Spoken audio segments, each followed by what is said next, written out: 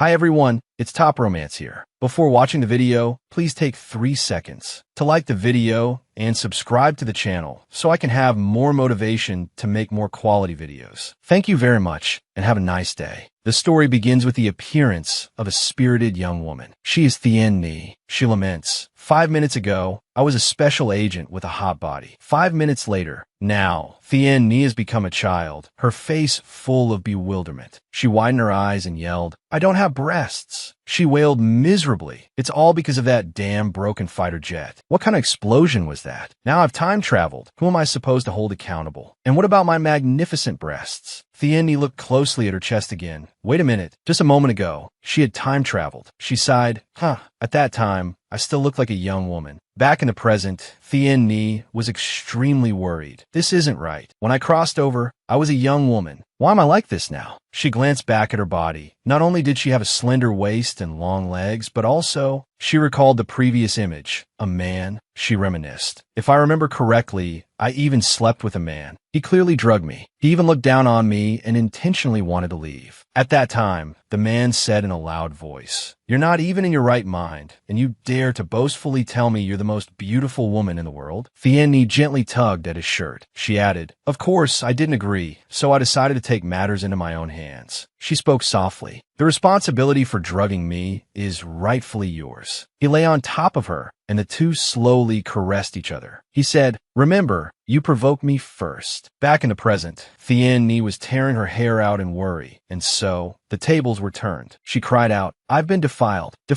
My little white flower has been plucked. She sobbed uncontrollably. It's all your fault, you lousy fighter jet. Thien Ni sniffed lightly, as if she suddenly realized something.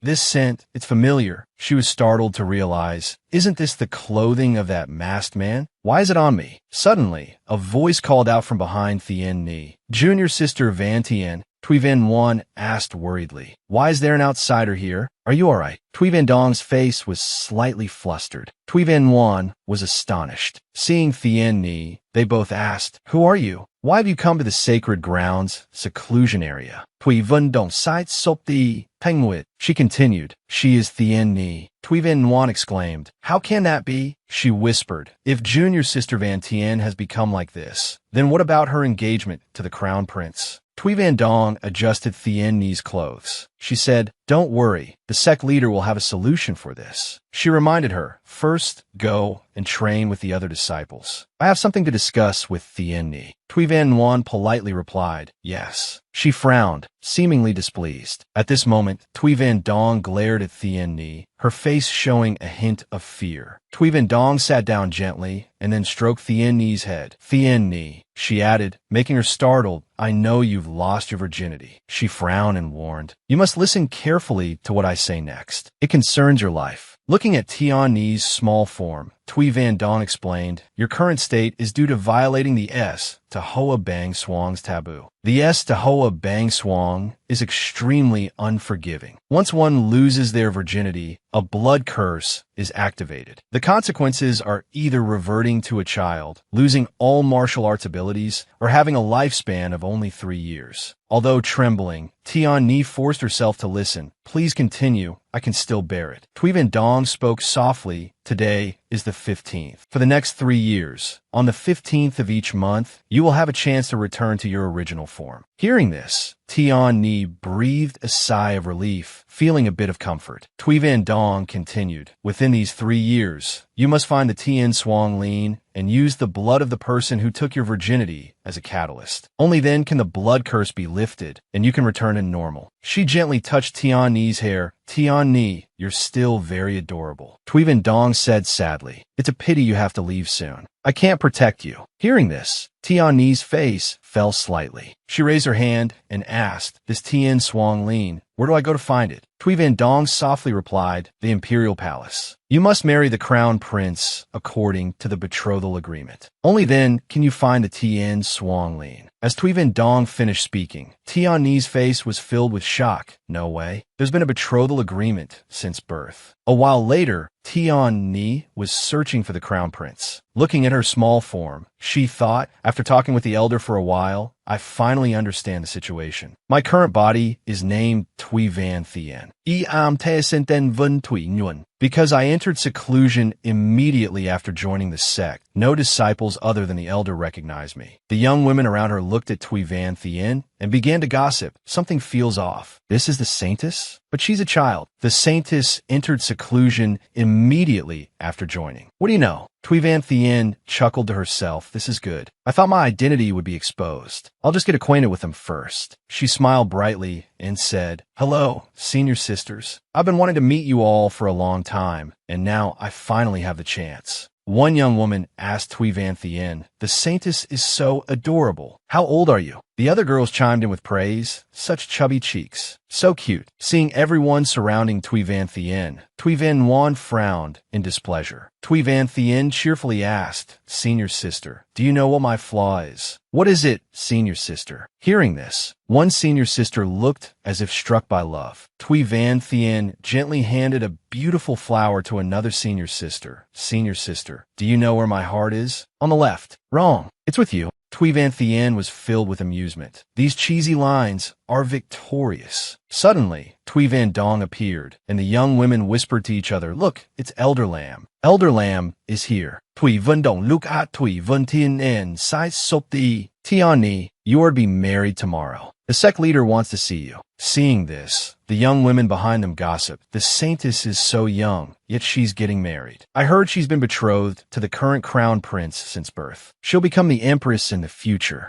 Thuy Van Nguyen gritted her teeth in anger, thinking why? Why is it that even though that bitch has become like this, the sect leader is still on her side, and the crown prince is still hers? Suddenly, a blue bird landed beside her. Thuy Van Nguyen was stunned. Meanwhile, in a lush forest, a man frowned in anger. He swiftly struck Thuy Van Nguyen, sending her tumbling to the ground. Her whole body trembled as she softly pleaded, "Palace Master, please calm down. Tan Noyet knows her mistake." He raised his voice. "You schemed well, intentionally drugging your saintess, Shui Yun Ruan. Hiding your identity, you led me here, then had someone imprison me, wanting to break the engagement between her and the crown prince." Shui Yun Ruan thought, he's still talking about the saintess. Could it be he doesn't know about that slut? She replied, "Palace Master, please forgive Qing Yu. That person wasn't the saintess. I knew the Palace Master had been poisoned with the Zhongqing poison, so I urgently sought a virgin to help you. I just didn't expect the elders to suddenly appear." The man raised his voice. "That woman wasn't the saintess?" Shui Yun Ruan replied. "She was just an outer disciple, now expelled from Shui Yun Ruan." He turned away, threatening, "If you dare lie, I will tear you into 100 pieces." Within the magnificent imperial city, inside an airy room, Shui Yun Tian and Shui Yun Dong entered. At this moment, a beautiful woman appeared. She softly called, "Tianer." The woman gently added, "Tianer, I know someone intentionally tried to harm you this time. The Shui Yun Ruan cultivation grounds are forbidden. No outsiders can enter. As for that man, I will send someone to investigate." Shui Yun Tian cupped her hands respectfully and replied, "Thank you, sect leader." 3 medicinal pills slowly floated out. The sect leader said, "Tomorrow you must be married. Now, having lost all your martial arts, it's inconvenient to act." She gently handed the pills to Shui Yun Tian. "These 3 pills will help you recover your power within an hour." Shui Yun Tian gently took the pills, her face full of worry. She thought,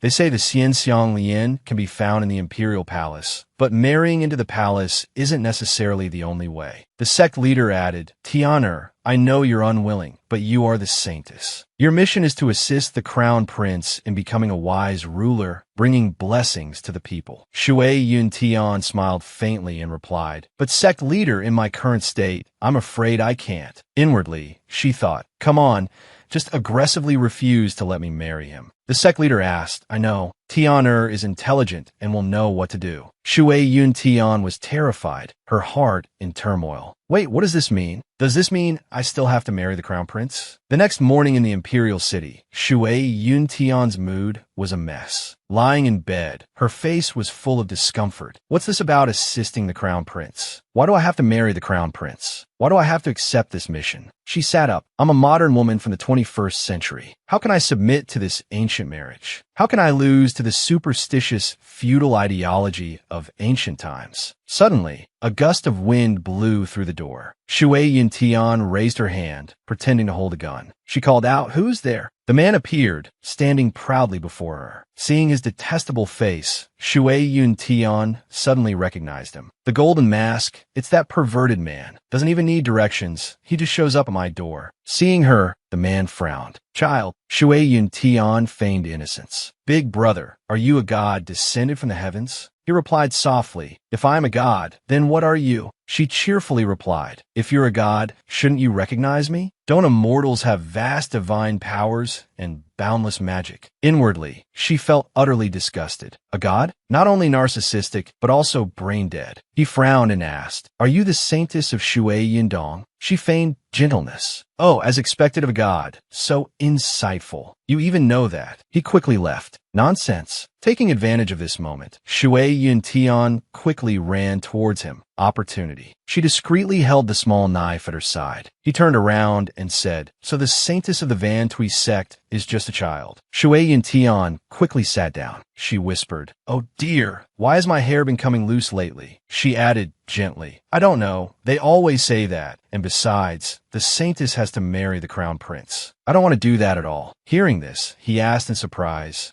you don't want to marry the crown prince? Shui Yuntian looked at him and replied, of course not. Who would want to marry that old man? Seeing as he's willing to marry a child, I don't think he's a good person, maybe even a pervert. These words pierced him like daggers. Old man, pervert, not a good person. He said, it might be because the crown prince doesn't know you're a child, and besides, the marriage was decreed by the late emperor. He has no choice but to marry you. As soon as he turned to leave, Shui Yuntian assumed a fighting stance. He thought to himself, I won't be able to get anything out of this kid, even if I ask. I'll just go back for now. When he left, Shui Yuntian collapsed to the ground. Someone help. On this side, at the imperial palace, the crown prince of the eastern palace appeared. He gently removed his mask. The girls beside him looked at him in surprise. It turned out that the young man who had just spoken with Shui Yuntian was the crown prince. The girls politely addressed him, Your Highness, Crown Prince. Early in the morning, the maidservants came to wake her up. Saintess. Shui Yuntian sat up wearily, not wanting to at all. The maidservants entered excitedly. Today is your wedding day. We have been ordered by the sect leader to dress and prepare you. The two of them dressed her while chatting cheerfully. The saintess is so beautiful. His Highness the Crown Prince will surely be very pleased. Soon, she was dressed in her wedding attire. Finally, they placed a veil over her head. After this red veil is placed, it must be lifted by His Highness the Crown Prince himself. Otherwise, it will be unlucky. Shui Yuntian wore the veil, dejectedly thinking to herself, what could be more unfortunate than this marriage? Urgent, waiting online. Not long after, a young man on horseback led a group of people towards them. Shui Yunruan saw this and thought to herself, could this be the crown prince? If I catch his eye, a promotion will be nothing. Immediately, she threw herself at him. Oh no, I'm falling. He was startled and quickly moved aside to avoid her. Careful, Mississippi. Shui Yundong, embarrassed and annoyed, ordered, quickly take your senior sister away. They didn't dare to look, helplessly sighing. This is so embarrassing. Immediately afterward, they dragged her away. Shui Yundong stepped forward to apologize. I apologize for my senior sister's behavior, Your Highness. Hearing these words, he quickly sidestepped and explained, the crown prince is occupied with countless matters of state and doesn't have the time to come personally. I am Yihan, the crown prince's guard. Today, I am here on his behalf to escort the bride. Shui Yuntian, sitting in the palanquin, heard this and scoffed inwardly. A man's words are hardly believable. No time for his own wedding? He probably just doesn't like me. This is our saintess, Shui Yunruan. As the curtain of the palanquin was lifted,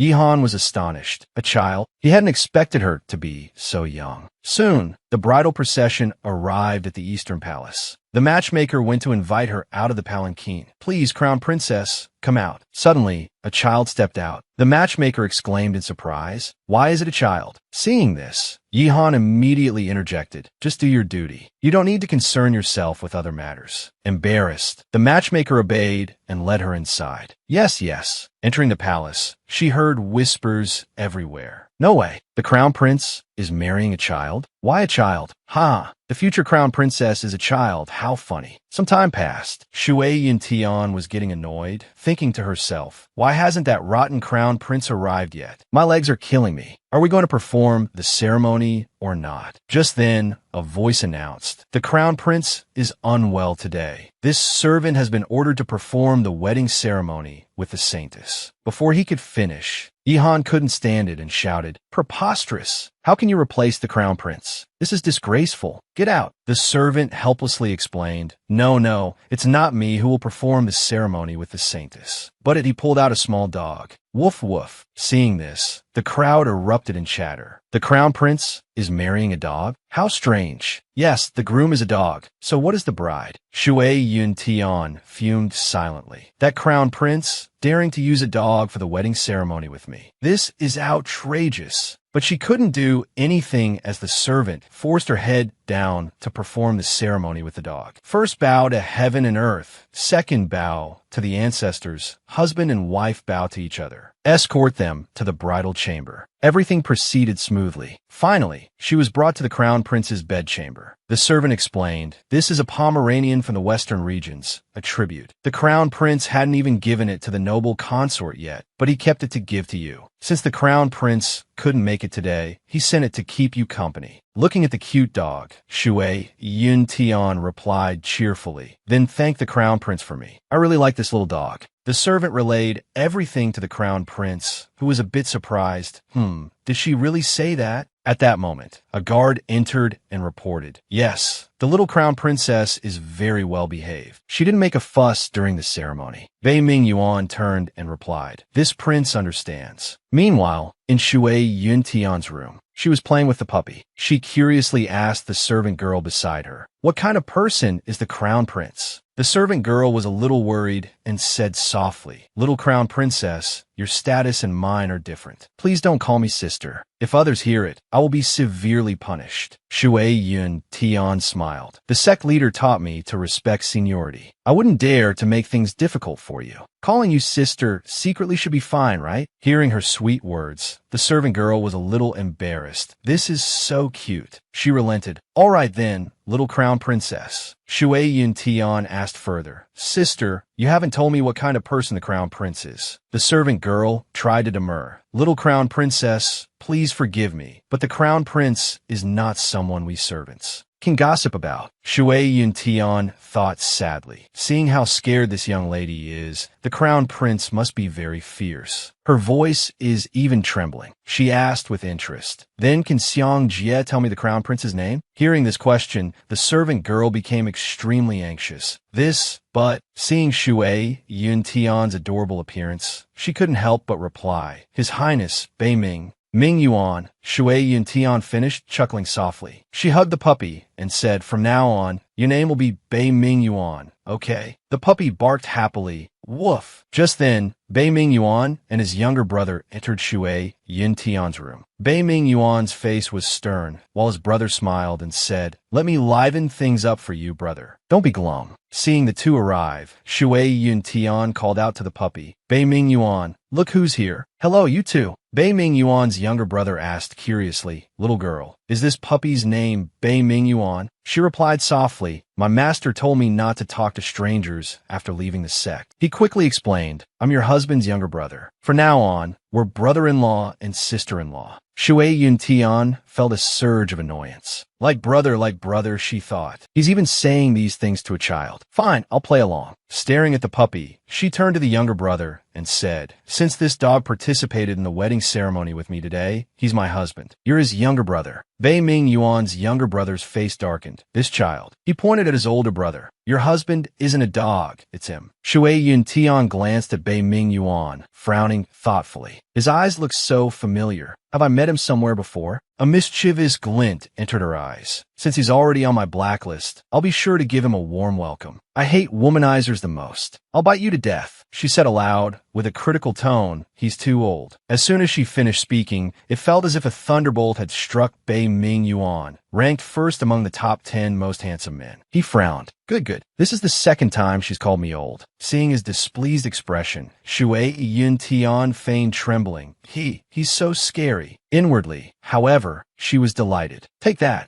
Bei Ming Yuan said, scared now. Shui Yun Tian frowned, thinking, I can't beat him, but he's still handsome. I'll let you off this time. We'll settle this later. She pretended to cry loudly, prompting his younger brother to comfort her. Wah, he's so scary. That night, as Bei Ming Yuan and his brother returned, his younger brother seemed amused. That little one is quite interesting. Bei Ming Yuan looked annoyed. Shouldn't you be going? His brother smiled. Don't rush me. It's your wedding night, so I want to stay a bit longer. The two of them gazed at the picturesque lake. Bei Ming Yuan's younger brother asked, Second brother, is that little girl really the saintess? He replied with a quiet yes, his face thoughtful. I married her only to obey the late emperor's decree. His younger brother said cheerfully, although she's just a little girl, I find her quite unique. He interrupted, unique? She's just a little child, still smelling of milk, with no understanding of the world. His brother replied, true. She's the first person who dares to scold both of us, though. But the palace is different from the outside. We can't just say whatever we want. Bei Ming Yuan frowned.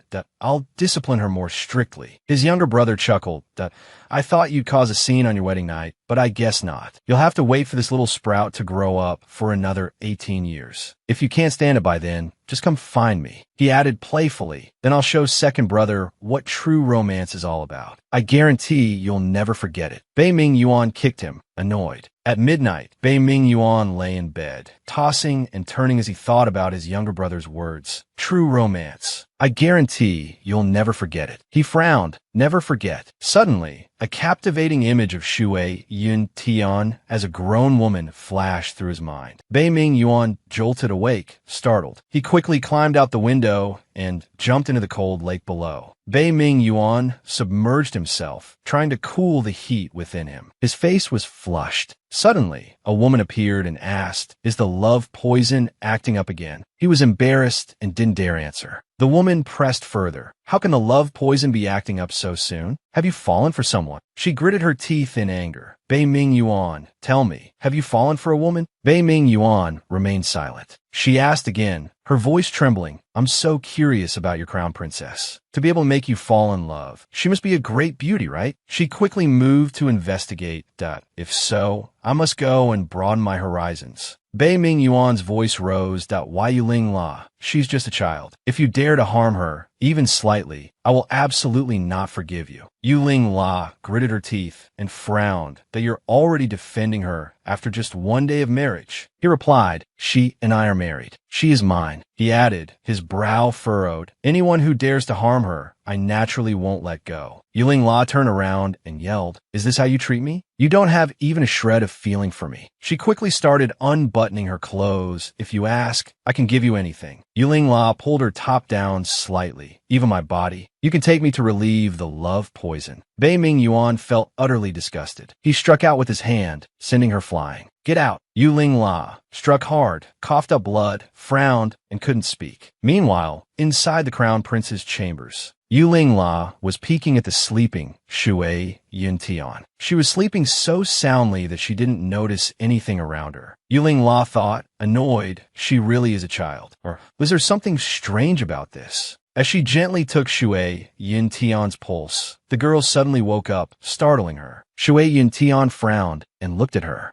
Yuling La cunningly shook a magical bracelet. Shui Yun Tian, caught off guard, said fearfully, Who are you? Then she gradually fainted. Yuling La seemed very surprised. She muttered to herself, she actually has two types of pulse patterns. She thought, I'm considered a master of both medicine and poison, but I can't figure out her situation. The next morning, at Bei Ming Yuan's palace, Yihan entered to request an audience. Your subordinate greets the crown prince. Bei Ming Yuan turned and said, Yihan, I have something I need you to do. Yihan looked at the portrait Bei Ming Yuan handed him with a puzzled expression. His eyes were full of curiosity. Bei Ming Yuan instructed, This is a portrait of a woman. Send men to find her. You must find her and bring her back. Yihan quickly obeyed, yes. He was secretly delighted. Oh ho ho, our crown prince is finally interested in a woman. Seeing the portrait of Shui Yun Tian, Yihan was deeply impressed. This is the divine maiden, isn't it? A moment later, Bei Ming Yuan entered the palace and asked, How is the crown princess?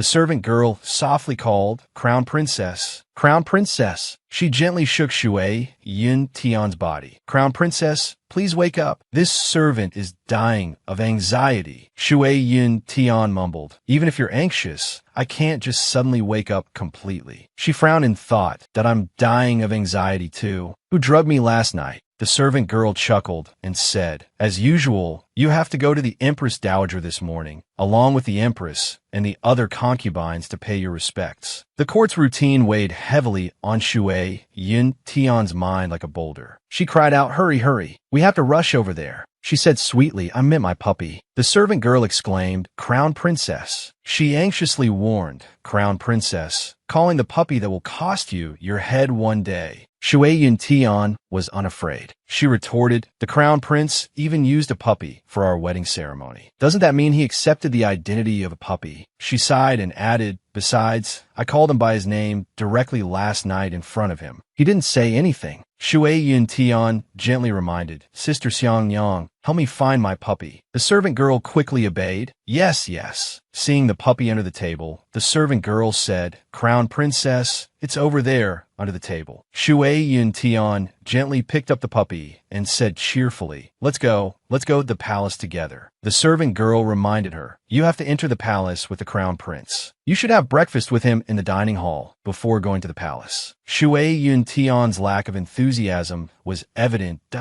albeit there's no other choice. The servant girl smiled and replied, "No, there isn't." A moment later, at the imperial palace, Shui Yun Tian arrived with her puppy to see Bei Ming Yuan. He said softly, "Since you're here, let's eat." She clambered onto her chair with a small grunt. "Heave-ho." The puppy barked. Seeing Shui Yun Tian struggle to get onto the chair, Bei Ming Yuan was speechless. When she reached out to grab a piece of the delicious chicken, Bei Ming Yuan slapped her hand with his chopsticks. Shui Yun Tian cried out in pain. "Ouch." She said shakily, "Ow." Bei Ming Yuan raised his voice. "Improper. Use your chopsticks to eat, not your hands." She retorted, "Everyone knows that. Isn't it because I'm holding my puppy in the other hand? So, it's inconvenient." Suddenly, an idea struck her, and Shui Yun Tian's eyes lit up. She put on an uncharacteristically sweet voice. "Handsome husband, could you pick up some food for me? My arms are too short to reach." Bei Ming Yuan frowned. "What did you call me?" She replied softly, "Handsome husband." Her plan to annoy him today seemed to be working. Bei Ming Yuan's face darkened. "Who taught you to say that?" Shui Yun Tian chuckled mischievously. "We're married now." She gently patted the puppy beside her. "Or should I just call you Bei Ming Yuan directly?" Shui Yun Tian winked at him. Bei Ming Yuan roared angrily, "Impudent. You must remember, you cannot call me by my name directly in the palace. If you do it again, you'll be punished. Do you understand?" Shui Yun Tian trembled and replied,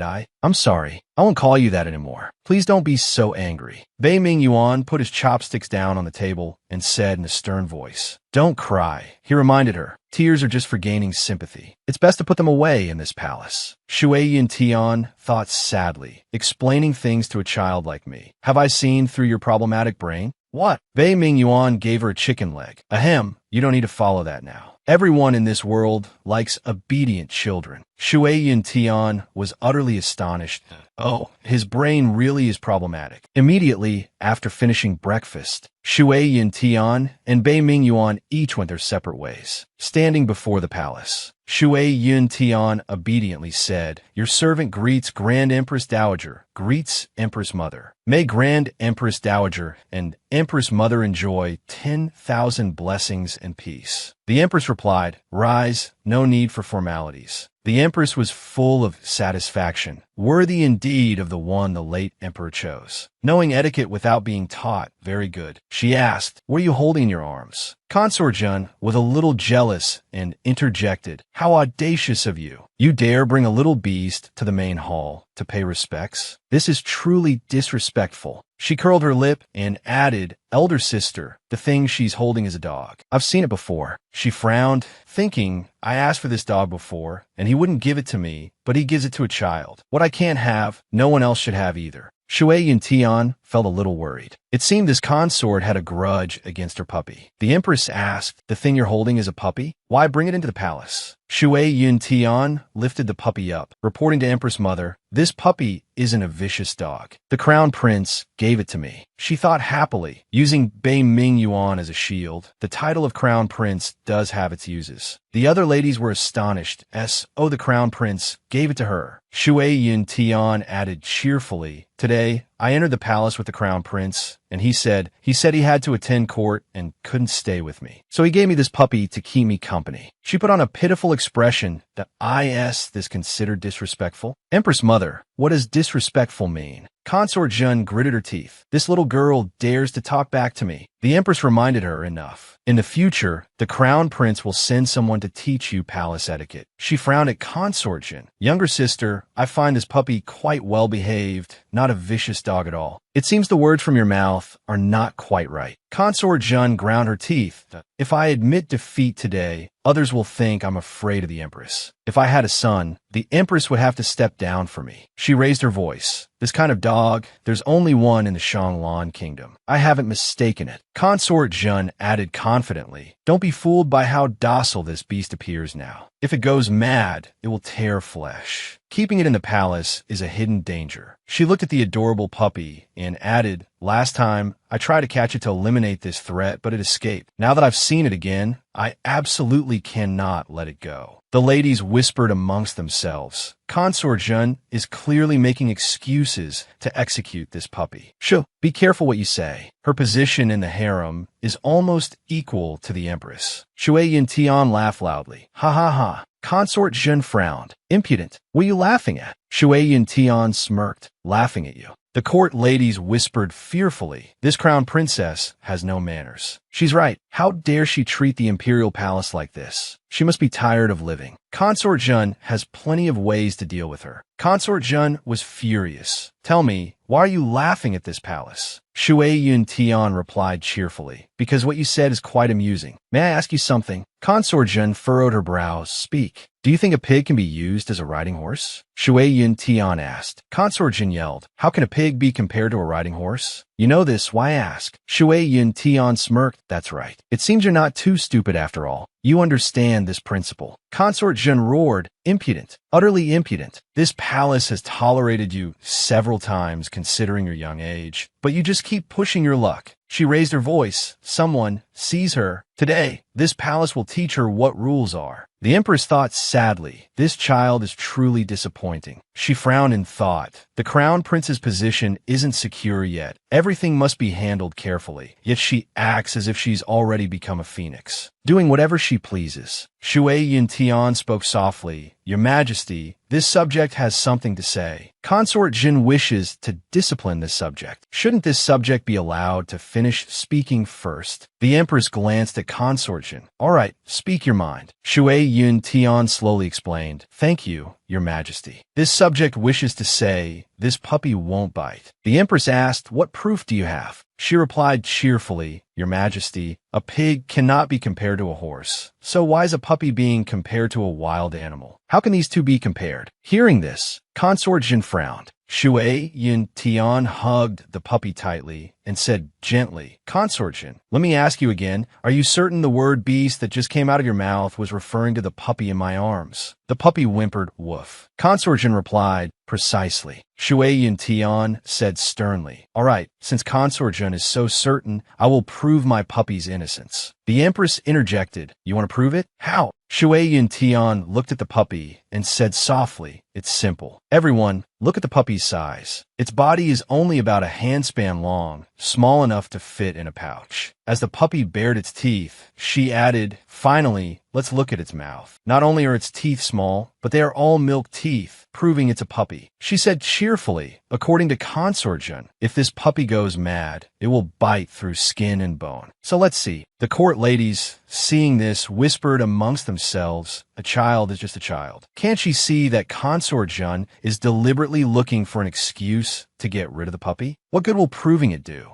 Shui Yin Tian declared, "I'll put my finger in and see what happens." Like you said, rip to shreds. The puppy gently nipped her finger. Shui Yin Tian quickly held up her bitten finger. "It just bit me. Although it hurt a little, it was only enough to tickle." Shui Yin Tian's face was full of triumph. "And the mark on my finger besides being slightly red, is not ripped to shreds like consort Jin claimed. She added cheerfully, the skin isn't broken, let alone the bones showing. Next time consort Jun wants to find an excuse to deal with my puppy, please find a more plausible reason. It's not enough to just say something. It also has to be believable. Shui Yun Tian gave a sweet, knowing smile. She said, Shui Yun Tian cheerfully replied, the sect leader taught me to be magnanimous and forgiving. So, as the bigger person, I won't fuss over this with you, consort mother. The Empress Dowager was extremely pleased. Clapping her hands, she praised, good, very good. Worthy of being my great-grandson's wife. One must be magnanimous and forgiving. This child truly understands reason. Everyone should learn from her. The young ladies quickly bowed respectfully. Thank you for your instruction, Empress Dowager. Shui Yun Tian happily looked at the puppy. A moment later, she quickly left the palace, carrying the puppy in her arms. Suddenly, at this moment, Bei Ming Feng appeared. Seeing her, he smiled with amusement. He approached her and said, what a coincidence. I didn't expect to see sister-in-law here. Are you waiting for Imperial Brother? Shui Yun Tian furrowed her brow, thinking, what is he up to this time? She cheerfully asked, oh, do you know where my handsome husband is? Seeing her delighted expression, Bei Ming Feng felt a surge of amusement. So adorable. He replied softly, so well-behaved. Imperial Brother is truly fortunate to have married such a cutie. As he reached out to pinch her cheek, Shui Yun Tian quickly dodged. I think he's actually a creepy old man. Putting on this sweet, fake act, she thought fearfully. Holding the puppy up, she said, what are you doing? Men and women shouldn't touch casually. Farewell, he said, waving goodbye. Imperial Brother is discussing state affairs with father. Do you want to find him? He added, you've just entered the palace, so you're probably not familiar with the layout yet, right? He asked curiously, the flowers in the Imperial Garden are in full bloom right now. Aren't you planning to go see them? Hearing these words, Shui Yun Tian paused. The Imperial Garden, interesting. She turned back and replied, that sounds like a good place to take the puppy for a walk. Let's go there. A while later, in the beautiful Imperial Garden, Shui Yun Tian played happily with the puppy. Suddenly, Bei Ming Feng heard a voice, so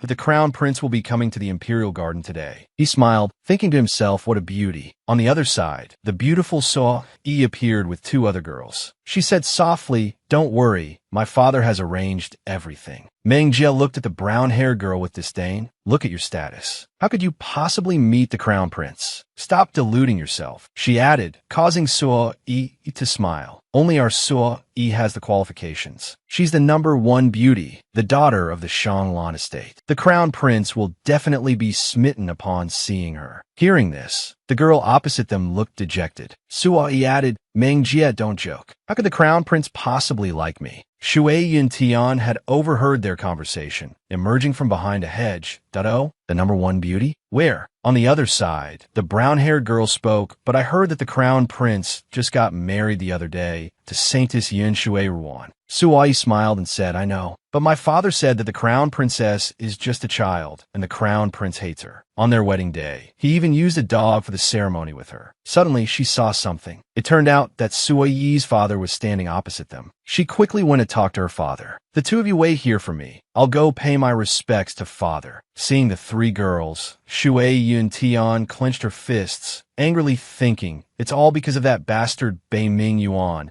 making me lose face in the Shanglan kingdom. Just you wait, you scoundrel. A moment later, Suo Yi approached her father. She softly said, Father. He replied, Year, you're here. Come and meet the Emperor and the Crown Prince. Suo Yi gently said, This humble servant greets His Majesty and His Royal Highness, the Crown Prince. Seeing her, the Emperor said joyfully, You are Suo Khan's daughter? Truly a breathtaking beauty. Rise. Suo Yi smiled and replied, Yes, Your Majesty. Bei Ming Yuan interjected, Father, you've lost. The Emperor said cheerfully, Ha ha ha, Ming-er, truly the student surpasses the master. All right, let's stop here for today. Bei Ming Yuan said coldly, If there's nothing else, this son will take his leave. Seeing him hastily leave, the Emperor raised his voice, Wait, we haven't discussed your marriage yet. He replied, Father, the matter of my marriage was already decided by the late Emperor. The Emperor frowned, looking impressed that I know, but the Saintess is still a child. As the Crown Prince of a nation, your duty is to continue the royal lineage. The Saintess is too young. You, and she simply cannot. He coldly said, Then I'll wait until she grows up. The Emperor disagreed. He raised his voice. Preposterous. I can promise to let her be your empress, but you still need a consort. These are my final words. Suoyi's father chimed in. Your Majesty, please calm down. Feelings cannot be forced. He said softly, if he heir cannot catch the crown prince's eye, even if she marries him, they won't be happy. It's better to let each other go. The emperor pondered and replied, all right, we'll discuss this later. Bei Ming Yuan was somewhat annoyed. He lowered his head, speechless. A moment later, Shui Yun Tian's laughter echoed through the forest. Ha ha ha. Bei Ming Yuan's face was filled with anger. He saw Shui Yun Tian calling a puppy by a name similar to his own. Xiao Yuan Yuan. Xiao Yuan Yuan. She frowned and said, Xiao Yuan Yuan, I really don't want to see that cold, old, ugly man at all. She picked up the puppy and complained. When will I be able to get rid of him? I'm really so annoyed. Do you know that?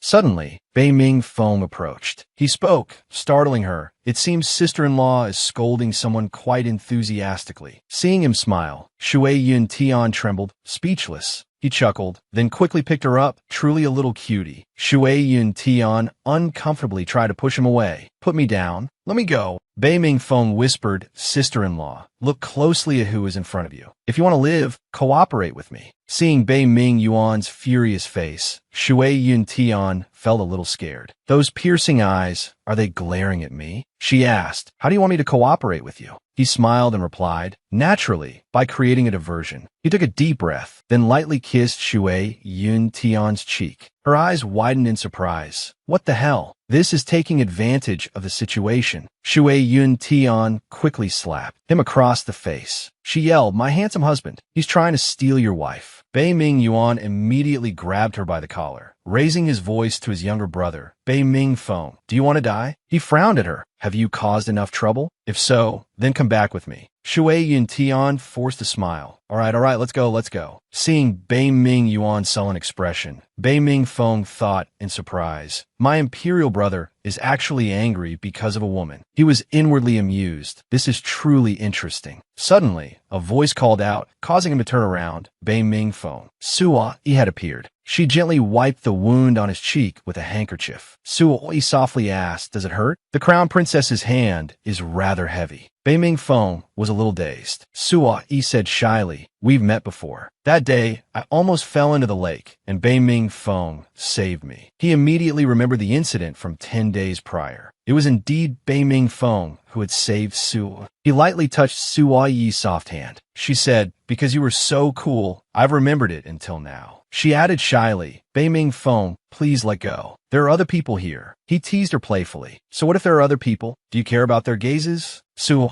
Yi pursed her lips, blushing slightly that I wouldn't care if you would smile at me. Meanwhile, Bei Ming Yuan and Shui Yun Tian were already halfway to their destination. His face was expressionless as she spoke. If there's nothing else, is there any dried tofu? Shui Yun Tian muttered. Just the smell makes me want to faint. Suddenly, hazy images appeared in her dream. She slowly opened her eyes. That is, before Shui Yun Tian's eyes appeared someone's figure. The man gently removed his mask. It turned out to be Bei Ming Yuan. Shui Yun Tian was startled. Bei Ming Yuan. At that moment, Shui Yun Tian woke up. Bei Ming Yuan tried to pin her down. She yelled, what the? Shui Yun Tian exclaimed loudly, you. Why are you here? She felt very uncomfortable. You shouldn't be here, and you definitely shouldn't be in my dreams. The further you are from me, the better. Bei Ming Yuan said coldly, this is my bed. Your sleeping posture is terrible. Shui Yun Tian hurriedly tried to leave. Disturbed you, farewell. Bei Ming Yuan quickly grabbed her. She asked anxiously, handsome husband, what are you going to do? He said in a raised voice, punish you. Shui Yun Tian was a little taken aback. Wait, what kind of punishment? When he spanked her, Shui Yun Tian cried out in pain, What are you doing? He frowned and replied, you brawled with the prince in front of everyone today. Do you know your crime? She thought, so it's about Bei Ming Feng. If that's the case, don't blame me for exaggerating. She quickly employed her feminine wiles, pretending to cry. Handsome husband, I know my mistake. The third prince tried to take advantage of me. That's why I got angry and lashed out. She thought gleefully, I'll say it again, acting cute and innocent is unbeatable. Bei Ming Yuan asked curiously, you're so young. Who taught you the phrase take advantage of? Shui Yun Tian felt a little worried. Oh no, a 6-year-old child wouldn't know that phrase. She replied softly, I saw it in the study. When a strange man gets close to a woman, it's called taking advantage. Bei Ming Yuan was furious, quick-witted, aren't you? Today I'll make sure you remember this. As soon as he finished speaking, he continued to punish her. Shui Yun Tian cried out in pain. Bei Ming Yuan, stop. My clothes can't handle your beating. Her cries echoed throughout the room. Be gentler. Do you think you're hitting a wooden board? Bei Ming Yuan, in 3 days I'll become a shark for you. A while after dusk, Yihan entered the room. He said to Bei Ming Yuan, Your Highness, here is your ice muscle jade dew. Bei Ming Yuan subtly shielded Shui Yin Tian. His face was slightly flushed. He hurriedly took some medicine and applied it to Shui Yun Tian's recently smacked bottom. Bei Ming Yuan asked Yihan, Have you found her yet? Yihan replied, Men are still searching. We'll have her whereabouts soon. Bei Ming Yuan urged, Find her quickly. A moment later, Bei Ming Yuan sat alone in the room, his body gradually heating up. Damn it, he thought, thinking about that woman is happening more frequently lately. He quickly went outside. As he left, Shui Yin Tian quickly woke up. She thought angrily, I performed so poorly today. I should have just given it to Bei Ming Yuan. She abruptly sat up. Where's Bei Ming Yuan? She quickly got out of bed. This is the Crown Prince's bedchamber. It might contain some rare treasures, like the immortal frost lotus. Shui Yun Tian gently touched her bottom. It's a bit sore. He hit me pretty hard. I'm still a child. Beast. She quietly searched around. A moment later, a disappointed Shui Yin Tian sighed. Ugh, I'm exhausted. I searched everywhere and found nothing. Suddenly, something behind a door caught her attention. What's this? She peeked inside. What is this place? Shui Yin Tian thought to herself, maybe what I'm looking for is in here. She quickly stepped inside. The interior felt like a natural cold storage. Shui Yin Tian shivered, talking to herself, such thick fog, it must be hiding something. It seems likely the immortal frost lotus is here. Below, in a pool of water, Bei Ming Yuan was soaking, his face slightly frowning as he understood Shui Yin Tian's desire. Immortal frost lotus, so that's what she's after. Shui Yin Tian felt a little uneasy. Why is it getting colder the further in I go? Really? Suddenly, a hand emerged from the pool and grabbed her foot, making her scream in fright. Shui Yin Tian quickly fell into the pool. She pursed her lips, her face showing discomfort. Shui Yin Tian flailed her arms and legs. Glug, glug, glug. I can't swim. She thought anxiously, I can't die. I have to find out who did this to my body. I don't want to be in this form. I don't want to die. Suddenly, her eyes widened. Shui Yin Tian was stunned as she grabbed a long strand of hair. Fear filled her heart, and no way. Is there a ghost here? She quickly kicked out her legs in self-defense. Unfortunately, she kicked Bei Ming Yuan's handsome face. Shui Yin Tian cried out, Oh my. At this moment, Bei Ming Yuan stood up. He reached out and embraced her, then carried her towards the edge of the pool. Seeing Bei Ming Yuan, Shui Yin Tian was surprised. It's Bei Ming Yuan. Her body was freezing. I must be delirious from the cold. How could I think of Bei Ming Yuan? Bei Ming Yuan was speechless. A while later, at his residence, Shui Yin Tian muttered in her sleep, Cold, so cold. Bei Ming Yuan used his internal energy to dry her clothes. Shui Yin Tian continued to murmur, so cold. Bei Ming Yuan felt a pang of distress. The water in the cold pool is not ordinary. Its chill is enough to penetrate to the bone. She's just a child. He gently pulled the blanket over her, then moved closer and held her tightly. The late emperor's decree, the savior of destiny, that's the only reason I saved you. Nothing more. Feeling the warmth around her, Shui Yin Tian was extremely satisfied. She softly moaned, Seeing this, Bei Ming Yuan thought, she's quite adorable. He suddenly remembered the girl from the past. Her and this girl. Why do I keep getting this feeling of familiarity? The next morning, Shui Yin Tian softly moaned. She groped Bei Ming Yuan's chest. Where's my pillow? This is so springy. Wait, what pillow is designed like this? She thought in astonishment. Could it be? At this moment, Bei Ming Yuan woke up and frowned at her. Shui Yin Tian blushed and cried out,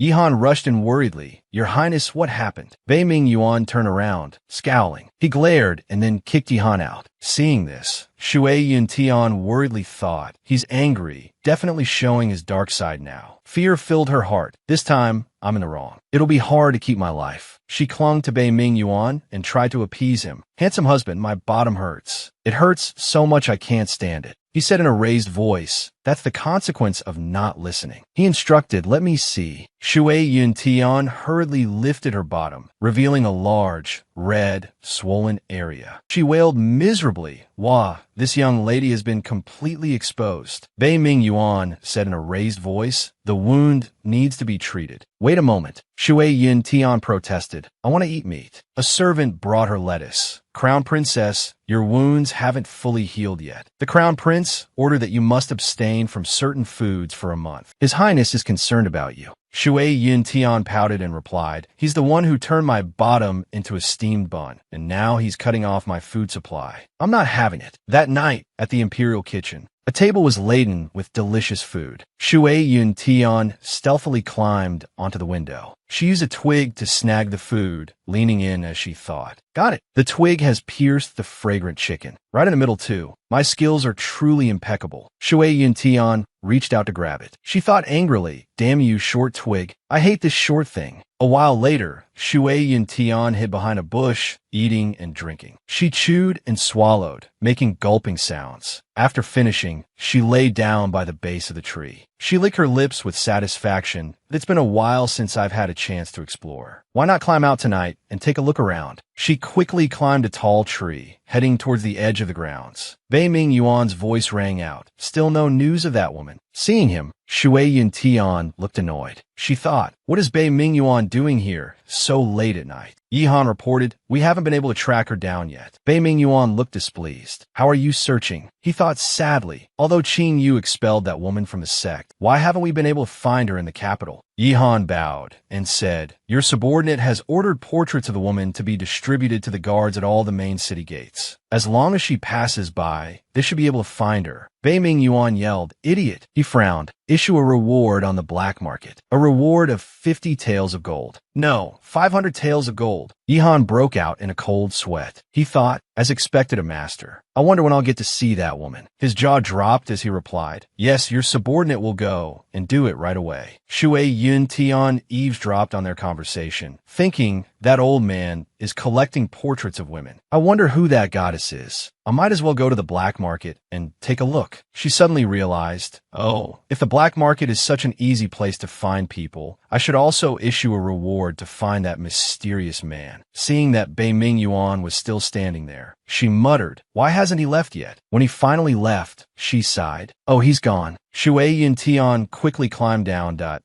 It seems a bit high. She jumped down. Whatever, I'll get down first. Suddenly, she face-planted into the ground. Ouch! Shui Yin Tian cried softly. It hurts. It hurts so much. When she looked up, Bei Ming Yuan was standing in front of her. His voice was stern. Why are you here? His face was full of displeasure. This is absurd. I thought she would listen. It was hard to suppress his anger. Shui Yin Tian trembled. I'm busted. The Crown Prince, being who he is, must have discovered me already. She hurriedly stood up. Shui Yin Tian feigned distress. Oh, why am I here? Why should I be here? Why did I come here? Bei Ming Yuan frowned. This prince does not like children who lie. She quickly grabbed his leg. Shui Yun Tian wailed, handsome husband, I'm not lying. Actually, I've had a condition since I was little. She sobbed at his feet. Seeing her tears fall onto his clothes, Bei Ming Yuan gritted his teeth. My clothes. Don't cry. Shui Yun Tian tried to explain. Handsome husband, don't be angry with me. I'm truly so wronged. It's beyond words. Bei Ming Yuan's voice rose. What condition do you have? She replied dejectedly. I'm a sensitive person, and I've suffered from sleepwalking since I was a child. She continued tearfully. Sometimes, late at night, I'll wander around. I don't remember what I said or did before. She wailed, a few nights ago, I woke up and found myself sleeping with you. You even hit me without giving any reason. Bei Ming Yuan switched to comprehension mode. He thought sadly, if it's really sleepwalking, then what she said that night was because she wasn't conscious. It seems that her relationship with Xian Shuanglian needs to be reconsidered. Bei Ming Yuan frowned. To prevent you from sleepwalking again, from now on you will sleep with this prince. Hearing him say, sleep together, Shui Yun Tian was frightened. She quickly refused. I refuse. Bei Ming Yuan didn't bother listening. He replied, it's decided. That night, at Bei Ming Yuan's residence, he and Shui Yun Tian slept together. She worriedly thought, I mustn't sleep. I have to be on guard. The next morning, Shui Yun Tian slept soundly in. Bed. Bei Ming Yuan shook her awake. Get up, it's time to eat. Shui Yun Tian, still drowsy, clutches clothes. Come here, meat, come here quickly. Bei Ming Yuan's voice rose. Do you always have to pull on this prince's clothes? Suddenly, a loud voice called out, Your Highness, Your Highness. Bei Ming Yuan and Shui Yin Tian stepped out to see what was happening. A servant girl said fearfully, It's a grave injustice, Your Highness. Please save my younger brother. A guard quickly ran over. You wretched fool. Why haven't you left yet? Someone, take this unruly person away. Shui Yun Tian thought, seeing the crown prince so cold and indifferent. Hoping he'd help clear up this injustice was probably wishful thinking. Bei Ming Yuan appeared deep in thought as the guards dragged the servant girl away. She cried out, Your Highness, it's a grave injustice. A grave injustice. Please save my younger brother. Shui Yun Tian called out, Wait. Bei Ming Yuan's face showed a hint of anger. Shui Yun Tian anxiously thought, acting impulsively is foolish. Might as well see this through. She gave a slight smile and then softly said, Handsome husband, he looks so pitiful. Can you help him? He frowned and asked, How do you want this prince to help him? Shui Yun Tian cheerfully replied, If he claims to be wrongly accused, then let's hear him out first. Bei Ming Yuan glanced at her. He reluctantly agreed, Fine. The two guards were utterly bewildered. The crown princess is truly something. His Highness actually changed his mind. The sun must be rising in the west today. They released the servant girl. Bei Ming Yuan called out, Speak. What injustice have you suffered? She replied sadly, Your Highness, last night, a roasted chicken was stolen from the kitchen. Hearing this, Shui Yun Tian anxiously thought, Wait a minute, something seems wrong. The servant girl explained, It just so happens that my younger brother was the last person to leave the kitchen last night. This morning, the head chef insisted he stole and ate the chicken. She continued, Now they're saying they want to chop off his hand. Shui Yun Tian was so shocked she was speechless. The person who should be getting their hand chopped off is me. She asked, Where is your younger brother? The servant girl glanced at her and replied, He's in the imperial kitchen courtyard. The head chef has already given the order to punish him. Bei Ming Yuan seemed to realize something as Shui Yun Tian hurriedly left. A guard looked worried. What's wrong with the crown princess? Watching her go, suspicion filled Bei Ming Yuan's heart. This matter is probably related to her. The events of last night, her sleep talking about sleepwalking, might be true. He silently watched her run off. Then, Bei Ming Yuan swiftly reached out and scooped Shui Yun Tian up into his arms. She protested loudly. I'm in a hurry. Put me down. Bei Ming Yuan softly replied, Aren't you in a rush? This prince will carry you. She grumbled, No need, no need. Meanwhile, the servant girl desperately pleaded, Head chef, I didn't steal the roasted chicken. Please don't chop off my hand. Shui Yun Tian turned her head and started to say to Bei Ming Yuan, Can you? Before she could finish, he dropped her onto the ground. He uttered words that left her stunned. Begin the chopping. Shui Yun Tian exclaimed. You, she desperately pleaded. Show mercy, show mercy. Seeing Bei Ming Yuan's arrival, the servants bowed in greeting, completely ignoring Shui Yun Tian. Your servant greets His Highness the Crown Prince. May your Highness live 10,000 years. 10,000 years. 10,000 years. Bei Ming Yuan's voice boomed. Someone said he stole the chicken. Where is the evidence? A guard quickly presented a jade pendant. Your Highness, when the chicken was discovered missing, this subordinate found this jade pendant. There are witnesses who saw him wearing it. The servant boy panicked. My jade pendant. How did it get there? I thought I lost it. He desperately pleaded. Even if my jade pendant was there, it doesn't prove I stole the chicken. I must have dropped it accidentally while cleaning yesterday. The guard scowled. Your jade pendant just happened to fall onto the dining table? What a coincidence. Do you take us for fools? Shui Yun Tian interjected. You're the fools. She put her hands on her hips, feigning anger. With a smirk, she continued, Your Excellency, have you heard the folktale of the 300 tales of silver? Seeing her ask this, Bei Ming Yuan was a bit taken aback. The guard replied, This subordinate has not. He thought to himself, Rumor has it the crown prince loathes this girl. She only has the title of crown princess. Shui Yuntian raised her voice. Well, that you must hear it then. The story goes that there once was a man named Zhang San. He buried 300 taels of silver in the ground and said, "There is no silver buried here." Then his neighbor, Wang Er, stole the silver and also said, Wang Er next door didn't steal the silver. Hearing this, the guards whispered amongst themselves, "Hiding silver there? Isn't he afraid someone will find it?" Both Zhang San and Wang Er are fools, haha. Bei Ming Yuan smiled, thinking to himself, this little girl is becoming more and more interesting. Just then, one of the guards seemed startled. Shui Yuntian smiled and continued, "This folktale tells us that only a fool leaves evidence at the scene after committing a crime. I see this young man isn't a fool. Am I right, Your Excellency?" The guard replied, "If the crown princess can provide evidence proving his innocence, this subordinate will release him." She anxiously thought, dodging the knife will only lead to getting hit. "Oh well, whatever." She blurted out, "I took it. It has nothing to do with him."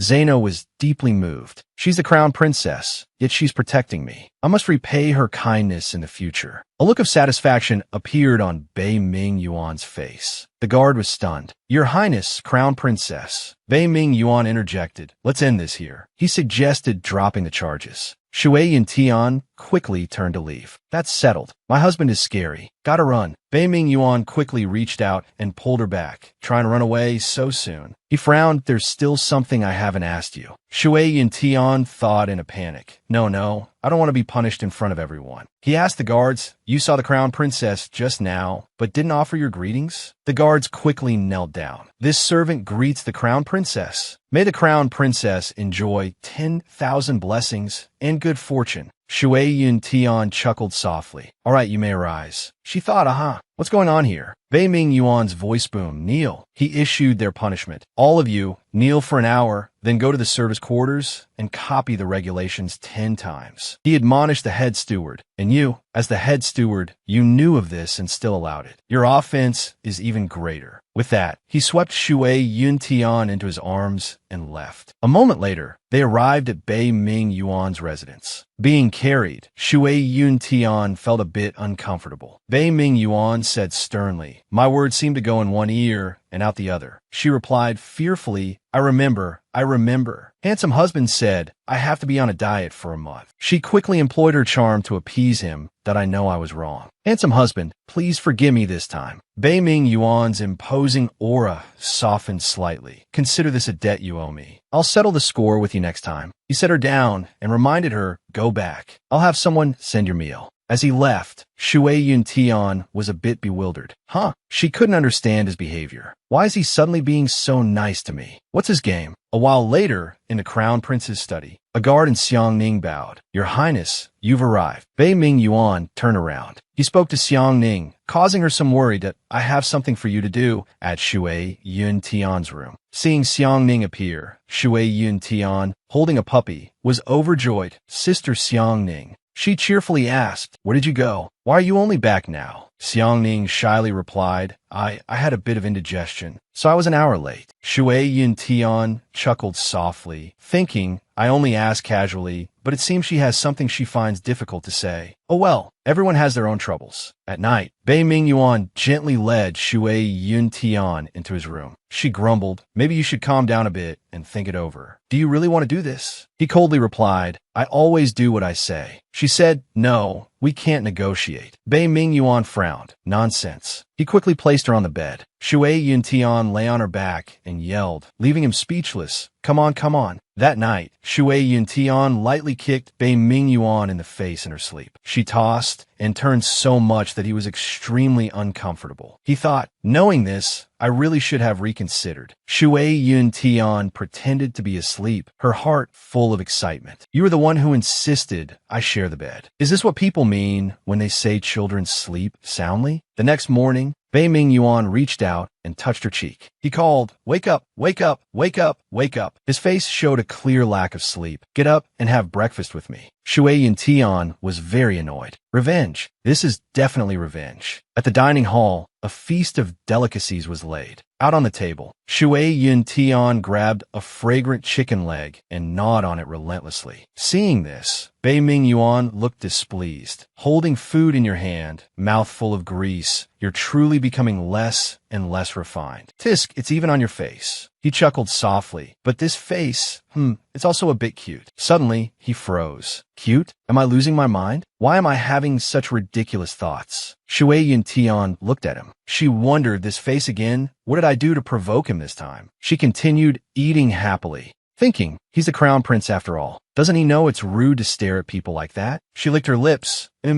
Husband, she asked, handsome husband, why do you keep staring at me? Aren't you going to eat? Bei Ming Yuan snapped. Yin Shui Run is a righteous sect in the Jianghu. How could they raise such an unrefined saintess? Or is there some hidden secret here? Shui Yin Tian offered him the chicken leg. Handsome husband, you eat too. Seeing the half-eaten chicken leg, Bei Ming Yuan was appalled. I don't need this. Shui Yin Tian's face fell slightly. Handsome husband, do you dislike me? Hearing these words, Bei Ming Yuan paused for a moment. He resignedly took the chicken leg that Shui Yin Tian had been eating. He said with some disappointment, it seems you really don't know any palace etiquette at all. He added sadly, as the crown princess, you must have the bearing of a crown princess. Starting tomorrow, I will send a governess to teach you proper etiquette. Shui Yin Tian was so shocked she couldn't speak. Governess? Nanny Rome? A child who doesn't understand etiquette? Let me teach you a lesson. She quickly changed the subject. Oh, how do you eat this bun? It looks so delicious, I want to try it too. Bei Ming Yuan replied coldly. Wait until tomorrow, and you'll find out. He quickly got up and left, saying, I'm going to court. Shui Yin Tian's heart was filled with worry, thinking, I can't escape. I'm doomed. She looked at the clear sky, feeling wrong. If he said tomorrow, Bei Ming Yuan would already be at court by now. So I'll take this opportunity to sneak out of the palace. While eating, she asked herself, where should I sneak off to? There are guards at the East Palace during the day. It won't be easy to sneak away. And I don't have the crown prince's order. Suddenly, she realized something. Wait a minute, just because I can't get out doesn't mean others can't either. Meanwhile, back at the bedchamber, Xiang Ning asked in surprise, Crown Princess, what did you say? You want to leave the palace? Shui Yin Tian replied, that's right. So please, Sister Xiang Ning, help me. Xiang Ning exclaimed, Crown Princess, you can't just leave the palace as you please. Besides, going out alone is a serious offense. Shui Yin Tian put on a weak and pleading act. Sister Xiang Ning, I actually have an unspeakable hardship. She began to cry theatrically. Ever since the fortune teller said I was the saintess and that I had to stay in Yin Shui Run, she wailed, I haven't seen my mother since. I dream of seeing her again. Shui Yin Tian added, bringing Xiang Ning to tears. But in Yin Shui Run, I have no chance to look for my mother. Sister Xiang Ning, this is my only wish. Can you help me find her? Even if it's just from afar. Xiang Ning wiped away her tears, moved by the story. She replied, I understand your feelings, Crown Princess, but I'm just a lowly palace maid. I really can't do anything to help. Shui Yin Tian softly said, Sister Xiang Ning, I have a way. A moment later, outside the city gates, Xiang Ning anxiously pushed a chest containing Shui Yin Tian. Just as they exited the gate, a few guards stopped them. Halt, one shouted. What are you doing? What's in the chest? Xiang Ning trembled with fear. She discreetly slipped the guard some gold, saying, My good sirs, I'm acting on the crown princess's orders, going out to handle some matters. Please, sirs, have some mercy. Seeing the gold, the guard's eyes lit up. He let Xiang Ning pass to go quickly and come back quickly. A while later, in a deserted forest, Xiang Ning carefully opened the chest. Hey, she said, Crown Princess, this plan of yours is pretty good, isn't it? Shui Yin Tian cheerfully replied, it's called an unspoken rule. She quickly climbed out of the chest. Time is short, let's go. She reminded Xiang Ning in a low voice, right about us leaving the palace. Absolutely no one else can know. Xiang Ning thought sadly. The crown prince just ordered me to keep an eye on the crown princess. This, Shui Yin Tian said gently. Let's just consider this our little secret. Xiang Ning reluctantly agreed. All right. Shui Yin Tian softly asked, Sister Xiang Ning, do you know where the black market is? Xiang Ning asked worriedly, what does the crown princess want to do there? Shui Yin Tian replied, of course I want to go find my mother. She continued, the black market is a chaotic place, full of smugglers and profiteers, where money can buy lives. Xiang Ning exclaimed, you absolutely cannot go there. Shui Yin Tian put on an adorable, pleading expression. But I want to go. Seeing this, Xiang Ning gave in. Fine, let's go. A short while later, the two arrived at the market. The streets were crowded and bustling. Shui Yun Tian and Xiang Ning stood before a building. They had to change their clothes. Shui Yun Tian marveled. This black market looks pretty interesting. Suddenly, a saber appeared, startling them both. A loud voice boomed, ha ha ha. I've never seen a young lady like this before in my life. The bald man bellowed. Do you know where this is? How dare you barge in? Shui Yun Tian smiled and replied, I know, it's the black market. The bald man said, Little lady, you look small and delicate. Aren't you afraid of standing out in this black market and getting kidnapped? Shui Yun Tian chuckled. She raised her voice. That depends on whether anyone dares to buy me. Xiang Ning seemed frightened. She clung to Shui Yun Tian. Miss, young miss. Shui Yun Tian said sternly, Let's go. Just then, the bald man's disciple called out, Boss. He prompted, Follow them. The market was still crowded. Shui Yun Tian was watching a beast fight. She was astonished. This is the beast fighting they talk about. At that moment, Xiang Ning stretched out her hand, covering Shui Yun Tian's eyes. Crown Princess, where is your mother? This place is terrifying. We should leave while we're still in one piece. Shui Yun Tian thought, this is really hard on Xiang Ning. Her face was a little sad. After walking for a while, she wondered what to do. She said to Xiang Ning, All right, let's go find your mother. She resigned herself. We'll figure it out as we go. Maybe she left some clues. Shui Yun Tian and Xiang Ning continued their search. She narrated, 5th floor, according to the reward information, the location is the Danling Medicine Auction Hall. Ancient artifacts, divine weapons, secret martial arts techniques, to the highest bidder, no price limit. Opens on the first and last day of the month. Smuggling contraband medicines from all over the world. Anything you need, as long as you have the money, you can get it. The slave trading business also has a special feature. On the 1st and 15th of every month, they hold an auction. A moment later, Shui Yun Tian and Xiang Ning entered. Inside, several beautiful young women appeared. Shui Yun Tian was delighted. This is the place. Suddenly, a voice called out from behind her. Well, what do we have here? Bei Ming Feng looked at her, smiling faintly. What is she doing here? Shui Yun Tian thought gleefully. The mysterious man who's worth 5 million gold. Just like that woman. I'm here. Suddenly, a hand holding a fan blocked her path. Shui Yun Tian was furious that I already paid the entrance fee. Why are you stopping me? Bei Ming Feng appeared. He asked sister-in-law, long time no see. Xiang Ning jumped, startled that we've been discovered. Shui Yun Tian's soul nearly left her body. Bei Ming Feng. He said, You look terrified. Xiang Ning stammered. Your servant greets his third highness. Bei Ming Feng chuckled. Wait here. I have something to discuss with your mistress. Shui Yun Tian pouted. Fine, go ahead. She thought, I want to see what he's up to. A moment later, the two of them arrived at a room. Bei Ming Feng opened the door slightly. He said, Guess what's in this room? Shui Yun Tian remained silent. Suddenly, she saw a stack of books on the opposite side. She approached and replied, A wise man doesn't speak in riddles. Bei Ming Feng ruffled her hair, annoying her. He said cheerfully, Sister-in-law, you're quite interesting. Shui Yun Tian frowned, thinking, Yeah. Wait until my powers are restored, and I'll beat you up. That'll be even more interesting. Bei Ming Feng abruptly changed the subject. All right, let's get down to business. He quickly picked up a book and then asked Shui Yun Tian, Do you know what I'm holding? She confidently replied, A reward notice. He was a little impressed. Smart. Then do you know who issued the reward? Shui Yun Tian was taken aback. She quickly used her woman's intuition. Shui Yun Tian said with a smug look, Are you trying to tell me that what you're holding is the imperial reward decree issued by your own imperial brother? He's looking for a woman, and he's being quite generous. The reward is probably around 5 million gold pieces, right? To the ground. Shui Yun Tian gently picked it up. It turned out to be a portrait of her as an adult. Shui Yun Tian was extremely surprised. This, the person the crown prince is looking for, is me? But I've never met him before. She speculated, that cliché novel author is haunting me again. Perhaps the original owner of this body and the crown prince were once deeply in love, but due to a misunderstanding, the crown prince didn't know she was his fiancée. So, the original owner was harmed by someone else, and I transmigrated into her shrunken body right at that moment. That's why the crown prince has been painstakingly searching for the person. In his heart, her face was full of bewilderment. TSK,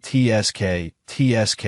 What an 8-part drama cliche. Seeing Shui Yuntian's trembling appearance, Bei Ming Feng asked, "Actually, you already knew, didn't you?" She turned her head and replied, "Know what?" Bei Ming Feng lightly raised his hand fan to his mouth. He said softly, "My imperial brother and that woman have a connection." He leaned closer to her. "Who is this young lady?" Shui Yuntian's face showed disgust. She thought, is there something wrong with this man's brain? Why is he asking me who this young lady is? Actually, there's nothing between me and him. There's no point in telling him that the woman is dead. If the crown prince has gone to the trouble of offering a reward to find her, it'll be hard for anyone to believe otherwise. Shui Yintian had lied out, of course. I know who this young lady is, because she's my mother. Bei Ming Feng was surprised that you're her daughter? How is that possible? Shui Yintian held up the picture. She replied, why not? Look closely. She frowned. Don't I look like the woman in this picture? Bei Ming Feng thought, not just a little alike, but exactly the same. He asked, then who is your father? He gasped that, it couldn't be my imperial brother, could it? I've heard rumors lately that he dotes on you very much, and... Shui Yintian raised her voice. Are you stupid? Stop your nonsensical thinking. Is there any father who would marry his own daughter? Bei Ming Feng chuckled. Right, he married you because of your status as the saintess. He thought to himself, the scriptures say that the saintess is sent by heaven to save the world. She must be the empress, the mother of the world, but the scriptures don't say who will become the emperor. He was a little impressed. If he marries her, it's like obtaining the entire world. Seeing Bei Ming Feng's bright smile, Shui Yintian was a little worried. What's with his expression? She thought, it looks like he's just obtained a limited edition piece of pork. Bei Ming Feng gently tapped Shui Yintian's head with his fan. What are you doing here today? This isn't a place you should be. He thought to himself, she's not useless. Daring to come to such a dangerous place. Something must have happened. It turned out Bei Ming Feng had been following her in disguise. Shui Yintian softly said, can I trust you? He smiled. This isn't my decision, but depends on your will. If you're willing to trust me, I'll trust you, and vice versa. Shui Yintian frowned. He was certainly smooth-talking, but considering she had no one else, she might as well trust him this once. She agreed. All right, I'll trust you this once. Bei Ming Feng's face was thoughtful. Shui Yintian briefly explained, I came here to find someone. He asked, oh, who are you looking for? Shui Yintian quickly replied, a masked man. Bei Ming Feng answered, while masked men aren't easy to find, I happen to know too. I wonder if the person you're looking for is among them. Shui Yintian hurriedly exclaimed, that man is about 1.8 meters tall, and he has a distinctive, intricate golden mask. Bei Ming Feng seemed impressed. He said, what a coincidence. He gestured with his fan. There are indeed 5 such people. She urgently grabbed his robe. Who is he? Can you take me to see him? Bei Ming Feng chuckled that he's not someone who appears easily. He suggested, unless you tell me why you want to see him. Bei Ming, the resourceful and wise. Shui Yintian hesitated. She asked, if I tell you, will you help me? Bei Ming Feng replied, it depends. Anger welled up inside her that you're forcing me to say it, aren't you? She spoke softly. Actually, Shui Yintian lied without changing her expression. Actually, he's my father, but I've never met him. I've only heard my mother mention him. I really want to meet him. Hearing this, Bei Ming Feng was shocked. Your father? He said, wait a moment, I need to verify something. We're talking about the same person. Shui Yintian smiled faintly. This isn't simple, is it? A moment later, Shui Yintian quickly sketched the man she described. She said proudly, well, what do you think? Bei Ming Feng took the drawing, his hands trembling. This was truly frightening. His face was covered in sweat. The Yuming Palace, the most notorious sect in Jianghu. Their palace lord has a daughter. Shui Yintian asked, so do you see? Is my father among those people? She thought uncomfortably, ugh, this feeling of acknowledging a villain as my father is terrifying. Bei Ming Feng asked again, this is your father? He leaned closer to Shui Yintian. But who taught you to draw like this? Shui Yintian smirked, that my mother, of course. Why so many questions? Can I go see my father now? Bei Ming Feng replied, of course, but I'm a bit busy with my upcoming wedding lately. Perhaps we can choose a time, and I'll take you. He thought, the Yuming Palace is incredibly powerful. If I bring their daughter to them, I'm sure to gain their favor. Shui Yun Tian exclaimed in surprise.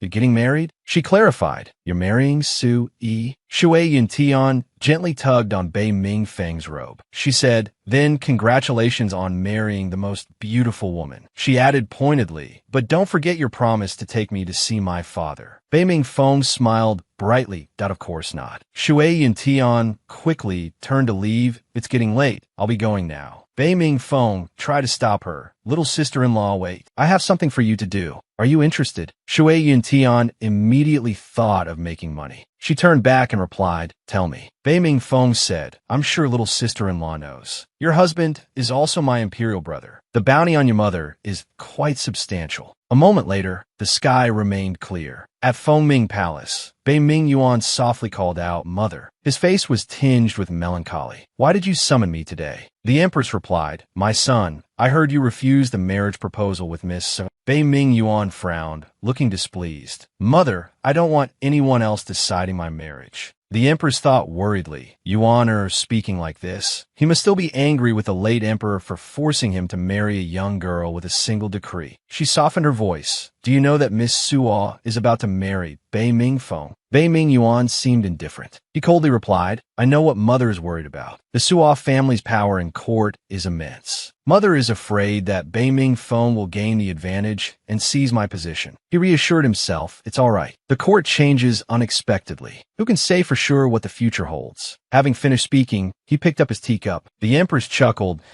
My son makes a valid point. She added a question that startled Bei Ming Yuan. So, how are things between you and her? Bei Ming Yuan looked at his mother's curious face and frowned without answering. Meanwhile, at the East Palace, Xiang Yingung quietly entered the room. Inside, Shui Yun Tian lay in bed, thinking this matter with Bei Ming Feng. As long as I return to my original form, I'll get 5 million gold pieces. She frowned at it. Just so happens that on the 15th of every month, I can return to my original form without needing medicine. Xiang Yingung looked at Shui Yun Tian, worry etched on her face. A while later, in the East Palace study, Bei Ming Yuan asked Xiang Yingung, did she do anything unusual today? Xiang Yingung fearfully knelt down, pleading pathetically, this servant is guilty. Please, your highness, have mercy. That night, Shui Yun Tian lay sprawled on the bed. Looking at Bei Ming Yuan's alluring physique before her, she thought, TSK, not bad looking at all.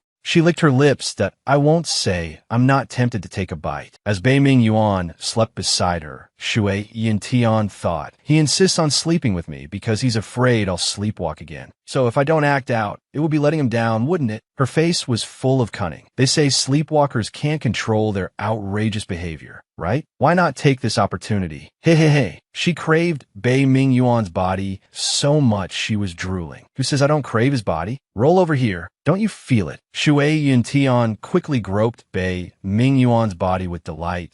Oh my. Durian. Seeing his toned abs, she was so tempted she stuck out her tongue and licked them. These abs, Shui Yun Tian was ecstatic. She thought gleefully, is this the joy of adulthood? Bei Ming Yuan suddenly woke up, his face scowling. He quickly pushed Shui Yun Tian away. Seeing his hand pressed against her cheek, Shui Yun Tian quickly retaliated. Take this. Before she could hit him again, Bei Ming Yuan grabbed her wrist and pulled her onto his lap. He spread his hand and spanked her as a warning. Shui Yun Tian was stunned again. She pretended to call out, Mother, is that you? Bei Ming Yuan frowned. Don't talk nonsense. She quickly clung to his arm and pretended to cry loudly, Mother, don't leave Tianer. Don't go. Don't. Seeing the tears in her eyes, Bei Ming Yuan stopped. He gently wiped away her tears. Just then, Shui Yun Tian lay down, making him angry. He frowned and asked, is it fun teasing this crown prince? She replied, so. Bei Ming Yuan raised his voice. Who is your mother? She softly replied, my mother is my mother. He said sternly, this crown prince will ask another way. Bei Ming Yuan furrowed his brow. Who is the mother that made you risk going to the black market to search for? Realizing he had sent people to follow her, Shui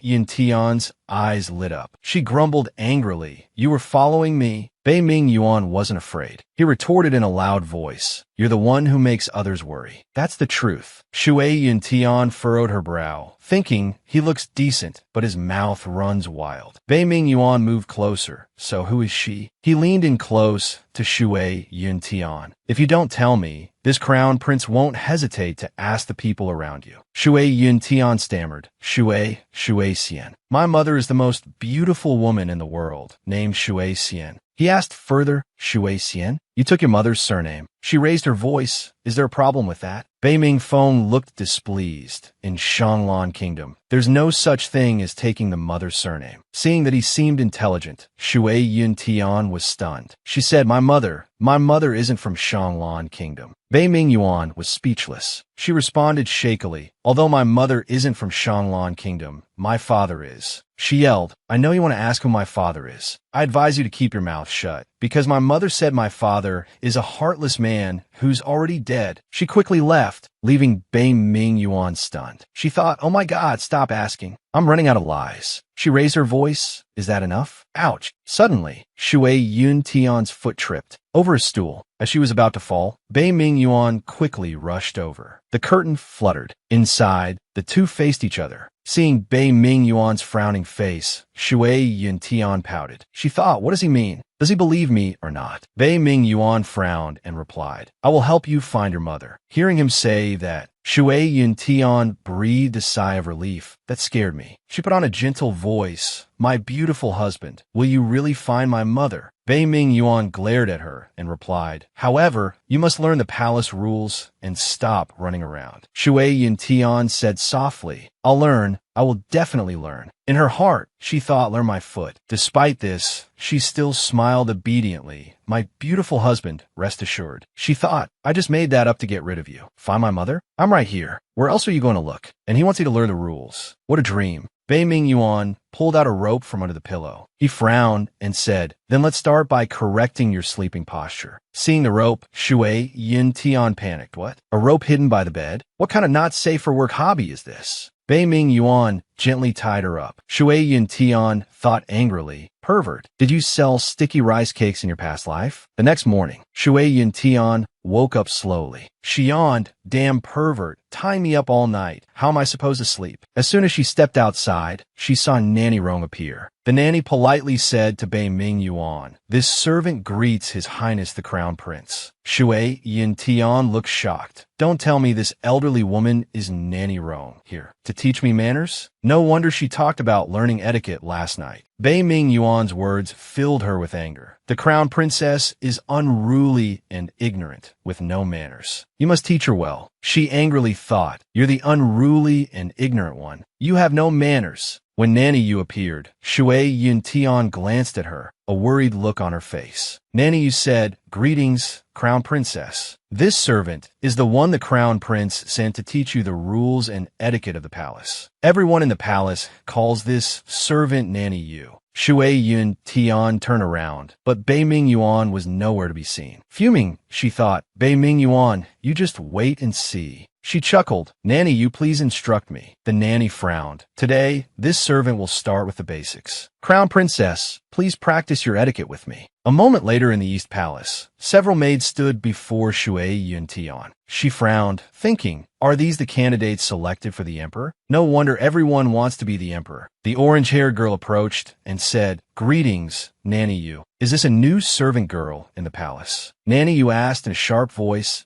Don't be disrespectful. Address the crown princess properly. The girls were astonished. This child is the crown princess? I heard the crown prince married a little girl. It turns out to be true. I heard she's from some martial arts sect, not a good background. The orange-haired girl furrowed her brow. Shui Yuntian scolded them. Were you whispering about? Still gossiping? 10 lashes each. The maids trembled in fear. A moment later, bowls crashed to the floor. Shui Yuntian thought, annoyed, the palace is really rich. Such perfectly good bowls, broken just like that, and no one cares. Nanny Yu handed her a bowl of water. Crown Princess, this is the first etiquette lesson. Practice balancing a bowl of water on your head without spilling. Shui Yuntian gently took the bowl and placed it on her head. She said in a clear voice, Then I'll go stand with them. She walked forward to the astonishment of the maids. They murmured, How is that possible? It's not falling. The little crown princess is so skilled, truly amazing. Shui Yuntian thought to herself, "Humph, child's play. You think you could train me? You think a modern-day special agent like me is a vegetarian?" The bowl of water remained steady on her head without a wobble. She stood perfectly still. Nanny, you had to concede. She even ran and jumped with the bowl on her head without spilling a drop. When eating, Shui Yun Tian exuded an air of calm elegance. Nanny, you had no choice but to approve. Shui Yun Tian cheerfully asked, "Nanny, you, are there any more lessons today?" She softly replied, "Today's lessons end here. Crown Princess may return to rest." She thought, 3 days of lessons finished in half a day. The Crown Princess is so intelligent. Why did the Crown Prince say she's stubborn and ignorant? The next day, Shui Yun Tian strolled while admiring the blossoming peach blossoms. She happily thought, "It's been so long since I've been outside for a walk. It's so nice not having to face Bei Ming Yuan's icy expression. I'll take this opportunity to familiarize myself with the palace grounds." She seemed to have spotted something. Seeing a gloomy and dirty place, she thought, how can there be such a dilapidated place in the palace? A voice echoed from within. Cough, cough. Shui Yuntian walked inside. Someone lives here? Could this be the cold palace spoken of in legends? Suddenly, Shui Yuntian was astonished. Inside, a young boy was caring for his mother. He said, "Mother, have some water." Shui Yuntian interrupted. "Wait, your mother is seriously ill, and you're giving her cold water? Do you want to make her illness worse?" It turned out the young boy was the 7th prince, Bei Ming Mo. Holding the bowl of water, he timidly asked, "Can't you drink cold water when you're sick?" Shui Yuntian quickly explained, "Of course not. You can only drink warm water. It can improve blood circulation and speed up metabolism." Consort Nu lay on the sickbed. Seeing Shui Yuntian, she asked, "Young lady, who are you? Why are you here?" She replied, "My name is Shui Yuntian." Consort Nu gently reminded, "This is not a place to play. Go back quickly. Don't worry your family." Bei Ming Mo shyly presented a token. He said,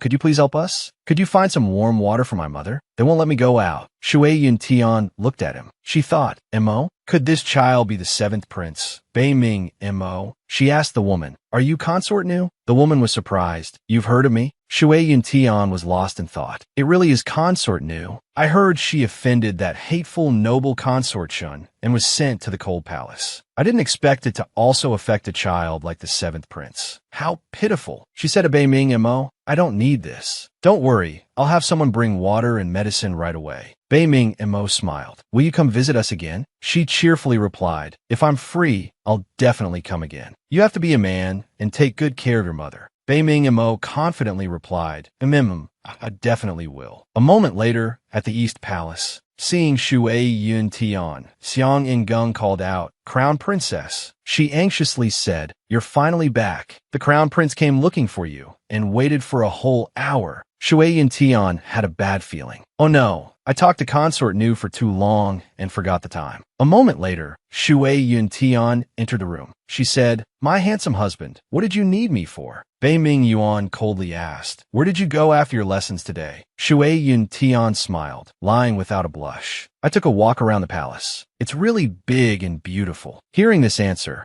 Bei Ming Yuan remained silent. Shui Yuntian felt a little anxious. "Don't tell me he's angry. My poor bottom can't take another beating." Bei Ming Yuan sighed softly and quickly left. He reminded her, in the future, even playing around should have its limits. Shui Yuntian thought fearfully, "Is that all? Has this pervert changed his ways? Does this mean he's not pursuing the matter further?" Bei Ming Yuan added, "On the 4th of this month, the 3rd Imperial Brother's wedding, you will come with this palace." Shui Yuntian yelled, "Why?" She was extremely annoyed that I'm doomed. I was planning to take advantage of becoming an adult on the 15th of this month to extract his 5 million gold pieces. If I have to go, how will I have time to prepare? Bei Ming Yuan raised his voice, "Because you are this palace's crown princess." Shui Yuntian quickly refused. "I don't want to go." Bei Ming Yuan didn't pay any attention and insisted, "You must go." She wailed, "My 5 million gold. Sobi." Sobi, Sobi. Seeing her gritting her teeth, Xiang Ingung worriedly asked, "My little ancestor, you really don't understand. His Highness the Crown Prince taking you to the third prince's wedding is showing you favor." Shui Yun Tian adamantly refused. "Who wants his favor? Will his favor give me 5 million gold?" Xiang Ingung softly replied, "Absolutely don't say that. Angering the crown prince will get you sent to the cold palace." Shui Yun Tian was startled. The cold palace? She thought to herself, even though this is the imperial palace, in the future, I'll definitely have to share a man with many other people. And I'll be sent to the cold palace at the drop of a hat. I don't want to live in a place like this. I must escape quickly. She softly said, "Sister Xiang Ingung, do you have any cough medicine?" At Edian Palace, Shui Yun Tian and Bei Ming Mo were gently heating medicine. She told him, "Did you learn? In the future, decoct the medicine like this for your mother." Bei Ming Mo smiled and replied, "I learned. In the future, I will definitely take good care of mother." Seeing the two children together, Consort Nu smiled softly. The next day at the East Palace, Shui Yun Tian hugged a small dog and called, "Sister Xiang Ingung."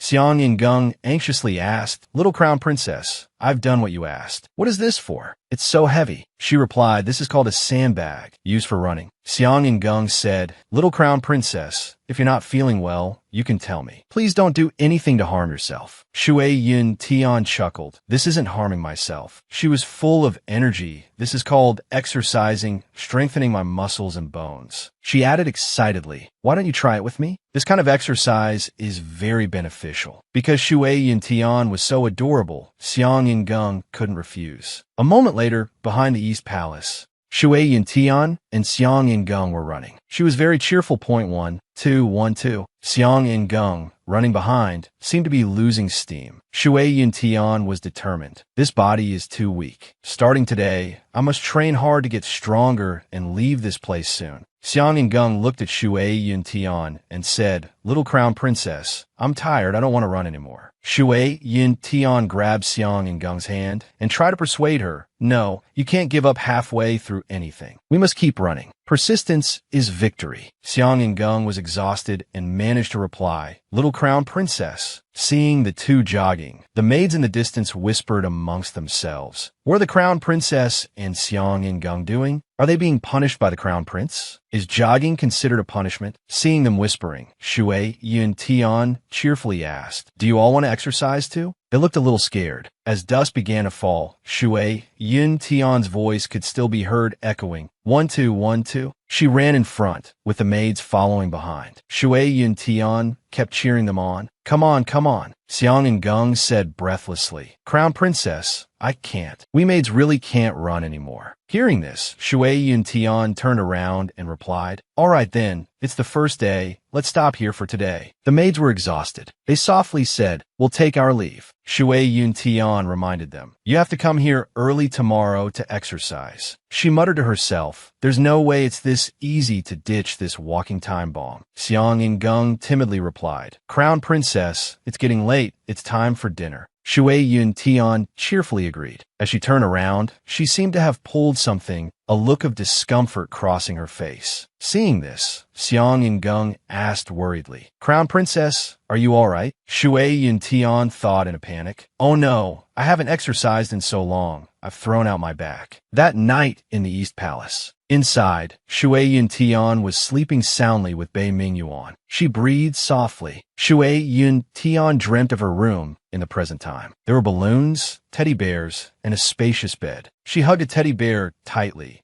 She thought, "So good, I'm finally back. I don't have to look at that pervert's face anymore." Suddenly, a voice startled her awake. "Hey." It turned out the teddy bear was Bei Ming Yuan. Shui Yun Tian was shocked. Bei Ming Yuan seemed annoyed. He said in a raised voice, "Have you cuddled enough?" She thought in a panic, Bei Ming Yuan?" I mistook Bei Ming Yuan for a pillow and even hugged him tightly. Shui Yun Tian was embarrassed. She turned away, pulling the covers over her head to hide from his gaze. "I'm so dead. This is so embarrassing." Bei Ming Yuan chuckled softly. "This little girl is shy." Shui Yun Tian was mortified. She turned away and hid under the covers, trying to escape his gaze. "I'm so embarrassed." Bei Ming Yuan chuckled softly. "This little girl is shy." The next morning, Shui Yuntian sat at the dining table, her face gloomy. She thought, last night was so embarrassing. How am I supposed to face that pervert again? She had no appetite and couldn't bring herself to eat. Seeing Shui, Yuntan listlessly slumped over the table. Xiang Ingung asked curiously, Crown Princess, are you all right? You haven't eaten much this morning. Doesn't lunch suit your taste either?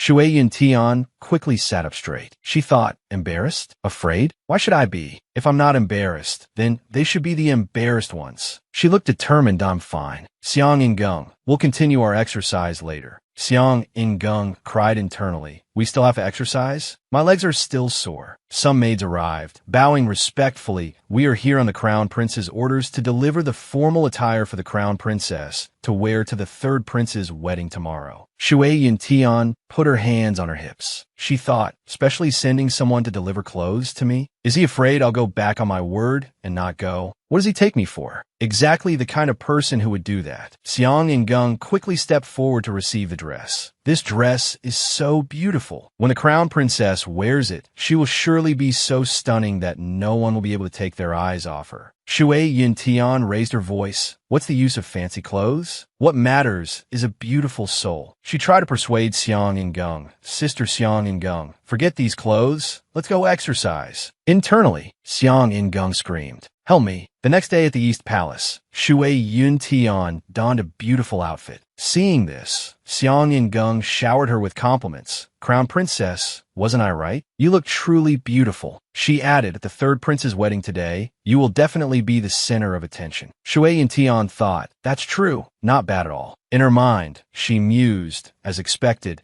I can't escape the looking good principle, can I? She remembered Bei Ming Feng. Right, today's the chance. I need to confirm the time to meet that mysterious person with the third prince. She chuckled softly. Speaking of which, the third prince and that Suli are quite a match, aren't they? She imagined the two of them embracing, a flirtatious young master and a scheming woman. Who knows what kind of trouble they'll stir up later, she wondered. At that moment, Bei Ming Yuan appeared, looking incredibly handsome. He asked, aren't you ready yet? Seeing his outfit, she froze, thinking, are you kidding me? Matching couple outfits. Xiang Ingung politely said, the Crown Princess is ready. Shui Yuntian walked out, thinking to herself, what matching couple outfits? More like father-daughter matching outfits. She chuckled, handsome husband, I suddenly feel I shouldn't call you husband anymore. I should call you father. Hearing this, Xiang Ingung was startled. Father. Bei Ming Yuan frowned and snapped, nonsense. Shui Yuntian grinned, look at me, I'm so young and you're so old. Even if we wear clothes with the same patterns and colors, we don't look like a married couple. We look more like father and daughter. These venomous words pierced Bei Ming Yuan's heart. Father and daughter? Old man. He raised his voice. It seems you've completely forgotten your place. He continued, I don't want to hear such words a second time, or else you'll face punishment. Shui Yuntian was shocked. This pervert, don't tell me he wants to spank me again. She awkwardly explained, handsome husband, I was just joking with you. I'm sorry, okay? Inwardly, she fumed. A great man should be flexible, and a young woman even more so. Bei Ming Yuan, no longer bothered, turned and told her to leave. Let's go. Seeing this, she felt relieved, thinking little but, you've escaped another disaster. Afterwards, the two went together to the third prince's residence for the wedding. Seeing people everywhere, she thought it's so crowded. How am I going to find a chance to talk to the third prince? Just then, Bei Ming Yuan reminded her, today is third brother's wedding day. You're not to be unruly. Stay by my side and behave. Hearing his words, she felt a sudden pang of guilt. Can this guy read minds? She resigned herself to obedience. All right, handsome husband, don't worry. How could I bear to leave your side? Still uneasy, he took her hand and led her away, causing her to blush. Seriously? Do you have to be so obvious? How am I supposed to sneak away later? The surrounding crowd, witnessing this scene, was astonished. Has the crown prince changed? He's actually holding a child's hand. Is this the crown princess? So adorable. Not long after, the third prince and his bride entered the wedding hall together. At this moment, the third prince's and Shui Yuntian's eyes met. The third prince smiled faintly at her. So, my imperial brother actually brought her here. Shui Yuntian also thought helplessly, is this third prince an idiot? Greeting me so openly. Does he think the crown prince is a block of wood? Suddenly, another woman appeared brazenly. Hold on, you two can't get married. The third prince frowned, somewhat annoyed. Lingyu, what are you doing here? She replied directly, what do you think I'm doing here? Seeing this, the bride lifted her veil to clarify the situation. Bei Ming phone. Who is she? Shui Yuntian stood to the side, enjoying the drama.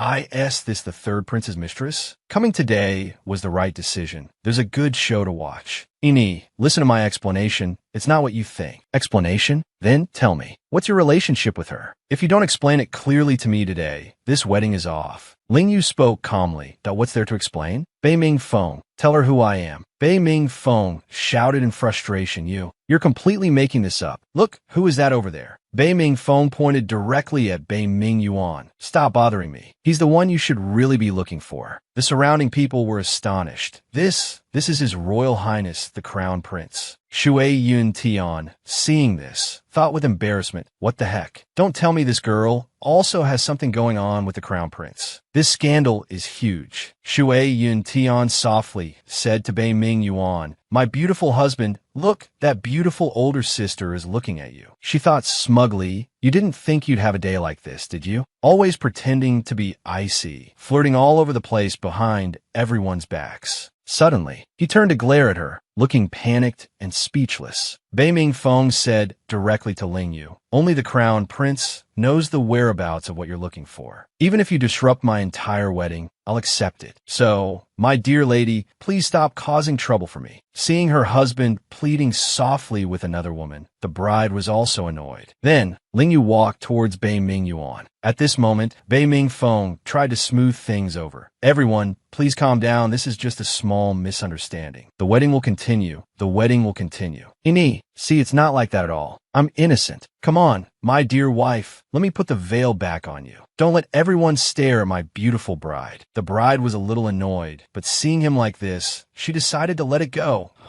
He chuckled awkwardly, On the other side, Lingyu approached Bei Ming Yuan and started a conversation. Your Royal Highness, the Crown Prince of Shanglan Kingdom. Do you still remember me? He replied indifferently, no. Seeing this, Shui Yuntian was filled with curiosity. What is the relationship between these two? Their conversation is so strange. Angered by his response, Lingyu shouted, Bei Ming Yuan, don't bully me too much. Shui Yuntian was astonished by her audacity. Is she kidding? This woman dares to call the Crown Prince by his name directly. Bei Ming Yuan exclaimed in annoyance. Get out. She retorted, is your highness getting angry for being too powerful? Shui Yuntian thought helplessly. Is this a rhetorical question? This older sister's EQ is truly inflexible. At this moment, she spoke up, beautiful older sister, don't provoke him. Let me tell you a secret. If you make him angry, he'll spank you. Hearing this, the woman curiously asked, little sister, do you understand the Crown Prince very well? What's your relationship with him? Guess what my relationship with him is. There's a prize if you guess correctly. Hearing this, the woman immediately replied, you're his younger sister. Shui Yuntian shook her head. Do we look like siblings? Hearing this, the woman dejectedly continued, I know, you must be his daughter. Shui Yuntian was rendered speechless by her words. She turned and whispered to Bei Ming Yuan, handsome husband, I told you we should have warm matching father-daughter outfits today, right? Look, this beautiful older sister thinks you're my father. At this moment, Lingyu cried out in shock. You called him husband? You're actually his concubine. Shui Yuntian responded with an amused smile. Do you also think I'm not worthy of the Crown Prince? What's that saying again? Like the Crown Prince right now, it's like an old cow grazing on young grass. Bei Ming Yuan, sitting beside her, heard these words and his face darkened with annoyance. Lingyu laughed heartily. You're right. Him marrying you really is like an old cow grazing on young grass. Shui Yuntian softly continued. Let me tell you, when I grow up, I'm going to divorce this old man. At this, Bei Ming Yuan's expression turned to stone with anger. The two of them continued to gossip right in front of him. Why do you want to divorce the Crown Prince? Is he not good? Look, he's not only old, but he also has a bad temper. That expression, like the whole world owes him something. Shui Yuntian said frankly, do you have any good feelings towards him? Wouldn't it be better to find a gentle and considerate puppy later? Hearing this, Lingyu softly agreed. That makes sense. Bei Ming Yuan thought angrily to himself. Who on earth is teaching this girl these things? It seems I must discipline her carefully in the future. On the other side, the third prince's wedding ceremony was nearing its end. The couple bowed to each other, performed the double ceremony, and were sent to the bridal chamber. Seeing this, Shui Yuntian thought to herself, "It's about time. I can sneak away." She spoke up, making an excuse. "Beautiful older sister, come sit with me. I'm going to relieve myself." Just as she was about to slip away, Bei Ming Yuan grabbed her. "Where do you think you're going?" She started to act coy. "Handsome husband, I just want to go to the restroom." A person has 3 urgent needs. Don't make things difficult for me. Seeing her acting coy like this, he was infected by her cuteness and agreed. Go ahead. Having achieved her goal, she secretly rejoiced. Ye passed through easily. She then went out to the front courtyard of the third prince's residence. The third prince, seeing someone sneaking around in the back, called out, "Come out, I see you." Shui Yuntian calmly stepped out. "Congratulations, third prince. I wish you a speedy delivery of a chubby baby to be friends with me in the future." Bei Ming Feng smiled slightly and said, "Why does little imperial sister-in-law have time to attend my wedding today? It seems imperial brother really dotes on you, even bringing you here specifically." Hearing this, she retorted irritably, "Even controlling my bathroom breaks counts as doting? I came to find you today to ask about my father. You're married now, so when will you take me to see him? Little imperial sister-in-law, what's the rush? The first night is worth 1,000 gold. Don't you understand?" Hearing his words, she immediately made a disgusted face. "You're looking at me with this exact expression right now." She snapped impatiently. "This precious baby doesn't need to understand. I just want to know where my father is right now." Bei Ming Feng smiled faintly in response. "Ha ha ha, don't worry. At the end of this month, I'll take you there, but you have to have the time then." "Okay, I'll figure something out." Suddenly, she remembered something. "Wait a minute, what about that woman named Yuling today? What's your relationship with her?" Bei Ming Feng replied casually, "Does it matter what my relationship with her is? On the contrary, she seems very close to my imperial brother. Aren't you concerned?" She blurted out in frustration, "I don't care about him. What does his business have to do with me? Aren't you afraid your crown prince will take another concubine? When the time comes, they'll be all lovey-dovey, and you, the bean sprout, will be left out in the cold. Don't come crying to me then." She replied nonchalantly, "I'm afraid I'll have to disappoint you. I won't be crying." She thought to herself with disdain, "Once I get the Xian Wu Lian, get the mysterious person's heart blood, and restore my original body, I'll say bye-bye to all of you." Not long after, she returned. Noticing that the seat next to Bei Ming Yuan was empty, she wondered to herself, where did that young lady go just now? Really, leaving without even saying goodbye. At this moment, Bei Ming Yuan questioned her, "Why were you gone so long? Could it be that the third prince's residence is even bigger than the crown prince's residence?" She was frightened and didn't know how to explain to, "Oh no, don't tell me he's suspicious of me." Shui Yuntian awkwardly made an excuse. "My beautiful husband, it's my first time here, and I'm not familiar with the place, so it took a while." Bei Ming Yuan listened with a serious face, clearly not believing her at all. Seeing this, she quickly added, "My master always taught me not to be afraid to ask. It's normal for asking directions to take a little longer." Hearing this, Bei Ming Yuan seemed somewhat convinced, thinking to himself, "Was I overthinking it?" Shui Yuntian's eyes lit up when she saw the table full of delicious food. Ooh, yummy. Hungry, hungry. Food. But with the unfortunate problem of short arms while sitting in the chair, she couldn't reach. At this moment, she remembered him, her beautiful husband. "What is it?" he asked. She said with a pout, "My beautiful husband, I can't reach the food. Can you pick some up for me?" He was surprised by her coquettishness, then smiled slightly and said, "What do you want to eat?" She excitedly pointed around, this, and this too. "I want them all." The people around them exchanged awkward glances. "This crown princess." At this moment, Minister Liu shouted in annoyance, "Preposterous. Crown princess, if you want to eat, you can ask a maid or servant to get it for you. How can you trouble His Highness the Crown Prince to personally pick it up for you?" Being criticized, she retorted even more irritably, "Why can't His Highness pick it up for me? I like it when His Highness helps me. Before, when we ate, His Highness always picked up food for me." Hearing her words, Bei Ming Yuan didn't say anything and continued to pick up food for her, making her look smug and satisfied. Humph. Minister Liu could only stand there speechless, not daring to utter another word. Afterward, she contentedly finished all the food on the table, happily rubbing her belly and even letting out a burp. Seeing this, Bei Ming Yuan paused and said, "It seems you can't eat any more of this." She saw the last peeled shrimp in his hand and excitedly shouted, "Who said so? I want to eat it." She immediately ate the shrimp from his hand, but suddenly blushed in surprised embarrassment. I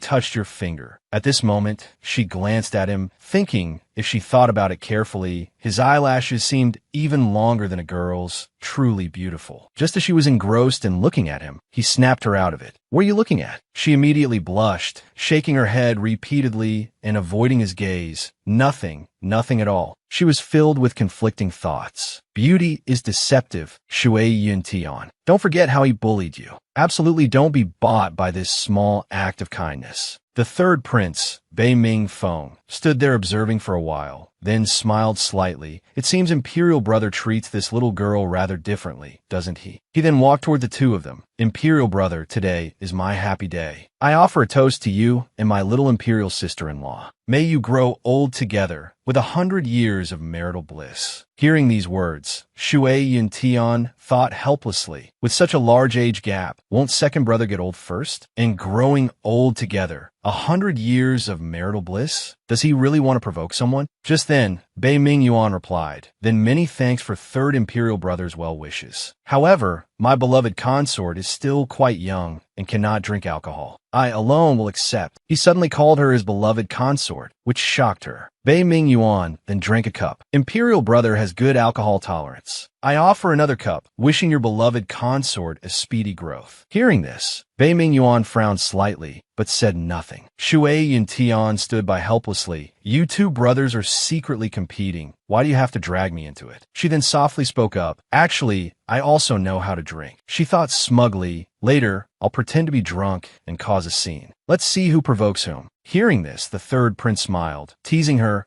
"Little Imperial sister-in-law, that small stomach of yours, how much alcohol can it hold?" Bei Ming Yuan, however, was annoyed and shouted sternly, "Don't be ridiculous." Shui Yin Tian fumed inwardly. "TSK, back in the Special Forces, my alcohol tolerance was legendary. Who are you looking down on?" The two of them continued drinking for a while. "Come, let's continue." They drank until both were completely drunk. Seeing this, Shui Yun Tian slipped away. "While these two guys are drunk, time to escape, time to escape." Back in her room, she cried out in pain and discomfort.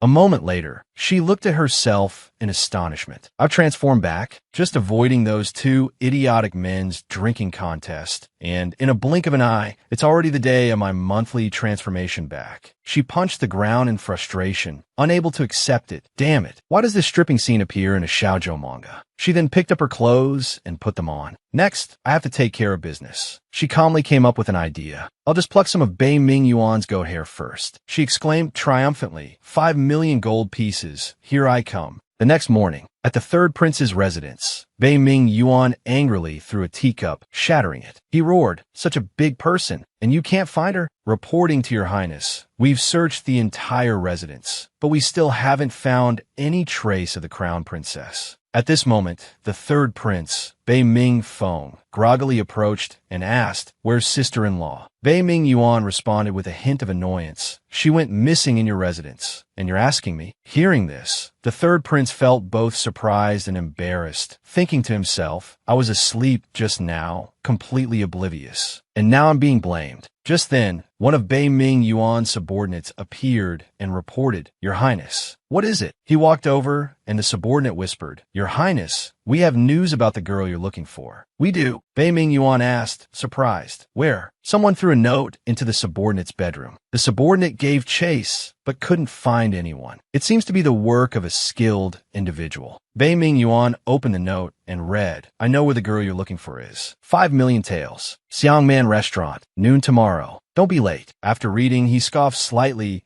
Skilled individual. A hint of joy crossed his face as he ordered, "Yi Han, prepare the silver." Turning to the third prince, he threatened coldly, "You have 1 day. If the crown princess isn't found, you'll be held responsible." He then left, thinking resolutely, "Now that you're here, don't even think about escaping." Back at the third prince's residence, Bei Ming Feng, dressed in red, wondered anxiously, where could sister-in-law have gone? A moment later, in the bridal chamber, Bei Ming Feng entered and saw Su Yi already waiting inside. He asked her, "Ye, why aren't you asleep yet?" As he spoke, he gently lifted the wedding veil, covering Su Yi's face. Su Yi spoke coldly, a hint of anger in her voice. I've been waiting for you all night. She glanced at Bei Ming Feng.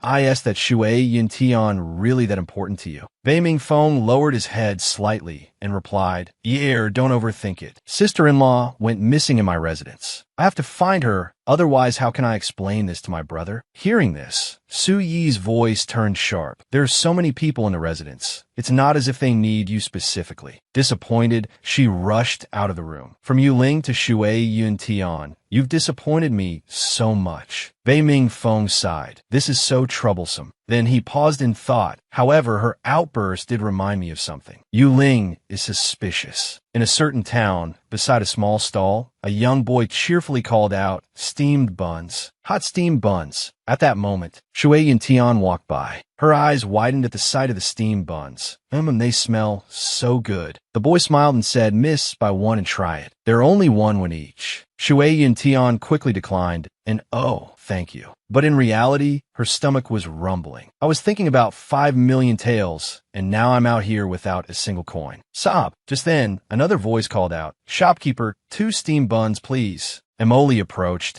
and said cheerfully to Shui Yintian, Miss, please take this. Shui Yintian glanced at Mo.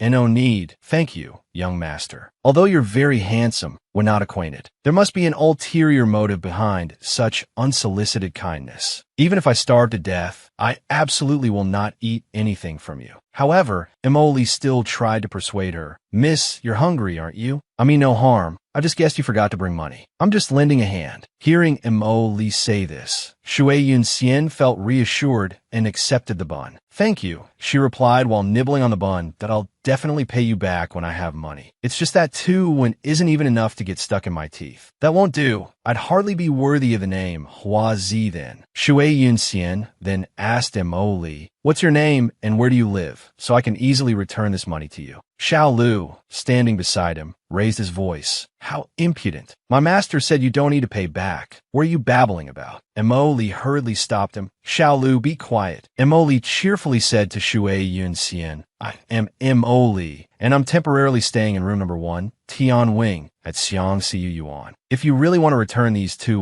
you can find me there. Shui Yunxian replied, no problem. When Shui Yunxian left, Xiao Lu asked hesitantly, Master, why did you help a woman you don't know? Emoli calmly replied, didn't you see what she was wearing? If I'm not mistaken, that's the palace attire of a maid in the Shanglan kingdom. Xiao Lu gasped at, oh, so master, you recognized her identity. That's why you helped her. Emoli replied, no, let's just say everyone has their own hardships. After hearing this, Xiao Lu became a little flustered. Master, then why did you tell her where you live? I'm afraid that might be disadvantageous to you. Emoli frowned. Xiao Lu, you're overstepping your bounds. At the same time, Shui Yunxian stood behind the wall, having overheard their conversation. It's a good thing I didn't wear these clothes to meet Bei Ming Yuan. Otherwise, I would definitely have been suspected. On the street, a voice suddenly called out to Shui Yunxian. Passing by, don't miss out. Delicious fresh bloodbat meat. Only 2 coins per pound. Hearing this, Shui Yunxian approached and asked, isn't selling this illegal? She gently reminded him, wild bats can carry many diseases or viruses. Everyone should definitely not eat them. The man smiled and replied, how could it be illegal? Our bloodbat meat isn't just the best fried or grilled. It's even used in steamed buns. Lots of people buy it. Shui Yunxian's face turned pale as she thought, oh my God, what did I just eat? The man casually replied, Miss, are you by any chance expecting? You should be more careful, you know. Shui Yunxian frowned. You're the one who's expecting.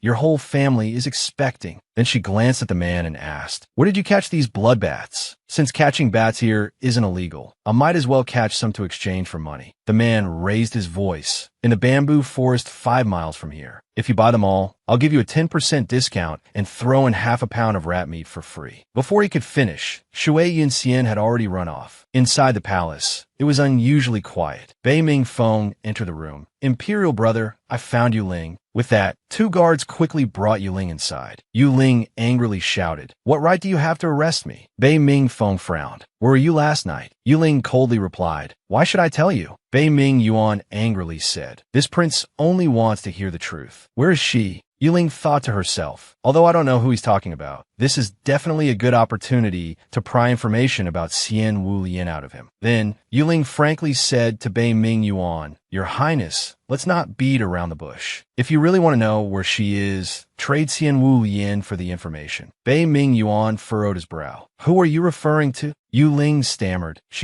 Isn't she that person? Bei Ming Yuan raised his voice. This prince hates liars the most. Someone, lock her up in the heavenly prison. Yuling retorted. I'm not from the Shanglan kingdom. You can't just arrest me. Hearing this, Bei Ming Feng panicked, thinking, I messed up, I'm about to die. Bei Ming Yuan angrily asked, Is this the result of your all-night search? Bei Ming Feng stammered, about that. He forced a smile. Haven't I still got time until the end of the day? Bei Ming Yuan furiously kicked Bei Ming Feng out of the room. Find her for me. Now, understand. Then, he quickly ordered Yihan. Yihan, prepare the silver notes and immediately go to Xiangman Lu. Understood. At this moment, at Xiangman Lu, Shui Yun Tian entered, wearing elegant clothes. The money from selling the bloodbat meat was just enough to buy this outfit. Now, I shouldn't be recognized, right? She gradually made her way inside. Finally, I'm here. At this time, Bei Ming Yuan, standing upstairs, happened to see her. Why is it that every time I see her, the love poison in my body flares up uncontrollably and my heart races? Bei Ming Yuan blushed, thinking, I've never felt this way before. What's wrong with me? On the other side, a servant led Shui Yun Tian into a room. Miss, it's in here. Shui Yun Tian paused. Oh my, I saw him every day before, but why am I suddenly so nervous? Because 500 taels of gold is nothing to sneeze at. Shui Yun Tian glanced around. Where's the silver? Bei Ming Yuan said coldly. Remove your veil first. Inside the room, Shui Yun Tian gently removed her veil. Are you satisfied now? Bei Ming Yuan was stunned. Not yet. Hearing this, Shui Yun Tian suddenly became angry. You're the crown prince of a nation, yet you go back on your word? In that case, excuse me, I won't be staying. Bei Ming Yuan placed the silver notes on the table, turning his face as he spoke. Before I give you the silver, this prince needs to confirm something. Seeing the silver notes, Shui Yun Tian's jaw dropped. Considering you're still showing sincerity, tell me what you need to confirm, and I'll cooperate as much as possible. Bei Ming Yuan blushed. This prince needs to confirm your identity. If you dare deceive this prince, I won't let you off easily. Shui Yun Tian quickly pinched her own cheeks. Look, absolutely no disguise. No plastic surgery either, all natural. Money back guarantee if it's fake. Bei Ming Yuan slowly approached. Your word isn't enough. This prince wants to check for myself. Shui Yun Tian nervously replied. Then go ahead and check. Bei Ming Yuan glanced at her, then reached out and gently stroked Shui Yun Tian's face. He then pinched her cheek. She frowned and said, Can your highness confirm it now? Bei Ming Yuan replied, Not bad at all. Shui Yun Tian asked hesitantly, I wonder why your highness offered such a large reward for me in the black market? Bei Ming Yuan coldly said, Because I want you to be this prince's woman. Shui Yun Tian froze. Did I hear that right? The previous owner of this body was truly the crown prince's beloved. Then let me ask another way. Shui Yun Tian pressed. Your highness, what was our relationship before? Bei Ming Yuan was stunned. We had no relationship. Shui Yun Tian said awkwardly. No relationship. So could it be I'm your dream lover? Bei Ming Yuan frowned. Correct. You're right. Shui Yun Tian jumped. What? So there's no dramatic 8 p.m. soap opera plot of agonizing, unrequited love? It's all because I'm too beautiful. The crown prince was captivated by my beauty. Shui Yun Tian lowered her head slightly. Your highness, are you joking? Bei Ming Yuan coldly replied. This prince does not joke. Be this prince's woman, and these banknotes will be yours. Hearing this, Shui Yun Tian was alarmed. Is this the kept woman scenario? No way. This will be exposed sooner or later. Shui Yun Tian then said, If I remember correctly, your highness already has a crown princess. You want me to be your woman, so what will my status be? Bei Ming Yuan blushed. Damn it, why can't I control the love poison whenever I see her? Shui Yun Tian continued. If your highness wants me to be your woman, then I must be the official wife. Is your highness willing to bear the joyving of abandoning your wife? For me? Shui Yun Tian turned and grabbed the stack of banknotes. Besides, I'm only here for the money. I have no interest in being your woman. Bei Ming Yuan grabbed Shui Yun Tian's hand. Here for the money. No interest in me? Shui Yun Tian raised her voice. Hey, you put a bounty on me in the black market. If I've accepted it and you're here, then these banknotes are the reward I deserve. Bei Ming Yuan gripped Shui Yun Tian's hand. If you want the reward, then agree to this prince's terms. Shui Yun Tian retorted angrily. No way, you're dreaming. Bei Ming Yuan tried to coerce Shui Yun Tian into complying. Be my woman. Let go. Shui Yun Tian thought fearfully. He usually looks like a disaster in human form, and now he's acting like a scoundrel with me. Bei Ming Yuan lifted Shui Yun Tian's chin and gently kissed her sweet lips. Shui Yun Tian's face flushed as Bei Ming Yuan forced a kiss on her. Damn it, this guy's kissing skills are pretty good. 2. Bei Ming Yuan's aggressiveness angered Shui Yun Tian. No way. She quickly pushed Bei Ming Yuan away. You can't do this to me. Bei Ming Yuan tightly embraced Shui Yun Tian. Do you think you have anywhere to run? Shui Yun Tian froze, needing to find a way to divert his attention. Then Shui Yun Tian shrieked, Your Highness, look out the window. Bei Ming Yuan was furious. Do you take this prince for a 3-year-old? Shui Yun Tian stammered. If your highness has physiological needs, I can call someone to help you. Hearing this, Bei Ming Yuan suddenly froze. He pressed his body against Shui Yun Tian. This prince only wants you. You can't escape. Shui Yun Tian stammered. Xiangman Lu is too crowded. Let's change locations. Bei Ming Yuan coldly replied, no need. She worriedly thought, it seems I can only use my ultimate move, the beauty trap. Shui Yun Tian softly said, Your Highness, do you really like me? Bei Ming Yuan blushed. He gently kissed Shui Yun Tian's sweet lips. She softly asked, then will your highness forgive me? Before he could react, Shui Yun Tian kicked him away. Shui Yun Tian angrily ran off, making Bei Ming Yuan shout in panic. Damn it! He hurriedly caught Shui Yun Tian. You refuse a toast only to drink a forfeit. Shui Yun Tian's voice echoed throughout Xiangman Lu. Bei Ming Yuan, you shameless bastard. I'll kill you within 3 days.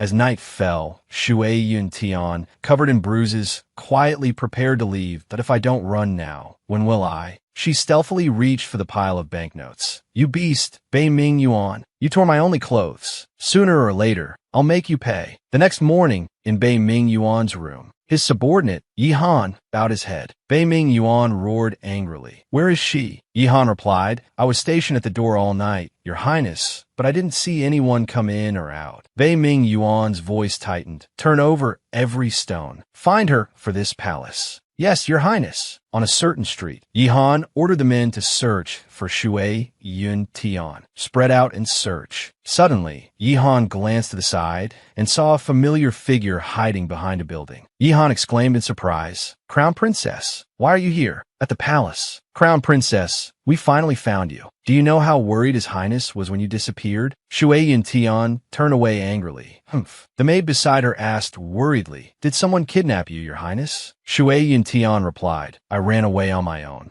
Bei Ming Yuan entered. Where did you go yesterday? Shui Yun Tian answered nervously. In nowhere. I just wandered around nearby. Bei Ming Yuan's voice sharpened. Then why are you hanging your head and not looking at me? Look up. Shui Yun Tian quickly pulled the covers over her head. She ignored Bei Ming Yuan's demand that I don't want to. Bei Ming Yuan moved closer to Shui Yun Tian. Sit up. She struggled. No, I don't want to. Shui Yun Tian cried out in fear. Don't touch me. Bei Ming Yuan paused, looking puzzled. He spoke gently, be good. Don't throw a tantrum. Get up and have breakfast. Shui Yun Tian sat up abruptly and bit Bei Ming Yuan's hand. That I'll bite you to death. This angered Bei Ming Yuan. That you're biting me? Are you a dog? Shui Yun Tian cried. Just kill me. Bei Ming Yuan suddenly froze, noticing the bruises on Shui Yun Tian's body. He asked urgently, what are these? Who did this? Shui Yun Tian thought angrily. It was you pig, but I can't tell him. This is so frustrating. Shui Yun Tian turned her head away. I don't know. I woke up like this. Bei Ming Yuan immediately ordered the maid. Go get Yuling La. A moment later, Shui Yun Tian stepped out. Isn't this the girl who cast a spell on me last time? Yuling La looked at Shui Yun Tian. These are clearly marks of intimacy between a man and a woman. How could they appear on a child? Perhaps this is related to her dual meridians. Bei Ming Yuan asked. How is she? Yu Ling La replied, Your Highness, the marks on the crown princess resemble those left by forced intimacy. They will fade in a few days. There are no other serious injuries. This palace understands. You may leave. Bei Ming Yuan approached Shui Yun Tian, pressing her, Tell this palace, who did you meet that night after you left? Shui Yun Tian covered her ears. I don't know. Seeing this, Bei Ming Yuan gently took Shui Yun Tian's hand. Stop fussing. Shui Yun Tian teared up. Hick. Bei Ming Yuan's voice sharpened. No crying. Shui Yun Tian cried, even louder. You're yelling at me again. Wah. That evening, in Shui Yun Tian's room, Yu Ling La was stunned. Shui Yun Tian asked blankly, What are you doing here? At that moment, in Shui Yun Tian's room, Yu Ling La furrowed her brow and raised her voice. Crown Princess, I've discovered your pulse is different from ordinary people's. Are you aware of this? Shui Yun Tian's eyes widened in response. Sister, I don't understand what you're saying. I'm so healthy. How could my pulse be different from others? Yu Ling La's voice rose. As the saintess of the Yun Shui sect, I imagine you've cultivated quite a few techniques, haven't you? She softened her voice. If I'm not mistaken, the 2 meridians in your body are caused by you violating the taboo of a certain cultivation technique. Hearing her say this, Shui Yun Tian felt a little anxious. That person, you figured all out. She replied confidently, since you didn't expose me in front of the crown prince, but instead came to visit late at night, I imagine you have a purpose? Yu Ling La smirked in reply. Indeed, as long as you're willing to leave the crown prince, I can tell you the technique to resolve it. Shui Yun Tian thought angrily. This Bei Ming Yuan is really a flirt. Now, the third party has even come to my door. Yu Ling La held out a signal flare, reminding her, once you've thought it through, use this signal flare to find me. Shui Yun Tian accepted it. She stared intently at the flare. The next morning, Shui Yun Tian yelled, Bei Ming Yuan, you jerk. Who told you to bully me? She punched her pillow while cursing that I'll absolutely never forgive you. The puppy beside her looked on in confusion. Shui Yun Tian quickly hugged it and explained, I wasn't talking about you. My Bei Ming Yuan is the best. She asked cheerfully, Xiang and Geng, tell me, am I right? Suddenly, Xiang and Geng was nowhere to be seen. Shui Yun Tian was a little curious. Where are you? A moment later, Shui Yun Tian left the city. Beautiful flowers bloomed. She wondered where Xiang and Geng. She walked around, searching and thinking. Speaking of which, Xiang and Geng disappears for a while every day. Could it be she's going to find Bei Ming Yuan during that time? Suddenly, she bumped into someone. Shui Yun Tian cried out, ouch. The young man seemed a bit dazed. It turned out to be Yi Han. Shui Yun Tian quickly asked, Guard Yi, I think I've twisted my waist. What should I do? Hearing this, Yi Han's eyes lit up. He quickly picked up Shui Yun Tian. Crown Princess, I beg your pardon. A moment later, Shui Yun Tian said, Sister Xiang and Geng. By this time, Yi Han had carried her into Bei Ming Yuan City. Seeing Xiang and Geng kneeling on the floor, Shui Yun Tian said, Why are you here? Do you know how long I've been looking for you? Xiang and Geng was startled. She trembled as she replied, Yo, Your Highness, Crown Princess, I. Shui Yun Tian thought. As expected, Xiang and Geng was sent by Bei Ming Yuan to monitor me. Bei Ming Yuan's voice boomed. What's going on? Yi Han replied softly, Your Highness, just now. Shui Yun Tian continued, feigning discomfort. I accidentally twisted my waist just now, and Guard Yu was just trying to help me to the royal physician. Bei Ming Yuan furrowed his brow. Come here, let me take a look. Shui Yun Tian cried out, No, I don't want to, refusing to extend her hand. Annoyed, Bei Ming Yuan reached out and touched her, then scooped her up into his arms. He called out, You are all dismissed. For some reason, Shui Yun Tian blushed, thinking to herself, Oh my. Inside the room, Bei Ming Yuan asked, Which side of your waist is injured? Shui Yun Tian frowned and replied, You're not the royal physician, so telling you is pointless. He responded, This prince has led troops in battle for many years. I always keep medicinal injury treatments in my residence. It's much faster than waiting for the royal physician. Shui Yun Tian, feeling a little shy, lifted her clothing and replied, It hurts right here. Bei Ming Yuan gently opened the medicine jar. As he applied the ointment, he reminded her, Be more careful when walking next time. Don't injure yourself. Hearing these sweet words, Shui Yun Tian blushed deeply. She softly replied, I know. Her heart was in turmoil. Did Bei Ming Yuan take the wrong medicine today? He's being so gentle. It's making my heart flutter. Having finished applying the medicine, Bei Ming Yuan turned to leave, that I'll be rather busy lately. Be careful while you're alone in the East Palace. Hearing this, Shui Yun Tian was secretly delighted. Great. With Bei Ming Yuan gone, I can do whatever I want again. Midday found Shui Yun Tian arriving at Xiang Siyu Garden. Looking around, she thought, Xiang Siyu Garden, this is the place. Seeing Shui Yun Tian, a guard called out loudly, Go away, go away. Where did this little kid come from? Get lost. Shui Yun Tian frowned and retorted, Is this how you conduct business? My brother is Mo Li in Feng Zi Tian, number 1. Just then, Mo Li and Xiao Lu appear behind her. Xiao Lu asked Mo Li, Master, when did you get a little sister? Startled, Shui Yun Tian turned around. Are you guys Chow Chow? How did you get here so fast? Xiao Lu yelled. Where did this wild child come from, pretending to be our master's younger sister? Mo Li quickly intervened. Xiao Lu. He raised his voice. How can you speak to a child like that? He bent down and spoke gently to Shui Yun Tian. I apologize. I haven't taught him proper manners. Please forgive him. Shui Yun Tian smiled and replied, You're a good older brother. To thank you, I'll treat you to a meal.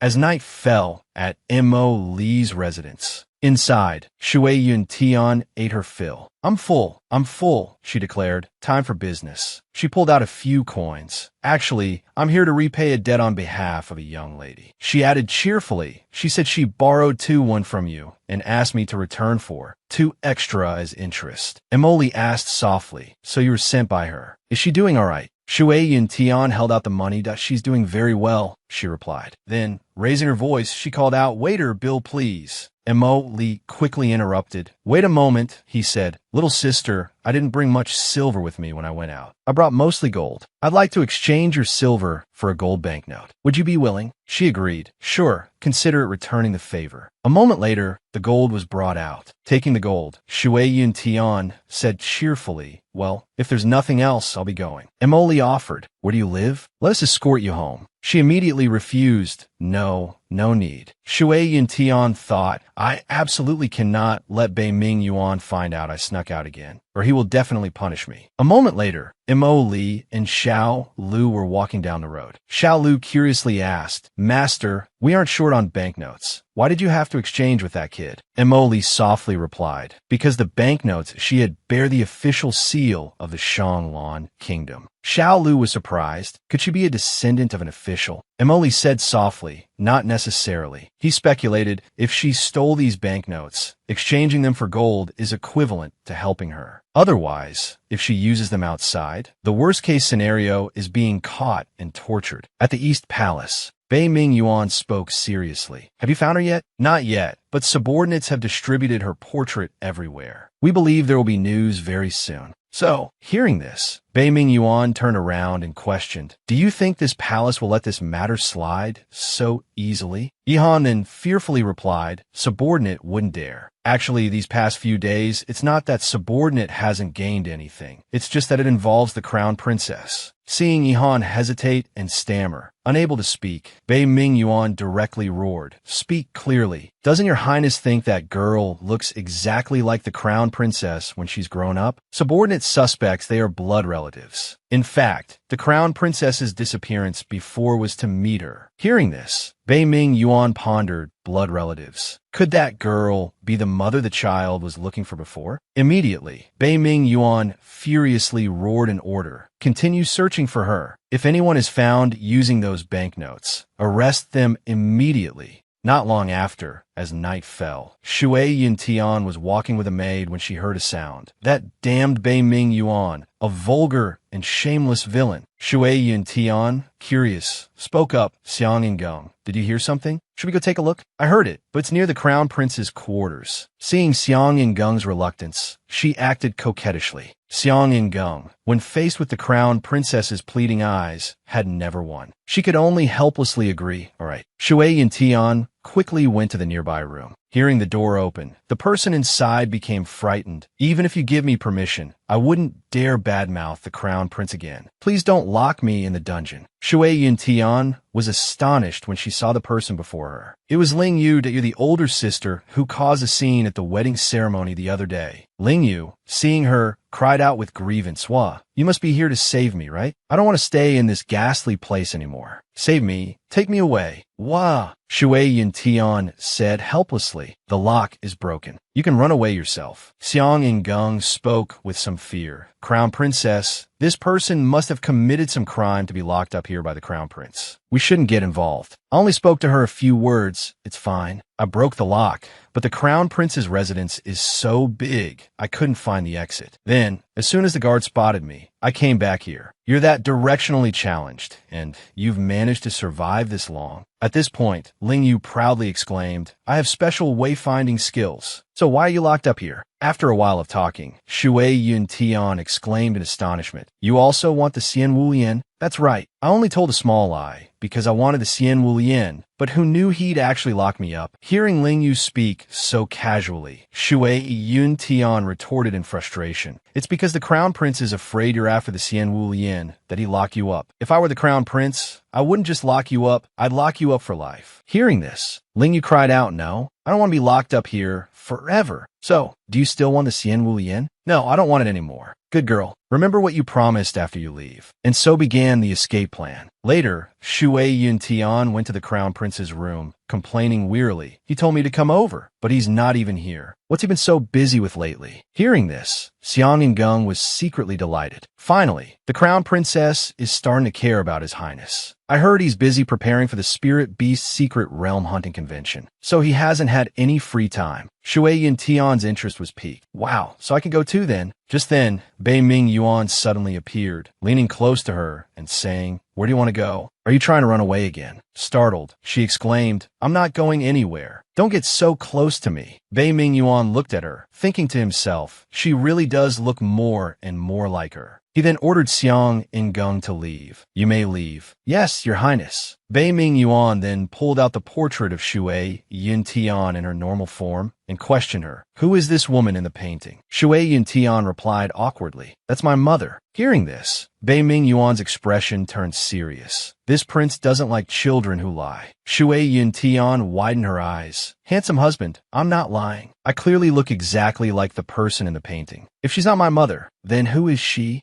Bei Ming Yuan asked with a worried expression, "Where is your mother now?" Shui Yuntian replied haughtily, "I don't know. Probably with my father." Bei Ming Yuan suddenly became angry. "Your father? Who is he? I want to kill him." Seeing this, Shui Yuntian deliberately teased him with flowery words that my father is the best man in the world. He's more handsome than you, has a better physique than you, and is gentler than you. Bei Ming Yuan pressed her. "Didn't you tell me before that he was a scoundrel?" Shui Yuntian turned her head away. "They made up all right." Bei Ming Yuan furrowed his brows. "You haven't even met her. How do you know they made up?" Shui Yuntian's eyes welled up with tears as she turned her face to the side. "What's wrong with me wanting them to make up? You liar. You promised to help me find my mother, but I still haven't seen her." Shui Yuntian burst into tears. "Wah, I miss my mother so much." Seeing this, Bei Ming Yuan thought helplessly, "Forget it. Why argue with a child?" Shui Yuntian then asked, "Handsome husband, can I go out and look for my mother?" Bei Ming Yuan quickly stopped her. "No, you need to rest for a few more days. I'll have Nanny you continue teaching you etiquette." Hearing this, Shui Yuntian was extremely disappointed. Bei Ming Yuan then said, "I haven't had time to pay attention to you these past few days, but as long as you're obedient, I'll take you to find her." Shui Yuntian gave a forced smile.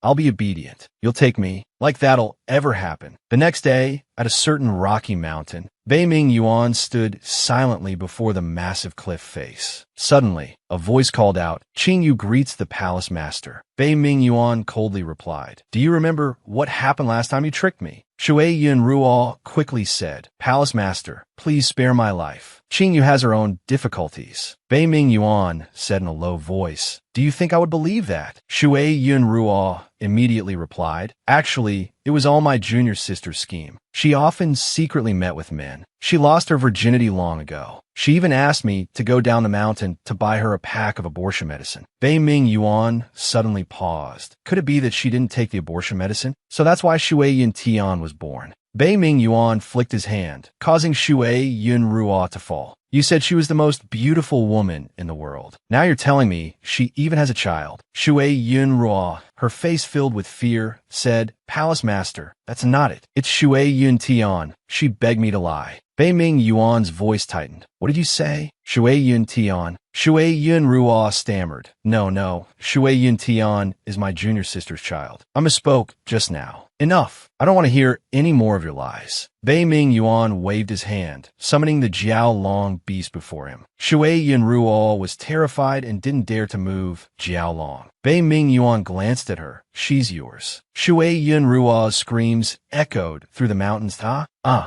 Her entire body was covered in blood. That IT hurts. My whole body hurts. I don't want to die. Someone save me. As night fell, a mysterious figure in white approached Shui Yun Ruo. Do you want to live? At Yin Shui Cave, Bei Ming Yuan hurriedly entered. Seeing him, the sect master of Yin Shui Cave asked, What brings the esteemed Yu Ming Palace Master to my Yin Shui Cave? Bei Ming Yuan, holding a portrait in his hand, coldly asked, Where is she now? The Yin Shui Cave sect master thought in a panic. So the Yu Ming Palace Master is the one who defiled Tian'er. I must not let him know Tian'er's true identity. Otherwise, it will ruin her destined relationship with the Crown Prince. Then the sect master of Yin Shui Cave replied, The woman in the portrait is not a disciple of my Yin Shui Cave. How would I know where she is? Bei Ming Yuan angrily retorted, If she's not a disciple of Yin Shui Cave, why did she appear in your forbidden grounds? Can just anyone enter that place? The sect master replied, She was indeed once a disciple of our Yin Shui Cave, but I expelled her long ago. Bei Ming Yuan's voice tightened. Both I and she were schemed against by a disciple of your sect. You shouldn't have expelled her. The Yin Shui Cave sect master pressed. So you know who it is? Bei Ming Yuan replied, I've already cleaned house for you. You don't need to worry about this matter anymore. The Yin Shui Cave sect master looked stunned upon hearing this.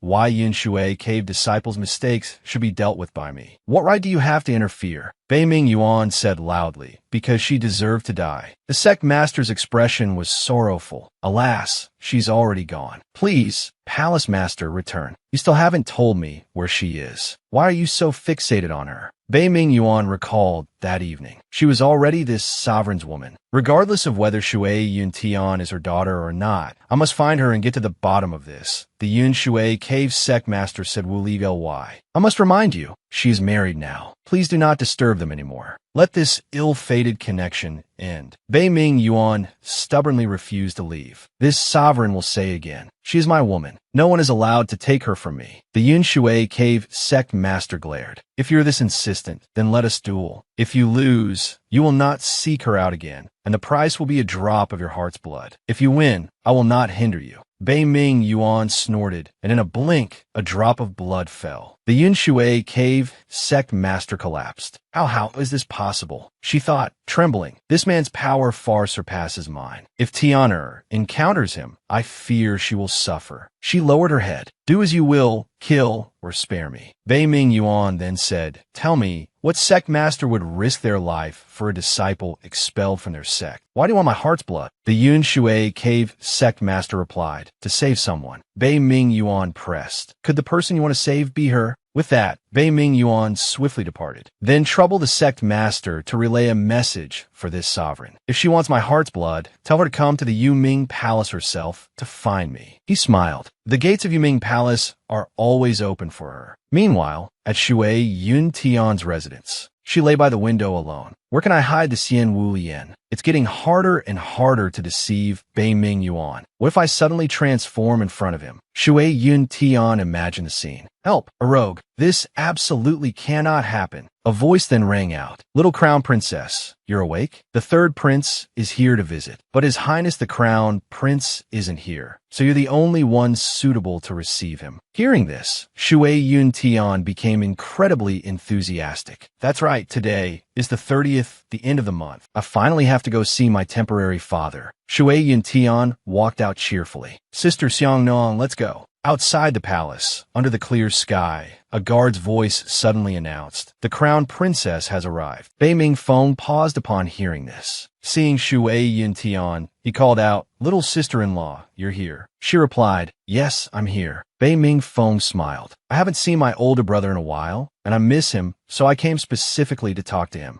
Shui Yun Tian gritted her teeth in anger, thinking, he didn't come to see me. Don't tell me he forgot our previous agreement. Her voice was hoarse as she spoke. "The crown prince isn't in the residence. Go back to where you came from." With one hand on her hip and the other gesturing, she said, "This way, please." Bei Mingfeng bowed his head slightly. "Little sister-in-law, there's a saying, guests should be treated with respect. Is this how you receive guests?" Shui Yun Tian retorted angrily. "Then may I ask how the third prince would like to be received?" Bei Mingfeng said softly, "Little sister-in-law, I've been waiting here for so long. Shouldn't you at least invite me to lunch?" He whispered with a sly expression. "There are so many people here. If you don't cooperate with me, how can I take you away?" She was stunned and quickly pulled Bei Mingfeng away. "What? The third prince wants McDonald's and KFC? We don't have those here. We have to go out to eat." Bei Mingfeng looked puzzled. "McDonald's, KFC, what are those?" "Little sister-in-law, you misheard me. I said Xiangman Lu, the best restaurant in the Shanglan Kingdom." Shui Yun Tian blushed, thinking to herself, "Why Xiangman Lu? I hope I don't run into Bei Mingyuan again." Xiang Nong, standing anxiously at the door, said, "The crown prince has ordered that the crown princess is not allowed to leave the palace without permission. If you have any cravings, Your Highness, I can have the kitchen prepare them." Bei Mingfeng lowered his voice. "Nonsense. I just want to take little sister-in-law out for a meal. I'm hardly going to harm her, am I?" Xiang Nuong trembled and stammered. "That's not what I meant, Your Highness. Please forgive me, third prince." Bei Mingfeng extended his hand. "Don't worry," he said, then lifted Shui Yun Tian onto his shoulder.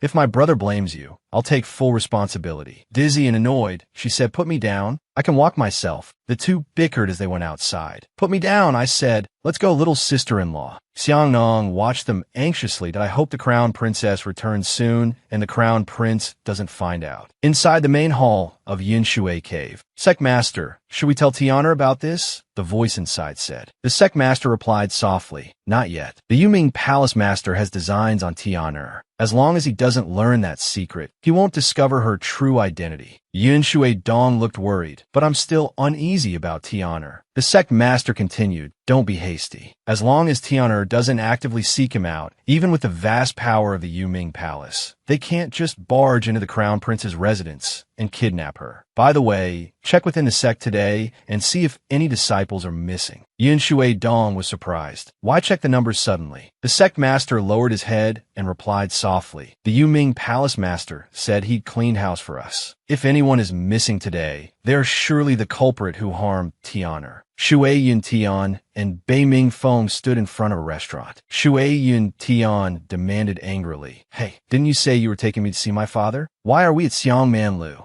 Bei Mingfeng laughed loudly. "Little sister-in-law, going to the Yuming Palace in broad daylight? You're not afraid of being discovered, but I am. Don't worry, as long as you find a chance to sneak out tonight, I'll definitely take you to see him." She said, "If we're going tonight, why did you insist on bringing me to Xiangman Lu now?" Bei Mingfeng said smugly, "To show you a good show, of course." Outside, the sky was clear. Inside, the two sat at a table. Bei Mingfeng said, "Little sister-in-law, I'm treating today. What do you want to eat?" Shui Yun Tian said with a pleased expression, "Then I won't be polite." She called out cheerfully, "Bring me all of your restaurant specialties. And your best jar of wine, too." Bei Mingfeng broke out in a sweat, looking bewildered. "Little sister-in-law, you can actually hold your liquor." Shui Yun Tian replied confidently, "Try me and see." The food and wine arrived, filling the table. Bei Mingfeng raised his wine cup with a smile. "Little sister-in-law, this cup is to you." Shui Yun Tian beamed. "Cheers." Shui Yun Tian said, raising her glass. Bei Mingfeng looked at her, puzzled. "Little sister-in-law, when did you offend me that you wish for my death? If I die, you won't be able to see your father, you know." She was shocked and quickly explained, I didn't mean that. Don't put words in my mouth. Cheers means bottoms up, not I wish you were dead." Bei Mingfeng smiled faintly, thinking to himself, How does such a young girl know so many strange words? Is this the special quality of the saintess? No wonder my brother values her so much. While they were chatting and eating enthusiastically, a commotion suddenly arose downstairs. Out of the way! Out of the way! Shui Yuntian, curious, looked down to it. Seems a celestial maiden has descended. It was Princess Shui Ji of the Shuiyu Kingdom. The people around argued amongst themselves. The fairy just looked at me. Nonsense. She was clearly looking at me just now. Qing Er, who accompanied the princess, shouted, "You impudent commoners! Get out of the way! If you bump into the princess, can you bear the consequences?" Princess Shuiji stopped her. "This is the Shanglan Kingdom, not the Shuiyu Kingdom." Qing Er, don't be rude. Shui Yuntian laughed from above.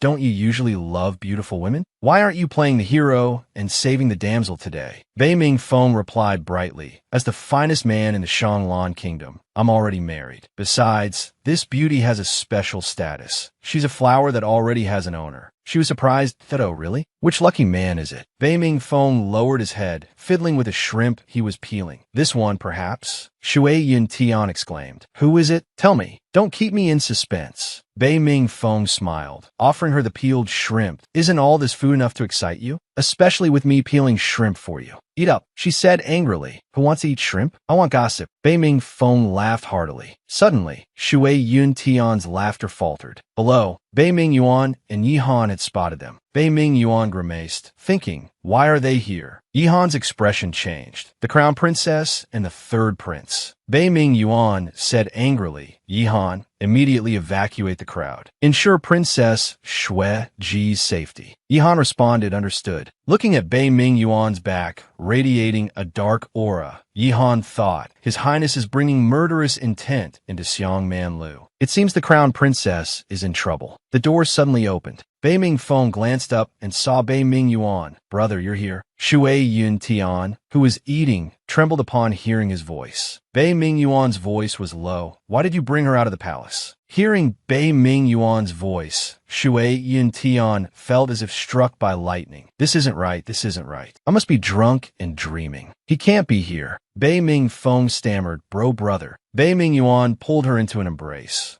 "Sneaking out is one thing, but you even dare to drink alcohol." Suddenly, there was a knock at the door. Princess Shui Ji spoke up. "Which one of you is the crown prince?" Shui Yuntian, still held tightly by Bei Ming Yuan, thought to herself, I'm caught.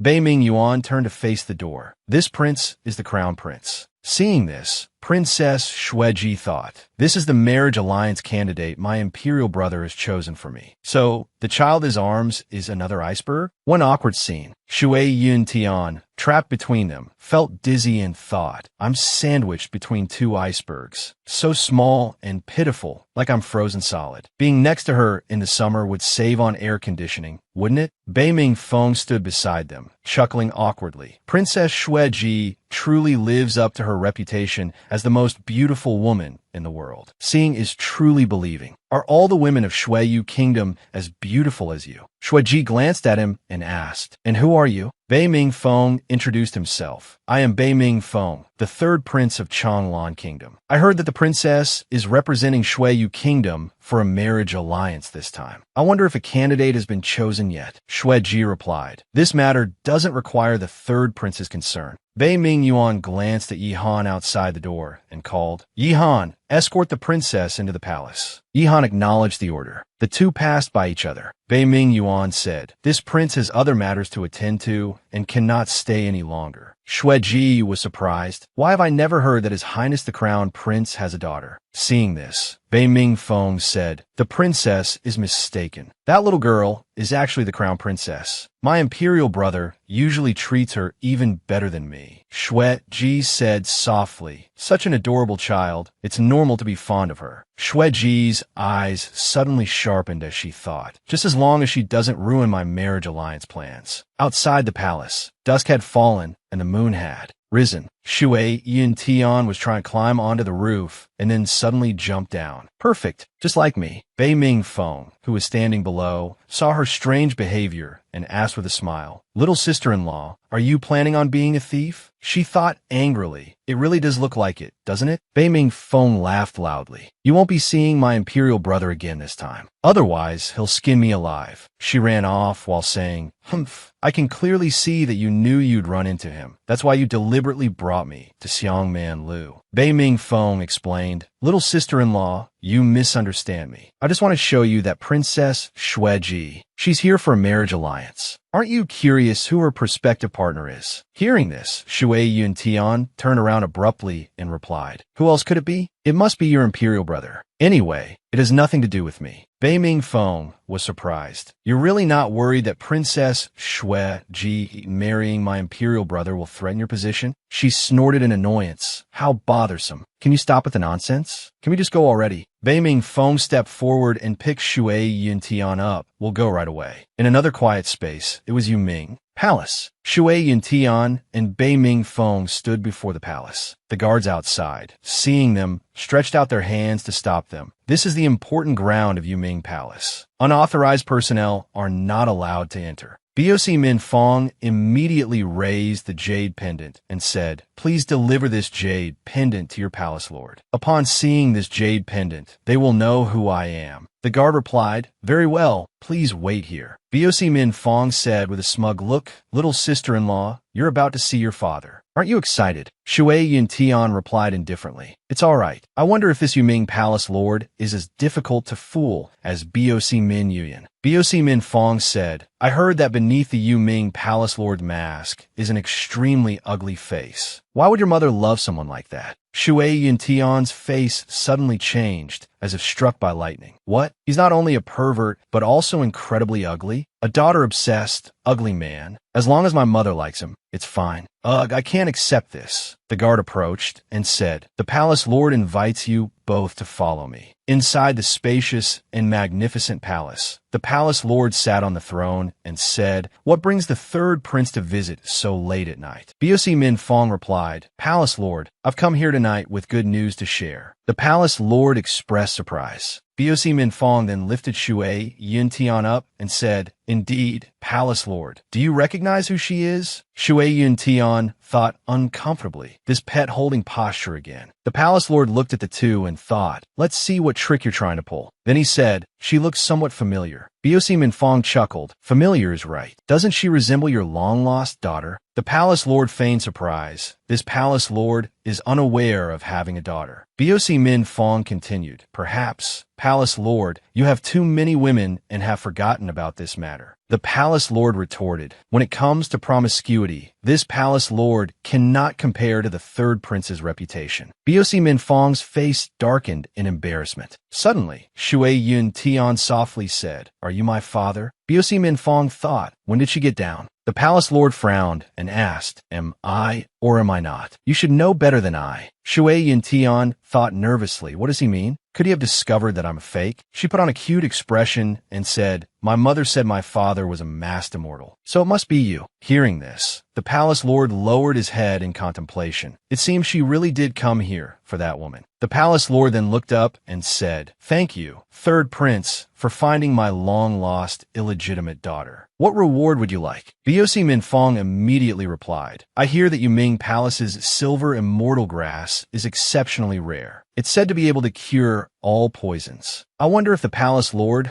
would be willing to part with such a treasured item." The Palace Lord then instructed a servant, "Someone, take the third prince to retrieve the silver immortal grass. I have some private words to share with my daughter and cannot entertain him further." Seeing Boc Min Fong leaving her behind, Shui Yuntian yelled, "Hey, don't tell me you're leaving me here alone." Boc Min Fong turned and walked away, saying, "What are you afraid of? He's your father." She thought fearfully, "It would be nice if he really were my father." The Palace Lord said, "Tell me, what is your purpose in coming here today?" Shui Yuntian turned around, trembling. "Father, what are you talking about?" "Of course, I came to find you because I missed you." The Palace Lord lowered his voice. This palace lord does not like children who lie. Shui Yuntian thought fearfully. Why does this tone sound like Boc Minyan? No. If he were here, he would have definitely seen through me. This must be a coincidence. The palace lord continued. Did your mother tell you to come here? Shui Yuntian smiled and replied, yes, that's right. Why didn't she come herself? Shui Yuntian put on a pitiful expression. My mother is dying. That's why she sent me. You have to save my mother. Hearing this, the palace lord appeared worried. His voice panicked as he hurriedly asked, Where is your mother now? Quickly take me to her. Shui Yuntian seemed surprised. Well, there's no need to rush. Right now, my mother isn't fit to see anyone, but as long as you can cure her, she will definitely come to find you. So close, so very close. The palace lord put a hand to his chin, thinking, Tell me, how am I supposed to save her? Shui Yuntian said, If you want to save my mother, you must take your heart's blood. The palace lord asked her, Why must it be my heart's blood? Why won't someone else's blood do? Shui Yuntian exclaimed, It's not because of anyone else. It's because you took my mother's purity. The palace lord stiffened. Your mother even told you about this? He thought to himself, How can such a thing be casually discussed with a child? Shui Yuntian looked sorrowful. Actually, the sect leader told me. Before this, my mother cultivated a type of cultivation technique, and after practicing it, she couldn't be with a man. If she breaks this rule, she must obtain the heart's blood of that man as a guiding measure. Otherwise, she won't live for more than 3 hours. The palace lord said, If your mother couldn't be with a man, then where did you come from? She was stunned by the palace lord's critical question and lamented, Help me. How is this guy even harder to deal with than Bei Mingyuan?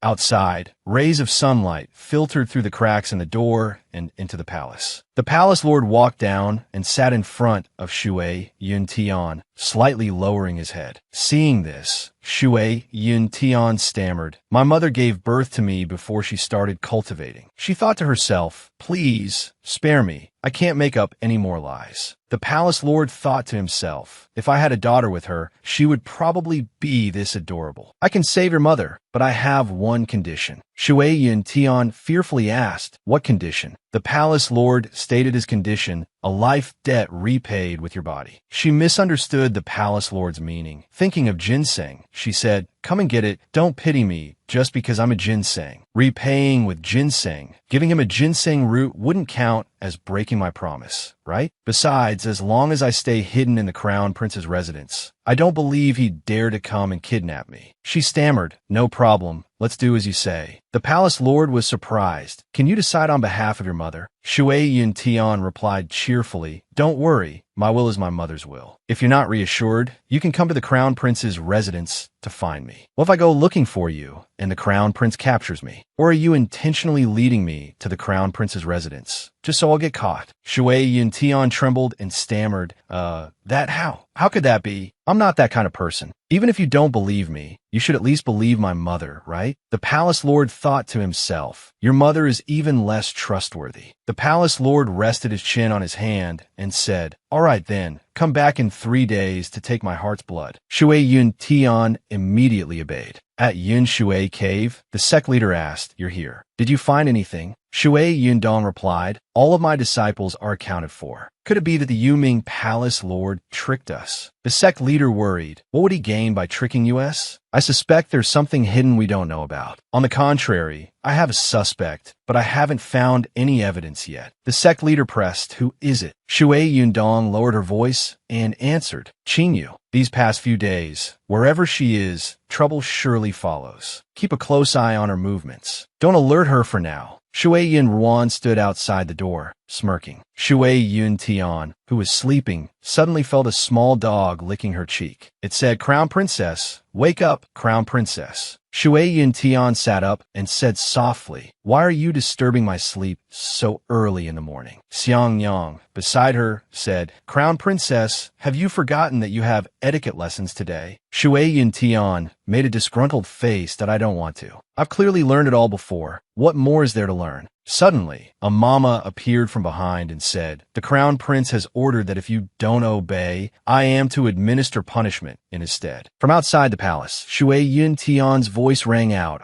Bei Mingyuan, you damned, lingering ghost. Bei Mingyuan suddenly sneezed. In the palace, Shui Yun Tian lay sprawled under the table, groaning. Just suddenly, a ruler slammed down on the table. Shui Yun Tian jumped up in fright. Did you understand everything just now? Shui Yun Tian angrily stood up and said, "Hey, why did you scare me like that?" Shui Yun Tian's eyes darted towards the door, which suddenly opened. Zhang Yang, the court painter, walked in. Shui Yun Tian waved her hands and said, what the heck is red paired with green?" Zhang Yang frowned angrily and asked, "You're the crown princess, aren't you? Your reputation truly precedes you." Shui Yun Tian chuckled awkwardly. "So I'm that famous, huh?" Two maids whispered to each other behind her. "This crown princess thinks she's all that. I heard she didn't even show up at the wedding. Not only that, but she had someone bring a dog to perform the ceremony with her." Shui Yun Tian angrily shouted, "What do you know? Puppy is much more appealing than Bei Ming Yuan." Zhang Yang introduced himself. "I am Zhang Yang, the painter invited by the empress to teach the court ladies. If the crown princess does not study diligently, I truly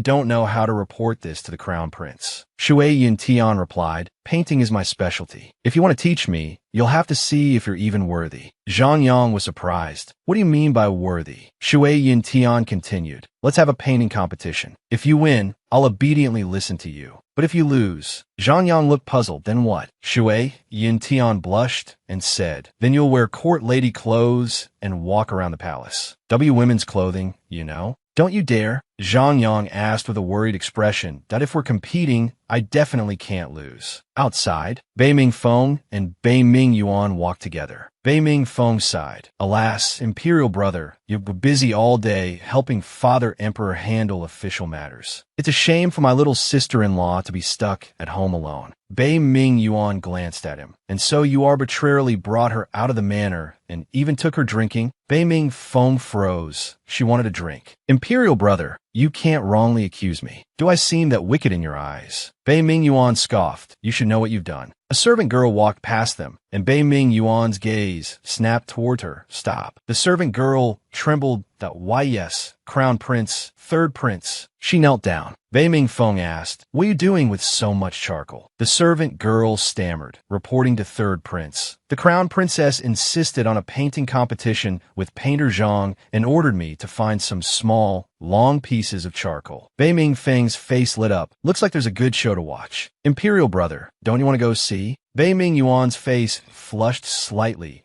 "Let's go have a look." Outside, the sky was a clear blue. Inside, the servant girl handed the charcoal to Shui Yun Tian. "Crown Princess, the charcoal you requested." She took it happily. Zhang Yang asked curiously, "Now that you have the charcoal, how do you want to compete?" Shui Yun Tian said, "Let's see who could draw faster." "What do you think?" Zhang Yang looked at her. "Fine, but don't start crying if you lose." Their eyes met like lightning. She retorted, "You'd better be prepared to wear women's clothing." The competition began. A female model stood ready for them to begin. Shui Yun Tian held the charcoal and hummed softly. Zhang Yang was also ready. Bei Ming Yuan and Bei Ming Feng watched from outside. Bei Ming Feng was surprised. "Unexpectedly, my sister-in-law is using charcoal to paint. It's quite surprising. If she loses, will Imperial brother intervene?" Bei Ming Yuan's expression remained neutral. "We'll see." Zhang Yang turned to Shui Yun Tian. "Crown Princess, I'm almost finished. It's still not too late to back out." Shui Yun Tian's face lit up.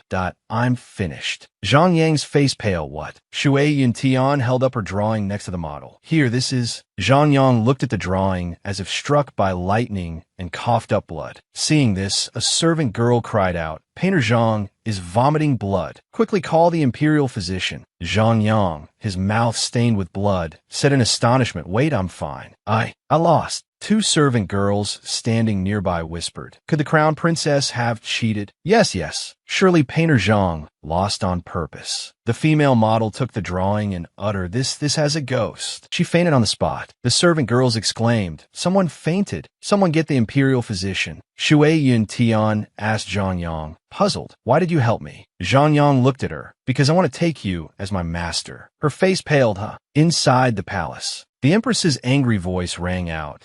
That is this true? Limama, beside her, said, I even heard that the crown prince and third prince were seen near the painting room. The empress sighed, quickly summoned the crown princess. Nanny Li comforted her. Your Majesty, you needn't worry excessively. Perhaps the matter isn't as bad as we imagine. The empress frowned and said, Nanny Li, you understand the gravity of matters concerning ghosts and spirits within the palace. I fear the noble consort will exploit this incident to create trouble for the crown prince. Find a few more people who were present and inquire about the situation. Absolutely do not allow this news to reach the noble consort. Elsewhere, a servant announced, Your Highness, the Emperor summons you. Please come with me. Beiming Yuan ordered. Stay close behind me. If anything goes wrong, you will be held accountable. Beiming Feng anxiously replied, Yes, yes, yes, Imperial brother, go quickly. Inside a room, Zhang Yang was dressed in women's clothing, and Shui Yuntian was utterly astonished. Wow, not bad, not bad. You have the potential to be a master of disguise. Zhang Yang then asked her, So, master, can you teach me portrait painting now? She nodded in agreement. A servant girl announced, Crown Princess, the Empress summons you. Shui Yuntian turned in surprise. What does the Empress want with me? The servant continued, Everyone is talking about ghosts and spirits causing trouble in the painting room today, so the Empress wants to investigate the situation. Shui Yuntian said, All right, but I must bring 2 people as witnesses. Carry the unconscious court lady and come with me. Zhang Yang was surprised. Shui Yuntian said, Look, if you want me to be your master, you need to understand what to say and what not to say, all right? Outside, a palace guard announced, Noble consort arriving. The Empress thought to herself. The news spread unexpectedly fast. Noble consort Chun addressed the Empress. Elder sister, I heard there are ghosts in the palace, and it seems to involve the crown princess. How do you intend to handle this? The Empress replied softly, I will thoroughly investigate this matter. You needn't worry, younger sister. Noble consort Chun looked smug. Elder sister, you must not spare those who impersonate ghosts and spirits. If this reaches the Emperor's ears, neither of us will be able to bear the consequences. Shui Yuntian entered and greeted them. Your daughter-in-law greets the Empress. May Mother Empress enjoy boundless blessings. Zhang Yang bowed respectfully. Greetings, Your Majesty, noble consort. Noble consort Chun said angrily, Who is this man dressed in women's clothing? How dare you let him in here? Zhang Yang, frightened, knelt down. Noble consort, you misunderstand. I am Zhang Yang, the painting instructor for the court ladies. Wearing women's clothing was just a small jest between myself and the crown princess. I never intended to offend your majesties. I beg you to punish only me for this. Noble consort Chun continued, I see this person has wicked intentions. Elder sister, you should imprison him in the Zhongren mansion immediately for a thorough investigation. Shui Yuntian burst into tears. Mother Empress, I apologize. It was my whim to joke with him. Please don't blame him. The Empress spoke. Younger sister, Tianer is still young. Playing with Zhang Yang is quite normal. As her elder, you should be more tolerant. Why are you looking for an excuse to blame her? Noble consort Chun lowered her head and replied, Elder sister, your words are harsh. I don't mean to blame the crown princess. It's just that her position is special. Even if she doesn't understand things, she can't pretend to be a ghost and cause panic in the palace. Shui Yuntian thought angrily, I'm being looked down upon. I think the one pretending to be a ghost is her, and she even dares to turn the tables. Let's see how I deal with her. She said loudly, Where?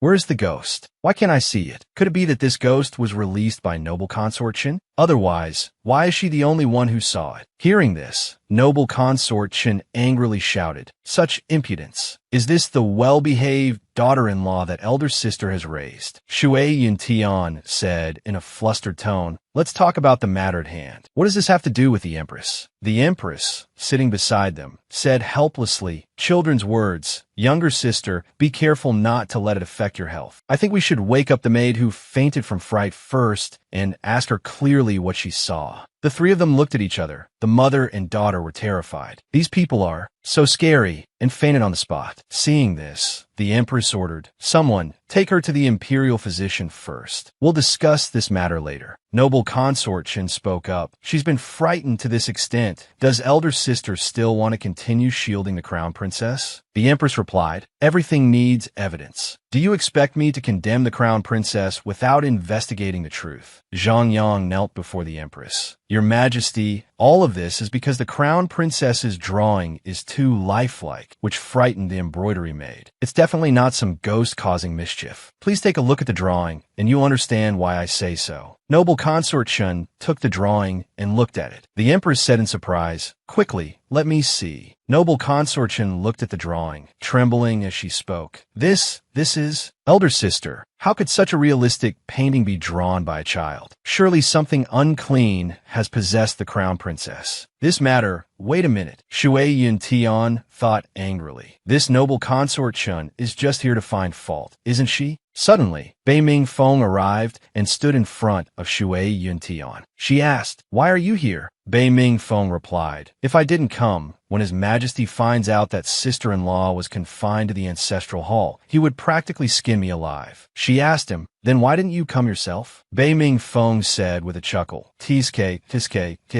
little sister-in-law, you were really hoping it was His Majesty who came, weren't you? She blushed. How could that be? The empress called out, third prince, is there something urgent that brings you here? Bei Ming Feng bowed slightly. Greetings, Your Majesty, Your Highness. I am here, of course, to prove the crown princess's innocence. The empress ordered, bring forth all the witnesses. A servant girl came forward, kneeling fearfully. Your Majesty, the charcoal the crown princess used to draw was indeed given by this servant, but this servant absolutely did not tamper with it. Noble consort Chen sneered, oh, if the charcoal wasn't the problem, then how do you intend to prove the crown princess's innocence? Bei Ming Feng spoke up. Noble consort Chun, you are mistaken. This young palace maid didn't tamper with the charcoal, but that doesn't mean someone else didn't. Where did you get the charcoal you gave to the crown princess? The servant girl fearfully replied, recently, the weather has turned cold. Charcoal is scarce in the palace. I heard that noble consort Chun had plenty of charcoal, so I bought some from your servant, Mei Xiang. Hearing this, noble consort Chun angrily slapped the servant girl. You useless thing! You can't even do a simple thing right. The servant girl, her cheek red and bleeding, said, I only sold her some charcoal, but I absolutely did not tamper with the drawing. The empress stood up and lowered her voice.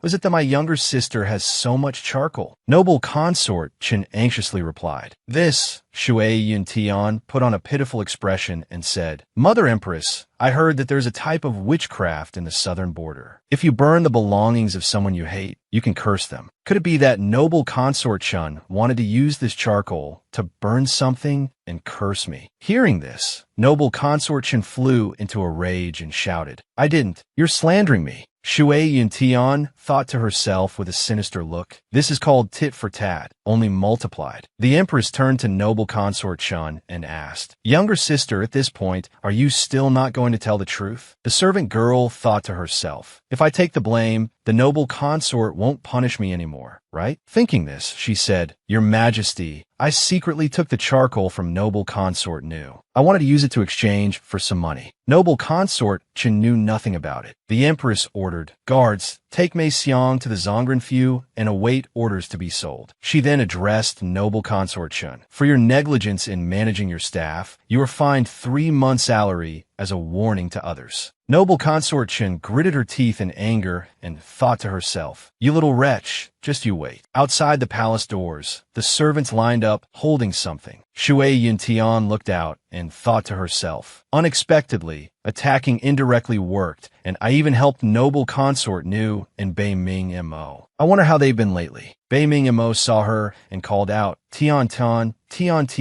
come here quickly. Mother's health is much better now. She talks about wanting to see you all the time. Noble consort Nu walked over and said, Tian you're here. Mo often mentions you to me. Bei Ming Mo blushed. Shui Yun Tian breathed a sigh of relief. Seeing you both safe and sound puts my mind at ease. But, noble consort Nu, even if you don't think for yourself, you should think for Mo. Noble consort Nu's face was filled with sadness as she said, Mo, go outside for a moment. Mother has something to say to Tian.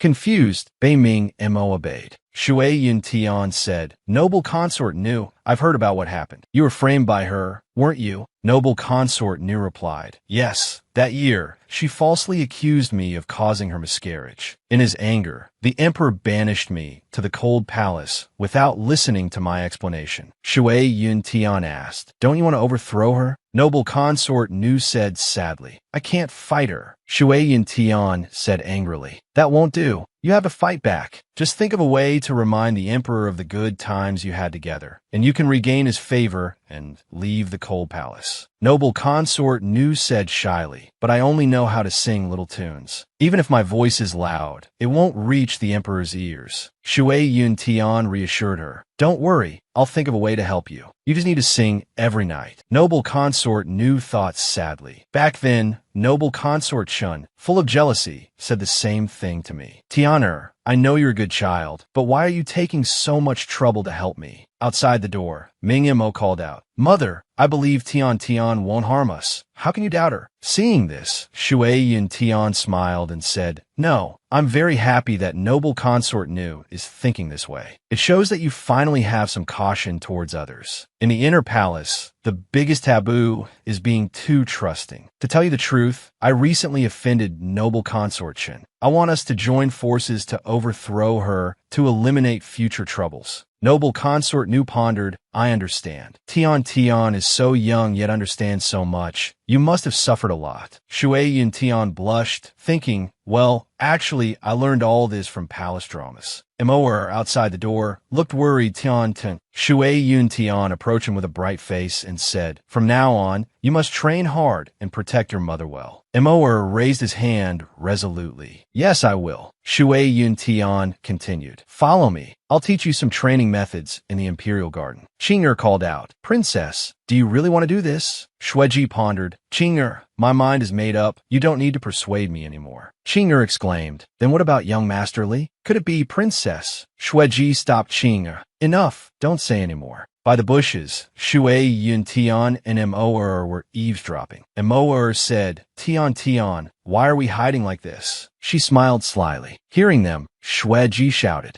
"Come out." Shui Yun Tian stepped out brightly, greeting, "Oh, aren't you the beautiful older sister I met the other day?" Emoer, still hiding fearfully by the tree, called out, "Tian Tian, little crown princess, we meet again." Shui Yun Tian replied, "Beautiful older sister, why are you here? Are you here to play with me?" Shueji turned away. "Excuse me, I have something to attend to and can't entertain you." Shui Yun Tian asked softly, "Do you want to marry the crown prince?" Seeing this, Shueji turned back. "Are you very afraid of me marrying the crown prince?" Shui Yun Tian blushed and stammered, "What's there to be afraid of? I just think the crown prince is old, has a bad temper, and always has a cold expression." After saying that, she thought to herself, "Shui Yun Tian, what are you saying? At this time, you should be praising Bei Ming Yuan to make Princess Shui Ji fall for him." Shui Ji then said, "It seems you hold the crown prince in high regard." Shui Yun Tian exclaimed, "Certainly not." Shui Ji looked sad. "Unfortunately, I must marry the crown prince." Emoer, beside her, called out sadly, "Princess." Shui Yun Tian thought to herself, "Strange. Why am I not happy at all when she says she wants to marry the crown prince?" Emoer came out and touched Shui Yun Tian's shoulder, calling, "Tian Tian, Tian Tian." Shui Yun Tian was startled.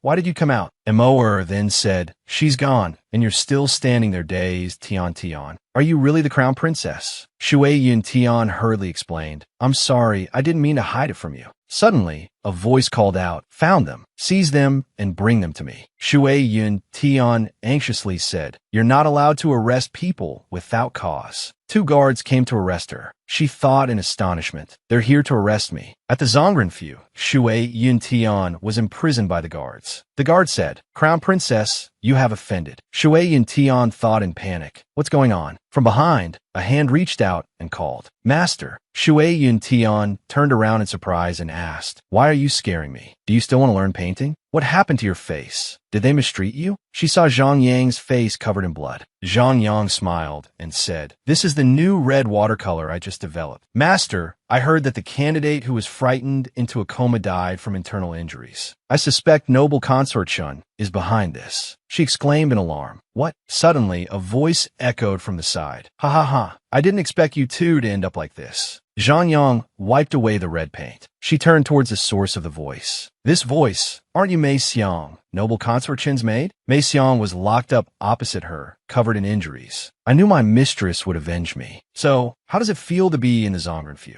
Shui Yun Tian sneered. "It's a pity you're about to die and you're still thinking about your mistress. Haven't you thought about it? Noble consort Shun is powerful and influential. Even if she couldn't release you, she could have at least put in a word at the Zhongrenfu, and you wouldn't have been beaten like this." Mei Xiang was stunned and surprised. "Impossible. Stop trying to provoke me. My mistress wouldn't abandon me." Shui Yun Tian, seeing Mei Xiang's wavering, thought to herself, "It seems that Mei Xiang is just putting on a brave face. She's actually been wavering for a long time. I have to find a way to win her over so she can testify before the emperor about all the bad things noble consort Chen has done." Shui Yun Tian pointed at Zhang Yang and said, "To make Mei Xiang turn against her mistress, we have to rely on you. Ever heard of the honey trap?" Zhang Yang let out a surprise huh? A plate of steamed buns was placed in front of them. They both looked at it in confusion. A table of delicious food was placed in front of Mei Xiang. Mei Xiang cried, "Mistress, do you really want to send me to my death?" Zhang Yang asked, "Why is she crying?" Shui Yun Tian smirked. "Idiot, that's her last meal, understand? It's your time to shine." Zhang Yang immediately threw a steamed bun towards Mei Xiang. "You, don't cry anymore. Here's a manta for you. I just tried it. It's not poison, don't worry. With me and Master here, you'll definitely be fine." Mei Xiang took the steamed bun, her eyes brimming with tears. "Thank you." A guard nearby, seeing this, grabbed her shoulder and said, "You think you don't have to die just because you don't eat this last meal?" Shui Yun Tian continued, "Stick to the plan." Zhang Yang replied, "Understood."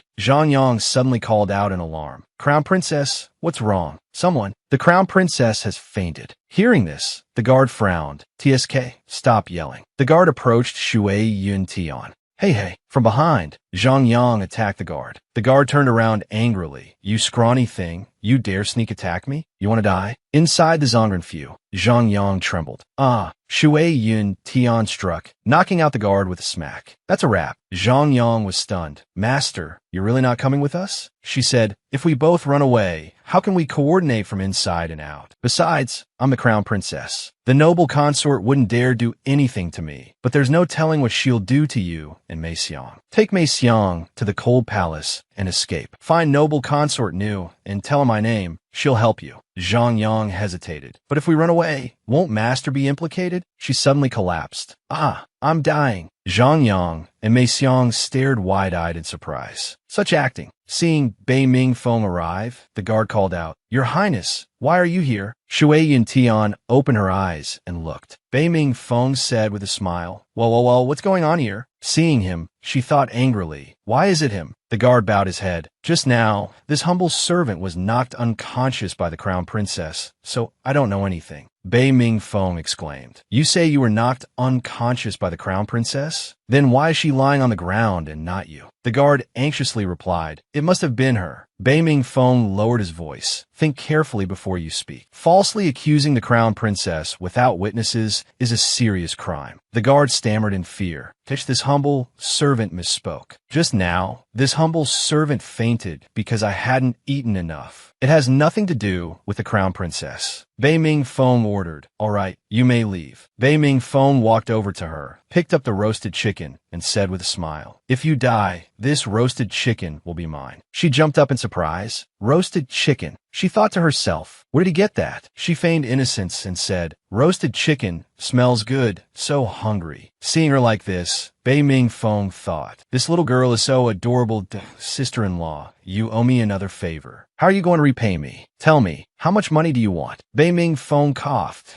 "Do you think I need your money?" Her face changed color. and she asked tremblingly, "Then what do you want?" Bei Mingfeng laughed and replied, "Don't be nervous. I'm just kidding." That court lady suddenly died mysteriously, and the noble consort has pushed the entire blame onto you. She even suggested performing an exorcism ritual on you in 3 days, and the emperor has agreed. Shui Yuntian said with a puzzled look, "An exorcism ritual? She wants to use this against me." Bei Mingfeng continued, "Sister-in-law, you don't have to worry. I've already sent someone to Baiyun City to inform my brother. Once he returns, things will surely change." She was surprised. Baiyun City? Why'd he go there? Bei Mingfeng explained, "I heard that bandits have appeared there recently. My brother was sent there by the emperor to suppress them." Hearing this, she lowered her head in thought. It seems the noble consort wants to take advantage of Bei Ming Yuan's absence to make a big deal out of this. I have to prepare in advance. Can you ask Xiang Yang to bring me a few things? Bei Mingfeng asked, "What do you want?" Elsewhere, a guard called out, "Your Highness, there hasn't been any news from the palace. This subordinate suspects that someone has intercepted it." Bei Ming Yuan's face darkened. "Have you found any clues?" The guard replied, "Not yet, Your Highness. But the bandits in Baiyun City have been acting very strangely. I hear they usually cause trouble, but today there hasn't been a peep out of them. It's as if they know we're coming." Bei Ming Yuan lowered his voice. "Keep a close watch on them. Be careful of traps. I have to return to the palace. Don't let anyone discover I'm not here." The moon hung high outside. Xiang Yang searched Shui Yuntian's room. Found it. Why does the crown princess hide so many strange things? Bei Ming Yuan walked up behind Xiang Yang and asked, "Xiang Yang, where did she go?" Startled, Xiang Yang quickly knelt down. "Your Highness, noble consort Qin falsely accused the crown princess of being possessed by an evil spirit and framed her for the murder of the court lady. She's now imprisoned in the Zongrenfew."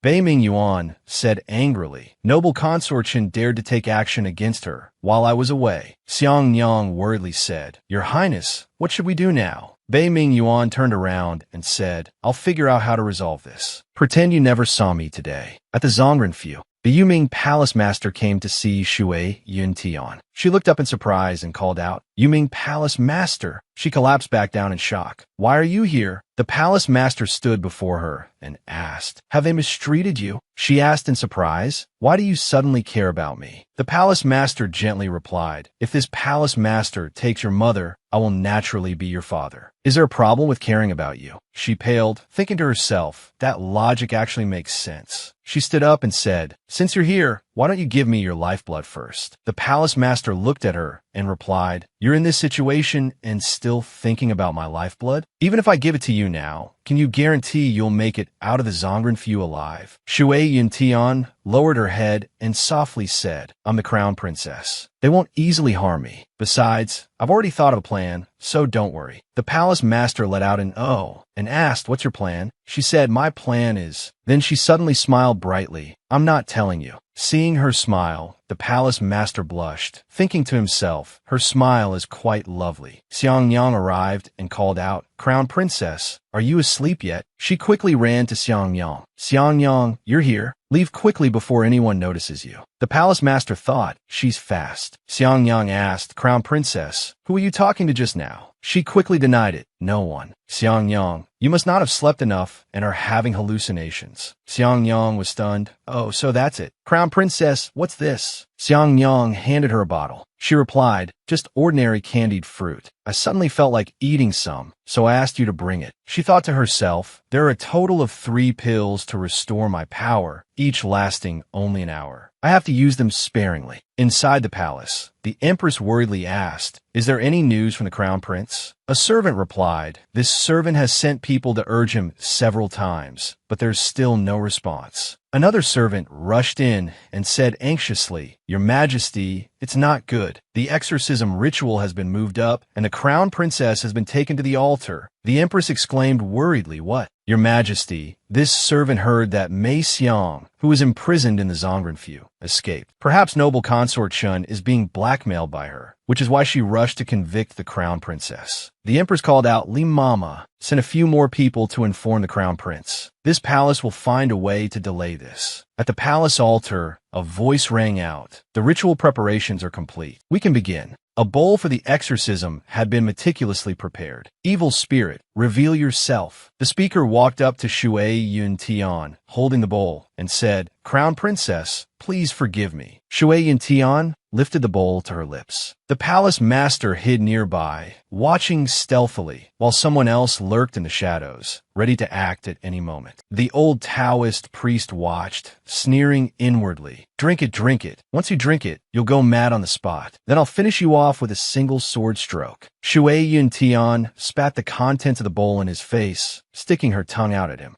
He roared in anger. "You." He then held up another pill. Shui Yintian froze, thinking, damn it, there's more. Why haven't Zhang Yang and Mei Xiang arrived yet? I clearly sent someone to the cold palace with a message. Seeing this, the palace master called out from afar, "Stop." Suddenly, the pill in the old Taoist's hand fell to the ground. Shui Yintian's eyes widened. "What's going on? Is someone helping me?" The empress arrived and said, "Your Majesty, the cause of the court lady's death is highly suspicious. Please withdraw your order." Noble consort Shun, standing beside the emperor, said, "Your Majesty, wasn't the court lady's death caused by an evil spirit?" The empress looked pleadingly at the emperor. "I know you care for the crown princess, but until the evil spirit is eliminated, it won't be safe for her, Your Majesty. The crown prince is the most familiar with the crown princess. Please wait for his return before making a decision." The emperor barked, "Enough. I don't want to hear any more arguments about this. We'll do as the empress says and wait for the crown prince's return before further questioning." Shui Yintian looked around, thinking, where could the person who helped me be hiding? There's no one here, not a single shadow. Could I have been mistaken? The sun began to set. Zhang Yang arrived and knelt down. "Master." He apologized, "I'm late." His master, standing nearby, scolded him loudly. "The journey from the cold palace to the sacrificial altar is already long, and you insisted on changing your clothes. Of course you're late." Zhang Yang cried, "I just didn't want anyone to discover our identities." Suddenly, Su Yi's father saw them. "What are you two doing? Why aren't you working? Slacking off here instead." Startled, the two replied, "You misunderstand, sir. We're here mourning the crown princess." Su Yi's father said, "Mourning? Isn't she still alive and well in the Zhongrenfu?" He threw 2 brooms at their feet. "You two, sweep this place for me." Confused, the two were left wondering what was going on. At the Zhongrenfu,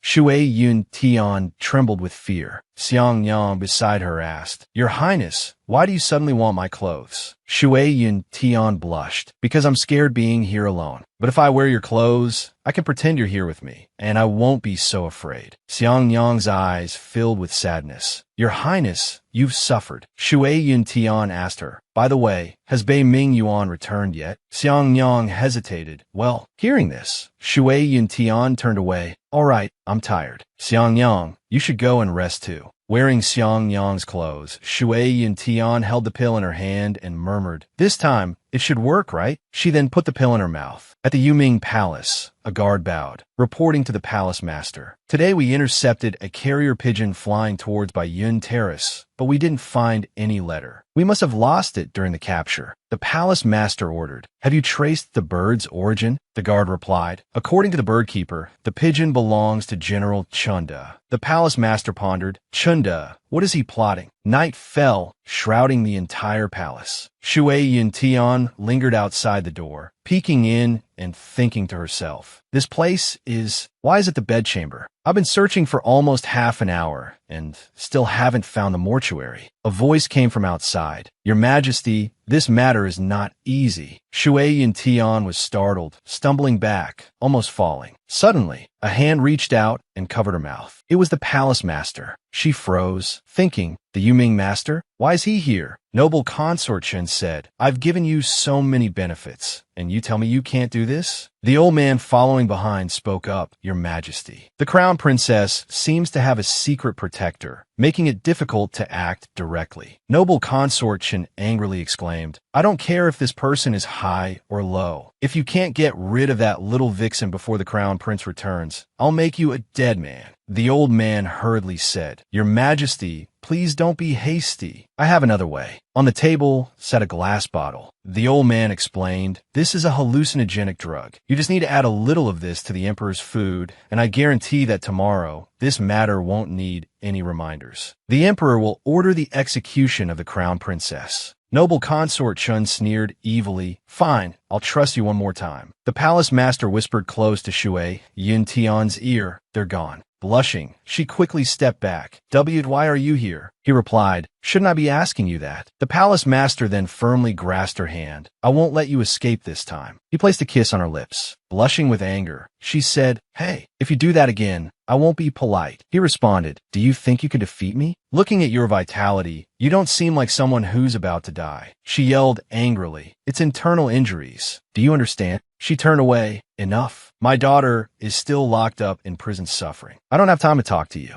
I'm leaving. He approached her and said, I'll go with you. She gasped in surprise. How can you go with me when you don't even know where I'm going? The palace master continued. If I'm not mistaken, you want to stop the noble consort from poisoning the emperor first, and then go to the mortuary to investigate, right? She felt a pang of guilt and thought, wow, that's a spot-on guess. She then went with the palace master. That's strange. Why does he know his way around the palace better than I do? His voice and identity are completely different, but strangely, he seems a lot like Bei-Ming Yuan. She felt guilty and blushed, thinking, no, why do I keep thinking about him lately? Suddenly, her head bumped into the palace master. She winced, ouch. Hey, why did you suddenly stop? Her eyes widened as she saw two people on the other side. It was Noble Consort Chun and a servant girl. Noble Consort Chun said, I will deliver the emperor's supper tonight. You may leave. Shui Yin Tian said to him, what should we do now? They arrived in front of the emperor's quarters. Noble Consort Chun entered, holding a cup of medicine, thinking, next. Suddenly, a voice came from behind. Your Majesty, you've wronged me terribly. Why don't you come down here and join me? Noble Consort Chun asked fearfully, who's there? Who dares to pretend to be a ghost and scare me? Shui Yun Tian poked her with her finger and said with a bright smile, Your Majesty. What a lovely cup of green tea. Her face was covered with a thin veil. She took the cup of medicine and held it to Noble Consort Chun's lips. Here, keep it for yourself. Noble Consort Chun collapsed to the ground. Shui Yin Tian quickly dusted off her hands. Done. She startled when the palace master spoke. Don't forget to take the jar. She turned, scoffing at him. Do you really need to tell me that? I thought it long ago. Palace master, he exclaimed. Oh, then who was just asking me for ideas? She feigned ignorance. I don't know what you're talking about. The two of them went to the mortuary. She reached out to lift the sheet, but the palace master took her hand, stopping her. Wait. She questioned him with a look. Aren't you afraid these corpses are infected with corpse poison? Let me do it. Blushing with embarrassment, she thought to herself, is he concerned about me? Why am I suddenly flustered? Two personalities suddenly appeared within her. The devil said, this Yumin palace master seems reliable. Turn around, throw yourself into his arms, and cheat on Bei-Ming Yuan. The angel said, no. Have you forgotten you're obsessed with good looks? He's ugly. Flushing with anger, she thought, both of you, shut up. The palace master, finding Xiang Ingung's body, said, found her. Her cause of death is strange. It looks like poisoning, but also strangulation. The palace master cut Xiang Ingung's neck. Blood flowed out. The strangulation marks were made after death. Someone faked it. This is clearly fabricated. How could no one have noticed? The palace master replied. The coroner must have been bribed by the noble consort. Suddenly, they heard someone approaching outside. She turned, thinking someone's coming. A white-haired old man pushing a cart approached, saying, I clearly heard noises coming from here. I'd better destroy all the evidence to be safe. The two quickly climbed up into the rafters to hide. The old man poured a liquid onto Xiang Ingung's body to destroy the evidence. Seeing this, the two were stunned. She fumed. We can't let him destroy the body. The palace master responded, The palace master jumped down and used a special move, striking the old man's neck. Seeing this, she jumped down and stopped him. Wait, don't act rashly. She ran to hold the palace master back. Stay put and don't move. Being so close, the palace master blushed. Are you throwing yourself into my arms? Blushing, she said, of course not. You're the palace master of Yumin Palace. Why don't you even have a bottle of poison on you?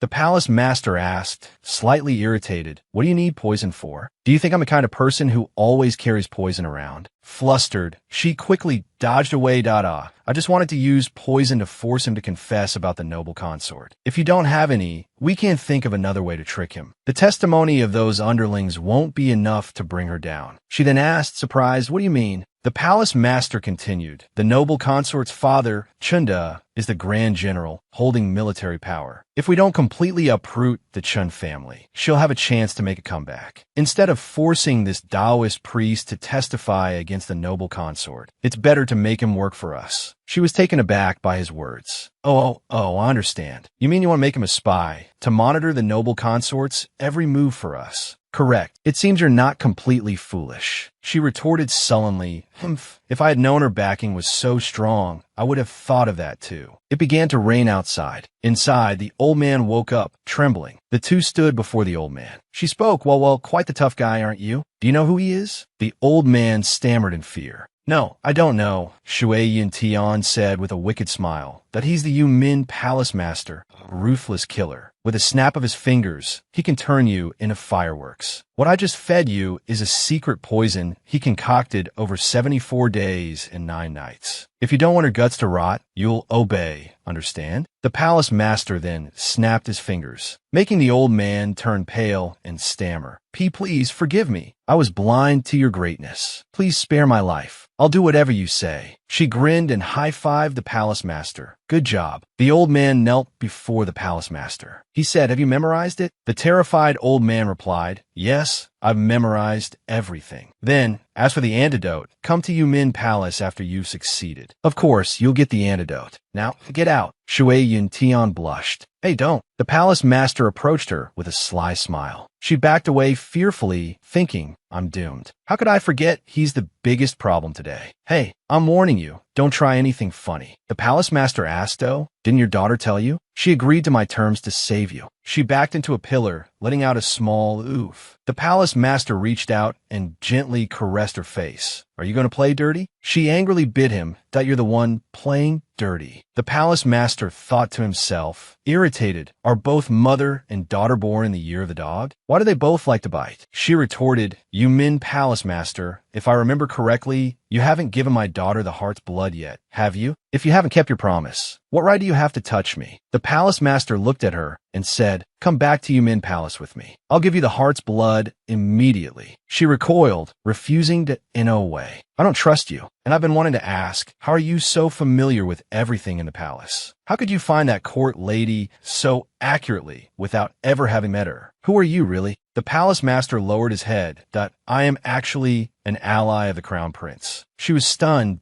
An ally of the crown prince? Why are you allied with the crown prince? The palace master explained, the crown prince's position is a double-edged sword. There are many things he can't do openly. Naturally, he needs someone to act on his behalf. I merely cooperate with him. We each take what we need. Shui Yin Tian, now in detective mode, thought to herself, if he's Bei Ming Yuan's ally, then a lot of things make sense. But something still feels off. What crucial clue am I missing? Suddenly, the palace master embraced her waist, that I know everything about you and the crown prince. Stunned, she quickly pushed him away. If you know about us, aren't you afraid he'll turn against you for treating me like this? The palace master smiled. So what? If you're willing to come to Yu Min Palace with me, I guarantee he won't bother you again. Shui Yin Tian was shocked. Out of the frying pan and into the fire. I don't want either. Understand? The poison's effects began to wear off, and she groaned in pain, collapsing to her knees. Oh no, I'm running out of time. I have to get away from him. She trembled all over. The palace master, seeing this, asked with concern, why has your complexion suddenly become so pale? She said, I'm all right. I can return to Yu Min Palace with you, but I must see my daughter first. The palace master replied, all right, this palace master will go with you. She immediately stopped him. No way. The palace master said angrily, you want to run away again? How is that possible? I just want to say a few words between mother and daughter.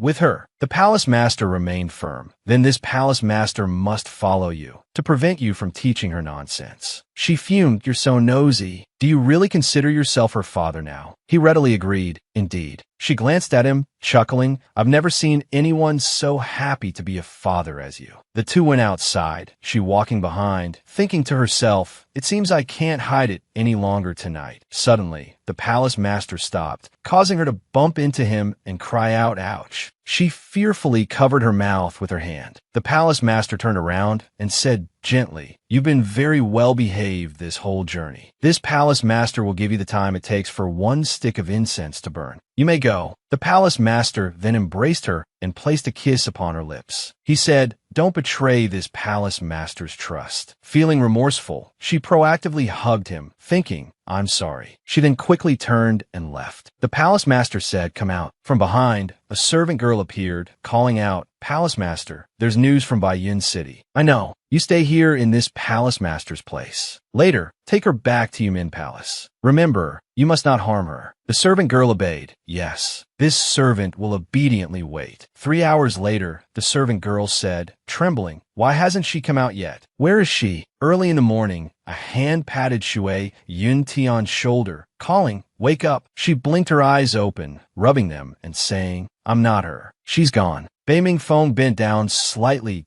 Sister-in-law, what are you talking about? Who is she?" She startled and explained, "It was just a nightmare. I was talking in my sleep. Why did you suddenly come here to find me?" Bei Mingfeng extended his hand, saying, "I have good news for you. Noble consort Chen has gone mad." She was suddenly lifted up. She said angrily, "I think you're the one who's gone mad. Put me down." Bei Mingfeng continued, "This morning, the emperor saw her acting crazy and slapped her. After that, even if she tries any more tricks, father might not believe her. So, you can relax and wait for my brother to return, right?" She thought, if noble consort Chen falls out of favor, won't that be noble consort Nu's chance? She leaned closer to Bei Mingfeng and whispered. Bei Mingfeng laughed in response. "Sister-in-law, sometimes I really think your thoughts are so mature that you don't seem like a child." She said, "What do you mean? Are you saying I'm old?" Bei Mingfeng quickly said, "You said it yourself, sister-in-law. It has nothing to do with me." Outside, the gentle sunlight shone down. Bei Mingfeng said, "It's been a long time since I've strolled and talked with father." The emperor beside him agreed, "Indeed. The last time must have been when you were 8 years old. Your mother was still alive then." Bei Mingfeng was silent for a moment, then said with a smile, "Father, did you hear anything?" He thought to himself, "Mother, I'm about to avenge you. I'm only afraid of the pain of parting, of all the things I want to say but can't. The place I long for now holds another sorrow." Moer sat outside the door, thinking sadly, "I don't know how Tian Tian is doing now." The emperor walked over and saw Moer, thinking, could this child be? He approached and asked, "What is your name?"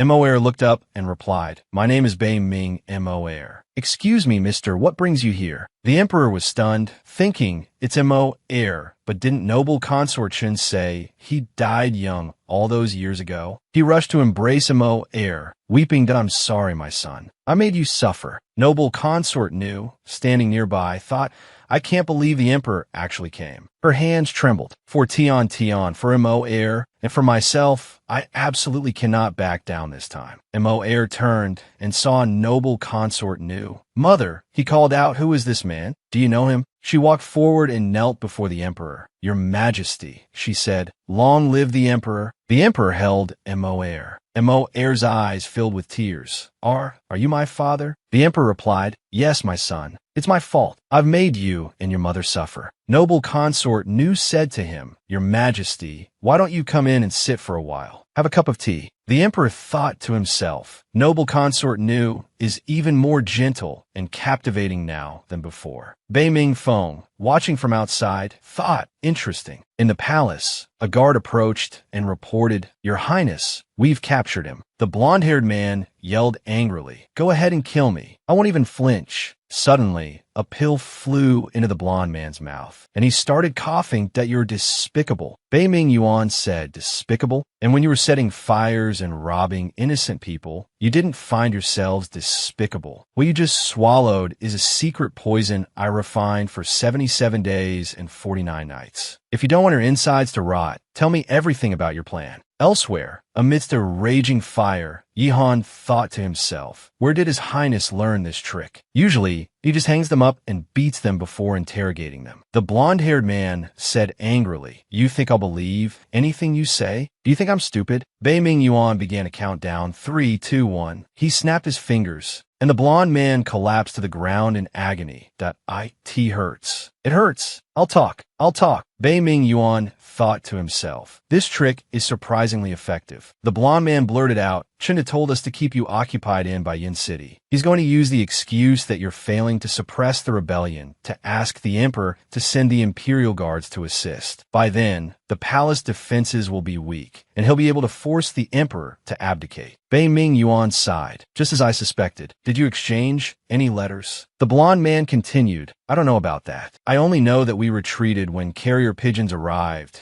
and continued harassing when pigeons delivered letters. We haven't seen any pigeons for a few days, so my boss sent me to scout for information. Yihan asked him, Your Highness, should we return this evening and report the situation to the emperor? No, we don't have enough evidence yet. Pressing him now will only lead to greater chaos. Take me to your boss. I have a business proposition for him. Night fell in Zidian Palace. The emperor asked in astonishment, Is everything you've said true? Mei Xiang, kneeling before the emperor, said, Everything this servant has said is completely true. Please, your majesty, see the truth. The emperor was furious. That vile woman, not only did she harm noble consort Nu and deceive me about Mo Heir's death, but she also tried to harm the crown princess. Her audacity is astounding. I will spare your life because you confessed and repented in time. Mei Xiang said joyfully, Yes, thank you for your majesty's grace. The emperor held noble consort Nu's hand and said, Mei, I will immediately send someone to renovate Zidian Palace. New heir, please bear with it a little longer. Noble consort Nu replied gently, There's no rush. I've grown accustomed to it. I just don't know when your majesty plans to release the crown princess and how you will deal with noble consort Qin. The emperor said, If the crown princess is innocent, then I will issue a decree to release her tomorrow morning. As for how to deal with noble consort Shun, I still need to think about it. A chest overflowing with glittering gold and pearls was revealed. Noble consort Shun, seeing this, said, All of these were rewards given to me by the emperor. Oh really? Shui Yintian said to her. These were indeed rewards from the emperor. Noble consort Qin panicked when she saw Shui Yintian. You witch, how dare you escape from prison? Oh dear, such a big event as my escape from prison, and no one even bothered to inform you? It seems noble consort Chun has truly fallen out of favor. Noble consort Chun angrily retorted, This palace has not fallen out of favor. Stop your nonsense. Shui Yuntian continued, Noble consort Chun, I must thank you. If it weren't for you putting hallucinogens in the tea, making me act crazy, how could noble consort Nu regain favor so quickly? Noble consort Qin stammered in fear. How did you know? Shui Yintian replied, If you don't want anyone to know, don't do it. Your good days are coming to an end. Noble consort Qin broke down, sobbing. A voice called from outside. Have you cried enough? Noble consort Chun, her face wet with tears, looked up and said, Father. Chinda turned and roared, crying like this over such a small matter. Useless. My grand plan is about to succeed, and you ruin it at this crucial moment, even causing yourself to fall out of favor. Noble consort Qin sobbed, Father, I'm sorry. I didn't do it on purpose. It was actually that crown princess. A slap rang out. Enough. Isn't it all your fault? If you had given birth to the crown prince for the emperor, would I have to go through all this trouble? Think of a solution, quickly. She held her face, stunned. Chinda said, Put this medicine in his daily food. Noble consort Qin hesitated, but her father roared angrily. Just based on the evil deeds you've committed in the palace all these years, do you think Bei Ming Yuan will spare you after he ascends a throne? By then, we share the same fate. The entire Chun family will be doomed. Only when I take that position will you be able to continue living in luxury. Understand? Noble consort Qin replied, I understand. The old man outside, having overheard everything, thought to himself, they want to usurp the throne again. Suddenly, his foot stepped on a branch. Hearing the noise outside, Chunda threw a long staff, piercing the old man's heart. The old man died instantly. Chunda said, You asked for it. Find a way to clean this up. Noble consort Qin replied, Yes.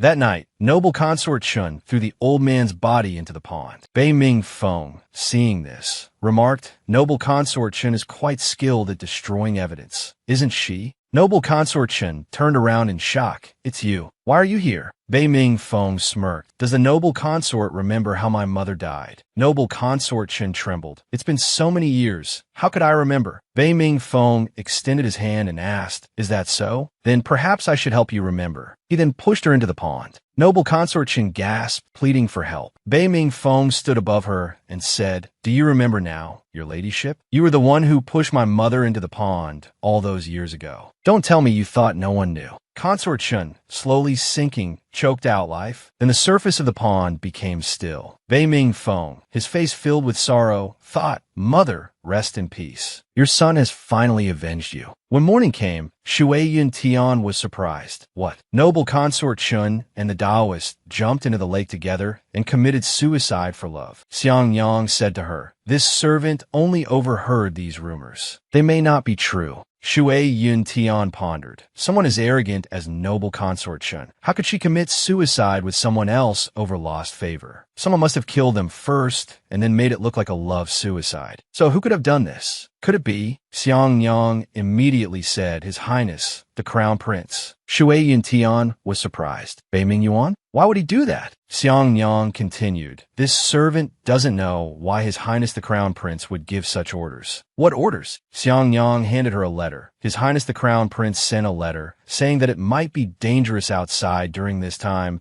and that we should stay inside the Crown Prince's residence. Shui Yun Tian's eyes lit up. Wherever there's danger, there's Shui Yun Tian. I'm definitely going out. That evening, at the Yuming Palace, Shui Yun Tian stood before the palace and called out, I want to see your palace lord. The guard replied, the palace lord isn't here. Is there something I can relay for you? Shui Yun Tian, with a bag slung over her shoulder, said angrily, what's the meaning of this? You promised to give me the heart blood essence after I got out of jail. Do you know how tiring it is to lug this huge ginseng back and forth? She sat down with the ginseng and comforted it. Don't cry, dear ginseng. You'll have a chance to be eaten later. She went back outside, thinking to herself, only good food can comfort my wounded soul now. Xiang Siyu Yuan, here I come. As she was about to enter, she saw Xueji. Princess Xueji, why is she here? It seems Mo Li is here too. Could the young Master Li that she and her maid mentioned last time be Mo Li? I think I smell gossip. Inside, Mo Li said to Xueji, are you doing all right lately? Princess Xueji, sitting opposite him, replied, I'm very well. Why? Why did you come to Shanglan Kingdom?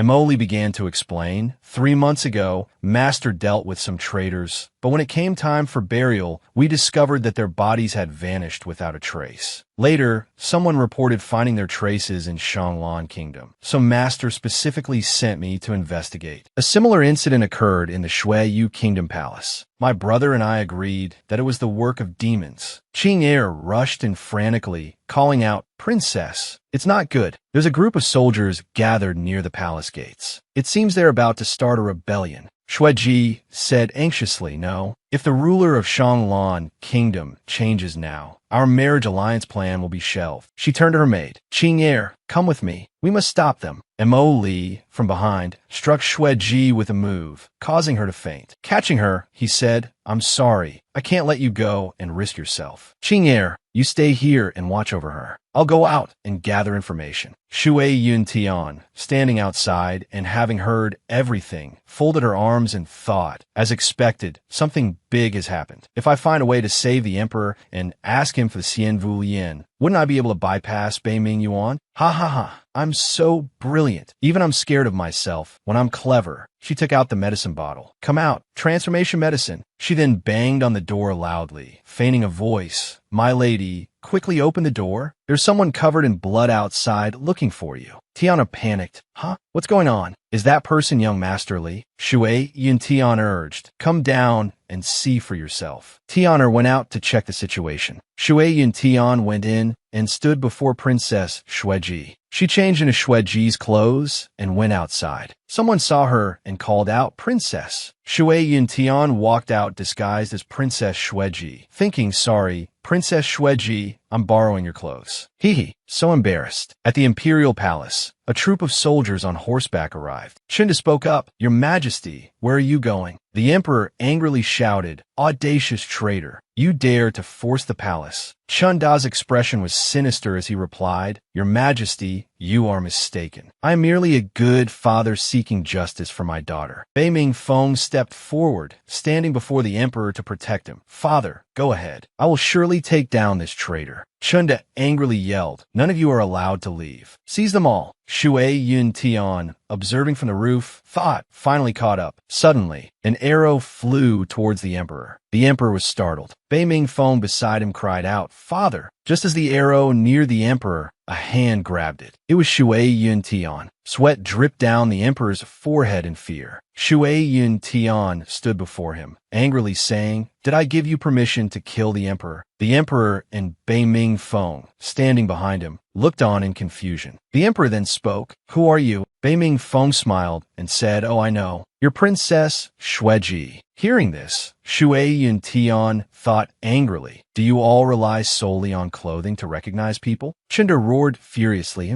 "Let's see where you can run this time." Shui Yun Tian turned to look at him, and his face was filled with terror. Suddenly, an arrow flew from somewhere and struck Chunda's hand. Chunda cried out in pain and shock. Bei Ming Yuan arrived on horseback, bow, an arrow in hand. He said, "I apologize for the delay in rescuing you, father. Please forgive me." Chunda was stunned. "Impossible. How could you?" Bei Ming Yuan said angrily, "The Bai Yun bandits changed their course long ago. You were able to bribe them, but did you think I couldn't? Surrender now, and I may spare your life." Chunda was furious. "I should be the one saying that." 3 onlookers watched and cheered excitedly. The emperor said happily, "Hey, well fought." Bei Mingfeng cheered, "Imperial brother, keep going." Shui Yun Tian shouted, "Hit his weak spot. Do you even know how to fight?" Bei Ming Yuan said in exasperation, "You guys." Chunda seized the opportunity to attack, leaping forward and swinging his sword. "Fighting me, and still distracted?" Shui Yun Tian rushed forward, yelling, "Careful." She shielded Bei Ming Yuan. They both fell to the ground. Bei Ming Yuan stared at her in astonishment. Shui Yun Tian exclaimed in a panic, "Aha! Just now, it was just a mistake." Bei Ming Yuan froze, then held her tightly. His face was filled with rage. "How dare he hurt you? You want to die?" He swung his sword, slashing at Chunda. Chunda grimaced and yelled, "You're not human." Bei Ming Yuan, enraged, seemed to transform into a different person. "Shut up." Chunda's arm, gushing blood, fell to the ground. The emperor, furious, approached Chunda and kicked his hand. "Who told you to bully me?" Bei Mingfeng called out, "Father, your kick was too light. Let the sun help you." Meanwhile, the other two were still embracing. Shui Yun Tian stammered, Even though I am a princess of a nation, your highness, is it really appropriate to hold me like this? Isn't it?" Bei Ming Yuan smiled gently. "Did you think changing your clothes would make me not recognize you? No matter what you look like, I will always recognize you." She thought to herself, "So even if I shrink, you'd still recognize me?"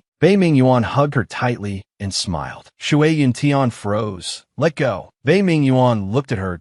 "No, this is your punishment." She blushed, embarrassed that I just saved you. He touched her. She shyly protested, You shouldn't touch me there." The emperor, approaching and seeing this scene, rejoiced inwardly. "The ancestors have blessed me. My son has finally learned something about romance." He then feigned a cough. Ahem, ahem. "If Crown Prince and Princess Xueji are so deeply in love, then I shall decree that the Ministry of Rites select an auspicious date for your marriage." Bei Ming Yuan turned to look at the emperor. The emperor continued, "Son, there's no need to be so hasty with your intimacy." Bei Ming Yuan told him, "Father, she is not Xueji." She quickly spoke up, "It's me. I am Xueji." Bei Ming Yuan looked at her, puzzled. "While I?" Shui Yun Tian lowered her head. "You and Princess Xueji are a match made in heaven. I wish you 100 years of happiness and many children." She then slipped out of Bei Ming Yuan's embrace and walked away. The emperor, watching from behind, smiled slyly. "The young lady is shy, son. Don't be so forceful. Here,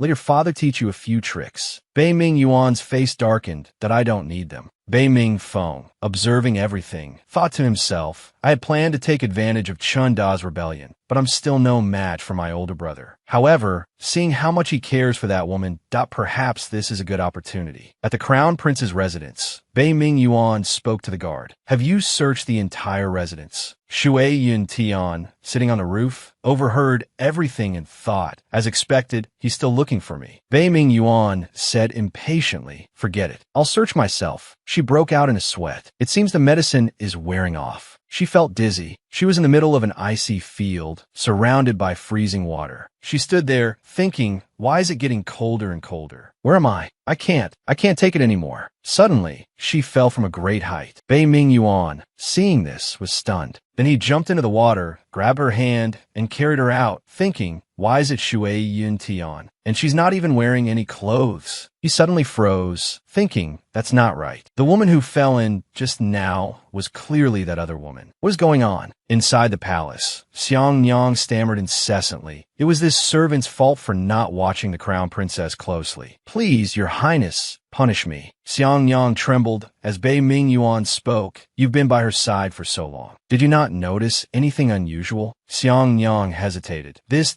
servant dare not speak carelessly, but there are a few things I would like your highness to see. Bei Ming Yuan picked up the jade again, thinking this signal flare seems to be Yuling LA's. Yuling La arrived and knelt before Bei Ming Yuan. Bei Ming Yuan angrily said, you treated me like this again for that girl? What wrong have I done to you? It's clear I can give you anything you want. If you don't tell me the truth, then don't follow me anymore. Yuling La cried, no, I'll tell you everything. Please don't send me away. Actually, I discovered long ago that girl has 2 pulse patterns. After that, I searched through all kinds of ancient texts. Finally, I discovered she cultivates the Su Hua Bing Shuang technique. If her virginity is taken, she'll turn into a child and only have 3 years left to live. Bei Ming Yuan asked, is there a way to break it? Yuling La immediately said, yes. There are 2 crucial ingredients in the antidote, the heart blood of the person who took her virginity and Xian Wu Lian. Bei Ming Yuan smirked, thinking to himself, heart blood and Xian Wu Lian. Is it? Bei Ming Yuan ordered. Give me the heart blood. Yuling La was stunned. What? Could it be that you and her have? Bei Ming Yuan blushed, remembering the kiss with Shui Yun Tian. That's right. She's already this prince's woman. If you can't bear it, you can leave now. I'll give you this chance. Yuling LA's eyes teared up. I won't leave. You want the heart blood, right? I'll get it for you. Bei Ming Yuan thought to himself, Shui Yun Tian, I won't let you off. In Shui Yun Tian's room, Shui Yun Tian froze and called out, pretty husband, you're finally back. Bei Ming Yuan walked over and said, seeing this prince return, shouldn't you, as the crown princess, show some kind of reaction? She angrily thought to herself, geez, I suspect you're seriously ill. She said aloud, then what kind of reaction does pretty husband want? Bei Ming Yuan replied indifferently, figure out yourself. She chuckled softly, thinking to herself, ah, dog of a man, just wait until I punish you later. Immediately, a bowl of food was brought over. She said, hey, it's my secret recipe, snail noodle soup. Shui Yun Tian, with a cunning look, held the seasonings, thinking to herself, today I'll let you know what a withered chrysanthemum feels like. Bei Ming Yuan stood outside the door and asked suspiciously, you're going to feed me this? Shui Yun Tian turned around and replied, no choice. Who told me I'm still a child? Being able to make this is already pretty good. Pretty husband, you won't dislike me, will you?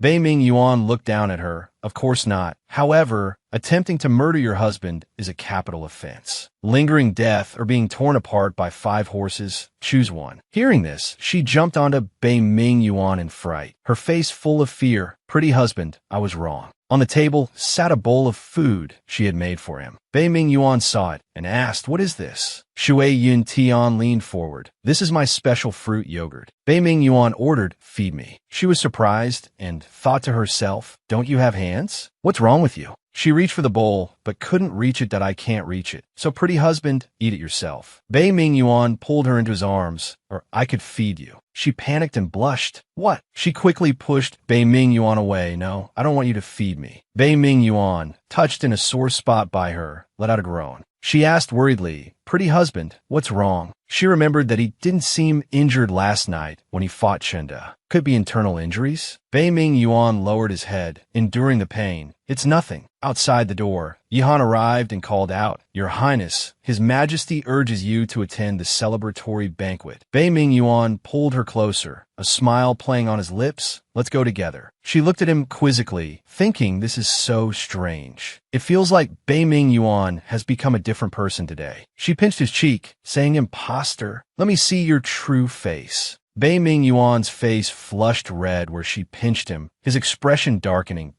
It seems my lessons haven't been enough. Shui Yun Tian recoiled in mock fear. You stay away from me. Her cries echoed through the palace. Bei Ming Yuan carried her out in his arms, Yi Han following behind. As she was carried, Shui Yin Tian blushed, thinking to herself, Bei Ming Yuan is really strange today. Could it be he's discovered my true identity? Did I really walk back by myself last night? Shui Yin Tian recalled the previous evening. Xiangning confirmed, Yes, you did. Back in the present, she spoke, Pretty husband, I miss my mother so much. Have you found her yet? Bei Ming Yuan replied, I have. She gasped, a flicker of guilt in her eyes. He continued, but not completely. Her jaw dropped, Although I let her get away last night, I will definitely help you find her. She mumbled, Well then, please do your best quickly. Yi Han, walking behind them, smiled to himself, thinking, ever since His Highness learned the Crown Princess's true identity, he's become like a different person. Could this be the legendary power of love? Another guard approached and reported, Crown Prince, His Majesty wishes to see you privately. In the Emperor's palace, the Emperor spoke, Yuan you and Xueji. Bei Ming Yuan immediately refused. Father, I cannot marry Princess Xueji. The Emperor roared in anger. That day, so many people saw what happened between you and Princess Xueji. Do you intend to play dirty tricks? Bei Ming Yuan explained. That person wasn't Princess Xueji, it was. The Emperor cut him off, unable to bear it any longer. Enough. It doesn't matter who that person was. What matters is that you must marry Princess Xueji. The imperial edict has already been drafted. Whether you want to marry her or not, you will. Bei Ming Yuan pondered for a moment. Father, I can marry Princess Xueji, but on one condition. The Emperor asked, what condition? Bei Ming Yuan lowered his head. I want the Xue Wu Lian. The Emperor frowned upon hearing this. You must know that there's only one Xue Wu Lian in the entire world. The prophecy connects it to the fate of our Shanglan kingdom. Bei Ming Yuan knelt down, pleading, the fate of Shanglan kingdom will absolutely not vanish because of one Xue Wu Lian. Please, Father, trust me. The Emperor sighed. Fine, have it your way. However, I can't just hand over the Xue Wu Lian to you. We must find a suitable reason first. Mo Air paced outside, lost in thought. Should I tell him or not? Sigh. Suddenly, Shui Yin Tian emerged from behind a bush, shouting, Hey, little Mo. Emoli cried out in fright, Mo Air stumbled and asked, Tian, why are you still here? Shui Yin Tian laughed. Sorry. I was just joking. I'm here for the celebratory banquet. What are you doing standing here all by yourself? Lost in thought. Mo Air blushed. Father said he wants to compensate me and asked what I want, but I don't know if I should tell him. Shui Yin Tian smiled brightly. This is a good thing. Just tell him what you want. Why all the sighing? Mo Air hesitated. Can I tell you? She smiled out, Of course, I'm the best at keeping secrets. I promise I won't tell anyone else. Mo Air tugged on Shui Yin Tian's sleeve and asked, Tian, what would you do if the person you liked was already married? Shui Yin Tian said with a mischievous look, Oh ho, I didn't expect you to have a crush on someone's wife at such a young age. Tell me quickly, who is it? Mo Air blushed and stammered, I like you. Shui Yin Tian was shocked, thinking, someone's wife? That's me. Unbeknownst to them, Bei Ming Yuan had been standing behind them, his face darkening with anger. The two turned around in fright and trembled. Shui Yin Tian said, Pretty husband. Mo Air called out, Crown Prince brother. They were in the Imperial Flower Garden. Bei Ming Yuan picked Shui Yin Tian up, his face still angry. She's mine. If you dare to have such delusional fantasies about her again, don't blame me for being unkind. Mo Air, frightened, began to cry and trembled that I'm sorry. I won't do it again. Held in Bei Ming Yuan's arms, Shui Yun Tian pinched his chest playfully. Hey, he's still a child. How could you treat him like that? He remained silent. Mo heir, witnessing this, thought to himself in surprise, sigh, I'm afraid His Highness's chest wound will never heal. Inside the palace, the emperor and everyone else were gathered. The emperor announced, today I have two joyous occasions to announce. First, all the princes will participate in the spirit realm hunting competition in 3 days. The reward for first place is the Xian Wu Lian. Shui Yin Tian froze, thinking what? The reward is the Xian Wu Lian? In 3 days from now is the day of my transformation. Bei Ming Yuan looked at her and smiled. Don't worry, first place will definitely be mine. Shui Yin Tian reacted to his words, thinking, what is he implying? She put on a cute expression and replied, pretty husband is the best. You have to do your best. She thought to herself, I don't care who gets first place. I'll get the Xian Wu Lian for sure. Bei Ming Yuan lowered his head and smiled, thinking, she's so adorable. The emperor continued, the second joyous occasion is that Princess Shui Ji of the Shui Yu Kingdom will choose a date to marry the crown prince of our Shanglan Kingdom. Bei Ming Yuan's eyes clearly showed his reluctance. From somewhere, Shui Ji's voice rang out. Understood, this subject obeys the decree. Shui Ji obeys the decree. Shui Yun Tian brought a hand to her chest, thinking, strange, why do I suddenly feel a little uncomfortable here? Two personalities appeared within her. The devilish one said, admit it, you like him. The angelic one retorted, you're just feeling chest tightness from overeating. She slumped dejectedly onto the table. Bei Ming Yuan reached out and stroked her head. This is just adapting to circumstances. I won't really marry her. She looked up at him.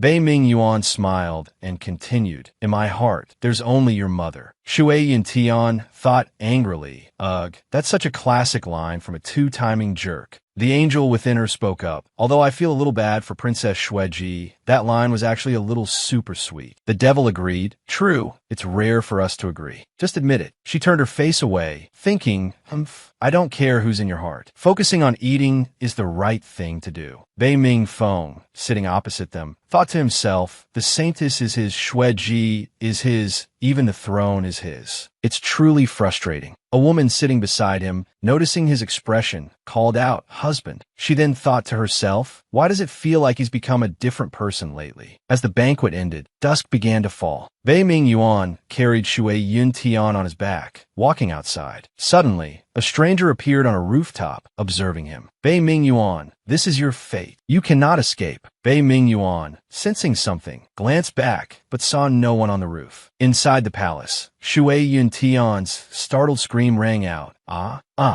She woke up with a start, finding Bei Ming Yuan beside her bed. What? Why are you here? Bei Ming Yuan sat up slowly and said, you should ask yourself that question. Blushing, she raised a hand to her face, thinking, could it be that last night, Bei Ming Yuan was unable to do anything indecent because of me? No, with my current body, even if I wanted to, I wouldn't be able to. She looked at him and asked, so last night Bei Ming Yuan sighed. Last night, you kept clutching my clothes and wouldn't let go, so I stayed here. Hearing this, Shui Yin Tian was secretly delighted, thinking, phew, that's how it is. I'm relieved. Seeing her expression, Bei Ming Yuan flicked her forehead. Are you thinking about something indecent again? Her thoughts exposed, she stammered, in no way. I'm not that kind of person. Bei Ming Yuan continued. I can clearly see that you are. Yihan approached and said, Your Highness. He then looked meaningfully at Bei Ming Yuan. Understanding, Bei Ming Yuan got up and said, I know. Have Xiang Ning take the crown princess to breakfast first. Shui Yin Tian thought, where is he rushing off to? Outside, Bei Ming Yuan asked, may I ask why Princess Shui Ji has come to my residence today? Princess Shui Ji replied, since we are about to be married, I wanted to discuss the alliance between our two countries against the demon clan. Bei Ming Yuan's face turned serious. That I apologize, but yesterday's agreement to the marriage was made under duress. After the spirit realm hunting competition, I will apologize to the emperor. Princess Shui Ji turned away. You want to defy the imperial decree and break off the engagement. Bei Ming Yuan said softly, that's right. And according to intelligence reports, Princess Shui Ji attempted to run away from a previous marriage before coming to Shanglan. So, in reality, you don't want to marry me either, do you? Princess Shui Ji smirked, Since your highness already knows everything, I'll be frank. As long as I secure the position of empress, and our two countries form an alliance to destroy the demon clan, I don't care who you like or who you marry. Bei Ming Yuan turned away, but I do. Xue Ji was annoyed. I didn't expect your highness to be so stubborn. Bei Ming Yuan explained. Even without our marriage, our two countries can still form an alliance. Rest assured, princess. As for the matter of breaking off the engagement, please refrain from spreading it around, lest it reach the emperor's ears. Princess Xue Ji then grabbed Bei Ming Yuan's hand. Wait, an alliance based on words alone is meaningless. Without the marriage, how can we convince others? Bei Ming Yuan pulled his hand back. That I have my own arrangements. Princess, please return. Behind some bushes, a head popped up, eavesdropping. It was Xue Yuntian. Annoyed, she thought, darn it, it's too far away. I can't hear what they're saying at all. That evening, Xue Yuntian fumed in her room. Yesterday, he said he only had me in his heart, and today he's being all touchy-feely with Princess Xue Ji. Lying scoundrel. Chanan, someone called from outside. Xue Yuntian turned around in surprise. Yu Lingla burst through the door. The crown prince has done so much for you, and yet you curse him behind his back. She grimaced and asked Yu Lingla what. What has he done for me? Frantically planted grass on my head. Yu Lingla, furious, strode over, grabbed her by the shoulders, and shoved her to the ground. Shut up, you ungrateful wretch. Today is your death day. Xue Yuntian was pushed down hard, her face contorted in pain. Yu Lingla, seemingly crazed, squeezed Xue Yuntian's throat tightly. Xue Yuntian trembled and weakly cried out, Bei Ming Yuan, save me. Yu Lingla, looking like a demon, glared at Xue Yuntian. Don't bother calling for him. The crown prince himself ordered me to kill you. Suddenly, the sound of a shattering bowl echoed from outside. Xiang Ning, witnessing the scene from outside, screamed, Ah, an assassin. Hearing someone, Yu Lingla spun around in fear and fled. Bei Ming Yuan entered and, seeing this, yelled, Seize her. Bei Ming Yuan approached Xue Yuntian, who was lying unconscious on the ground, her face pale. He said anxiously, Quickly, summon the imperial physician. He gently lifted her and cradled her in his arms. Tian, you must be all right. She slowly opened her eyes, her vision blurred. This heaven? Bei Ming Yuan softly replied, Silly girl, this is the crown prince's residence. You're all right now. Seeing him, she recoiled in fear. Bei Ming Yuan, why did you want to kill me? Bei Ming Yuan was taken aback by her words. What? She burst into tears. If you hate me for interfering with your marriage to Princess Xue Ji, I won't do it anymore. I won't be the crown princess anymore. Bei Ming Yuan, hearing this, became angry. Use that little melon head of yours to think carefully. If I truly wanted to kill you, would you still be alive now? And I already told you, I will not marry Princess Xue Ji. Who knows which of your words are true and which are false? Bei Ming Yuan was annoyed. Oh, what will it take for you to believe me? She replied, Unless you give me the Xian Wu Lian Sheng that was gifted to you. Bei Ming Yuan calmly answered, All right. Xue Yuntian was stunned by his agreement, thinking, Huh? He agreed that easily? Bei Ming Yuan lowered his head slightly. But I also have a condition. Xue Yuntian thought, I knew it. I knew it wouldn't be that simple. She asked, What condition? Surely you don't want me to repay you with my body, do you? Bei Ming Yuan's voice deepened. I have no interest in your being sprout-like body. Xue Yuntian, hearing this, retorted angrily, Oh, well, thank you very much. So what is your condition, finally? Bei Ming Yuan said, Wait until I've thought it through, then I'll tell you. Hearing this, she became frustrated. Outside the door, Yihan approached and called, Your Highness, we've captured the assassin. The assassin, hands bound, knelt on the ground. Xue Yuntian, seeing the assassin, exclaimed, Hey, the one who wanted to kill me was Yu Lingla. Don't tell me you're trying to pull a scapegoat on me. Yihan quickly responded, About that, I saw him lurking around suspiciously, so I apprehended him. Bei Ming Yuan barked, Was it Yu Lingla who sent you? The assassin stammered in fear, I don't know any Yu Lingla. I wasn't sent to kill anyone. Someone offered me a high price to follow the crown princess. That's all. Bei Ming Yuan's voice was stern.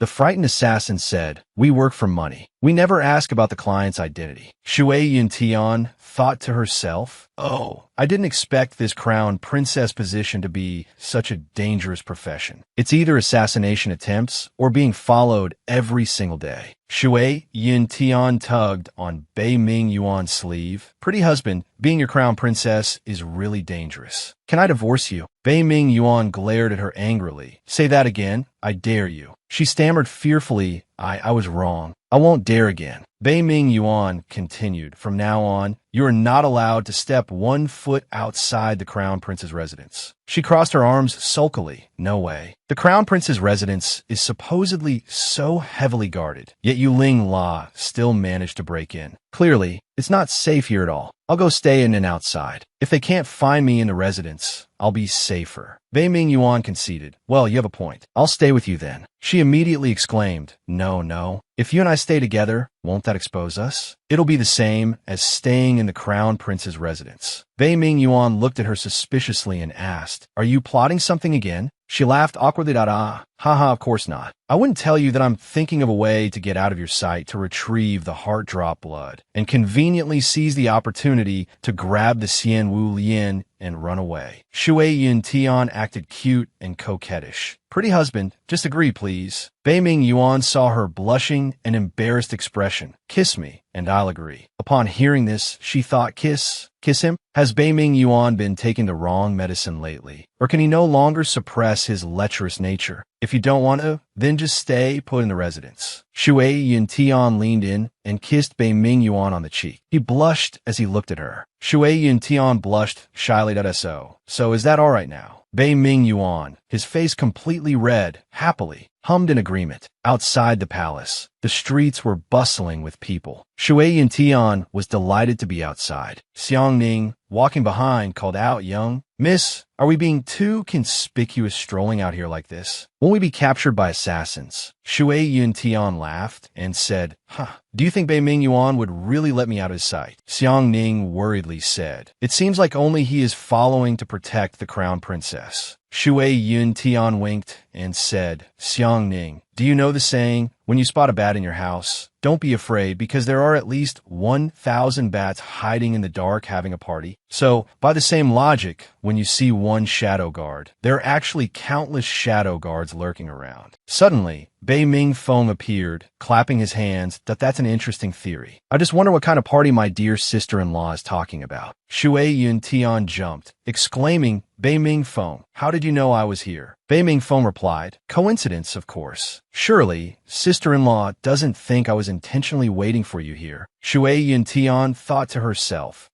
as if I believe you, you sly, smirking fox. Bei Ming Feng said with a smile, Sister-in-law is here for the black market auction, right? Tell me what you want, and I can buy it for you as a gift. Shui Yin Tian was suspicious that you're being so kind. You've always been kind. However, if sister-in-law is willing, I do have a small favor to ask. Shui Yin Tian waved her hand dismissively. Humph, go ahead. What do you want me to do? Bei Ming Feng then said, I want to marry Princess Shueji. She looked surprised. What? Aren't you already married? Bei Ming Feng said softly, I married Su Yi only to use her father's influence. But ever since the night Chanda launched his rebellion, I've been captivated by Princess Shueji's heroic demeanor. I couldn't help but fall in love with her. Sister-in-law, please help me. She darkened, thinking, wait a minute, I think I was Princess Shueji that night. Bei Ming Feng continued, Sister-in-law, think about it. If I marry Princess Shueji, you won't have to worry about her marrying my brother and competing with you for his favor. She replied softly, all right. Let's be clear. I'm helping you not because I don't want her to marry Bei Ming Yuan, but only because you're so sincerely asking me. Xiang Ning, who was behind her, couldn't help but speak up that I'm still here. You two are talking so loudly. I'm afraid even the hidden guards can hear you. At the auction house, the person on the stage announced, this is the great strength pill from the Western regions. After consuming it, you can become incredibly strong in the blink of an eye. Even lifting a mountain is not an exaggeration. People below started bidding. Starting price, 100 gold. 150 gold. Look at that miser, afraid to show off their wealth. 300 gold. 500 gold. Shui Yin Tian hurriedly said, 1,000 gold. I'll take this great strength pill. Bei Ming Feng, sitting beside her, thought, Sister-in-law, are you trying to make me bleed dry? Bei Ming Feng then asked, Sister-in-law, what do you want this great strength pill for? She replied, mind your own business. I have my own uses for it. She thought to herself, I'll eat this great strength pill at the Ling Jing hunting competition, knock Bei Ming Yuan out with one slap, and then steal the Xian Wu Lian without anyone knowing. The woman on stage announced, 1,000 gold sold. The great strength pill goes to bidder number 988. Next up is the highlight of the auction, the blue nether fire. This fire condenses the essence of heaven and earth, the spiritual energy of the sun and moon. It cannot be extinguished without 10,000-year profound ice. Starting price, 5,000 gold. Princess Shueji suddenly bid 10,000 gold. Shui Yun Tian winked at Bei Ming Feng and said, Bei Ming Feng, your chance is here. Bei Ming Feng was surprised at, oh, what do you mean, sister-in-law? Shui Yun Tian frowned and said, are you stupid? Bid for the blue nether fire and give it to Princess Shueji to win her over. You're known as the most flirtatious young master in Shanglan Kingdom. How can you not understand this? Bei Ming Feng gaped, thinking I'm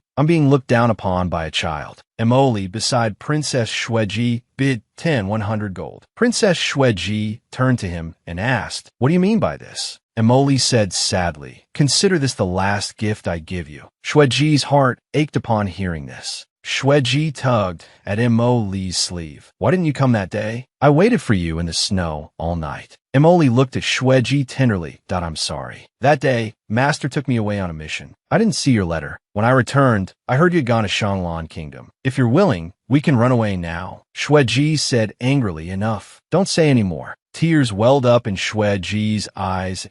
As the princess of Shueyu Kingdom, a marriage alliance is my responsibility. Emoli, we can't go back. Emoli's eyes were filled with sorrow. I understand. Shui Yun Tian and Bei Ming Feng, lurking by the door, overheard everything. Shui Yun Tian exclaimed in surprise, oh my god, what a beautiful love story. I'm not helping you anymore. I can't ship you too. Bei Ming Yuan chuckled. Sister-in-law, you're changing your tune pretty quickly. Bei Ming Feng's face took on a cunning expression as he thought. Well, if Princess Shueji's path is blocked, I'll just change my route. After all, my goal is simply to force Bei Ming Yuan to abdicate the throne. He extended his hand, intending to harm Shui Yun Tian. Suddenly, a hand grabbed Bei Ming Feng's wrist. The palace master's voice rang out. Third prince, what do you think you're doing to her? Bei Ming Feng was startled. Palace master? Why are you here? The palace master glanced at him. That's what I should be asking you. Bei Ming Feng quickly turned and slipped away. I have something to attend to. Please take care of my sister-in-law. Seeing the palace master, Shui Yun Tian extended her hand. I told you. Where's my heart's blood? The palace master said exasperatedly. The first thing you asked me for is my heart's blood? Shui Yun Tian replied nonchalantly. What else? Should I pretend to ask how you're doing, serve you tea and water, then kneel down and beg you to give me your heart's blood? Probably. The palace master agreed. Sounds about right. Go ahead and do that then. Shui Yun Tian cried inwardly. Why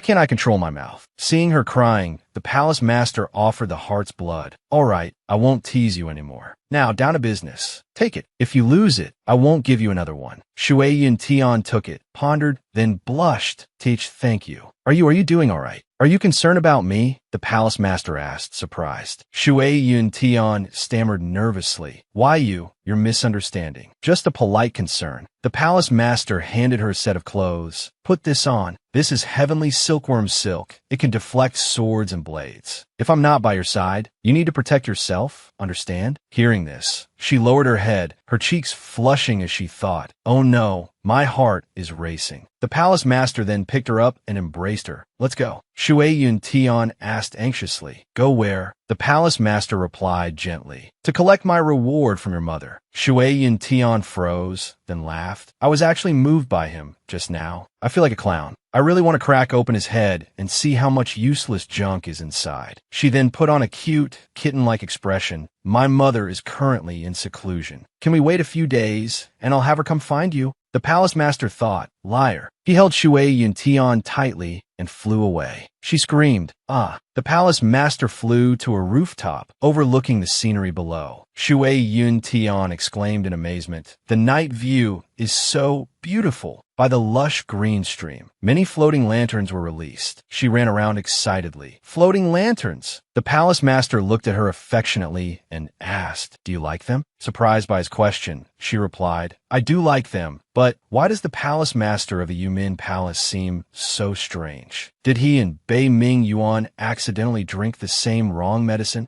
Suddenly, she noticed a book in the palace master's chest pocket. "What's this?" She reached out and pulled it out. The book fell to the ground with a thud. The palace master froze. "It's the romance compendium." Seeing this, Shui Yintian couldn't help but burst out laughing. The palace master's face darkened, greatly embarrassed in front of everyone. He turned to the side and stammered, This was something my subordinate insisted on giving me. I was just afraid your mother wouldn't like it, so I brought you here for a rehearsal." She panicked inwardly, thinking this guy's good, so I'm a stand-in for myself? But this Yumin palace master is unexpectedly simple, much more adorable than Bei Ming Yuan. Her face flushed as if with longing, and two personalities appeared within her. The angel spoke up, "Please be reasonable. Bei Ming Yuan is your true destiny." The devil countered, "Fight, fight." I love watching two men turn against each other over love. She spread her arms wide and declared, "Can I have a little ambition? I want both." Her two personalities gaped at him, eyes shining. Seeing this, the palace master reached out and touched her head. "What are you thinking about now?" Blushing, she turned away and, "Oh, nothing. I'm not thinking about anything." "Well, it's getting late. I should go." Kung Tian immediately took her hand. "All right, I'll see you off." Her face suddenly turned serious as she thought to herself, "Why do I suddenly have a bad feeling?" She then remembered the inn and yelled, "That's why I had a bad feeling. I left Xiang Ning at the black market." Xiang Ning sat huddled and weeping. "Young miss, where have you gone? Come save me." Shui Yun Tian ran frantically outside, shouting, "Xiang Ning, I'm so sorry." The palace master watched from inside, chuckling softly. Yihan approached and said, "Your Highness, we found Yuling La, but when we did, she wasn't breathing. We also found a note on her." The palace master picked up the paper and read it. It said, "Bei Ming Yuan, do you like the gift I gave you?" Yuling La, leaning against the wall, emanated a black, murderous aura. The palace master walked over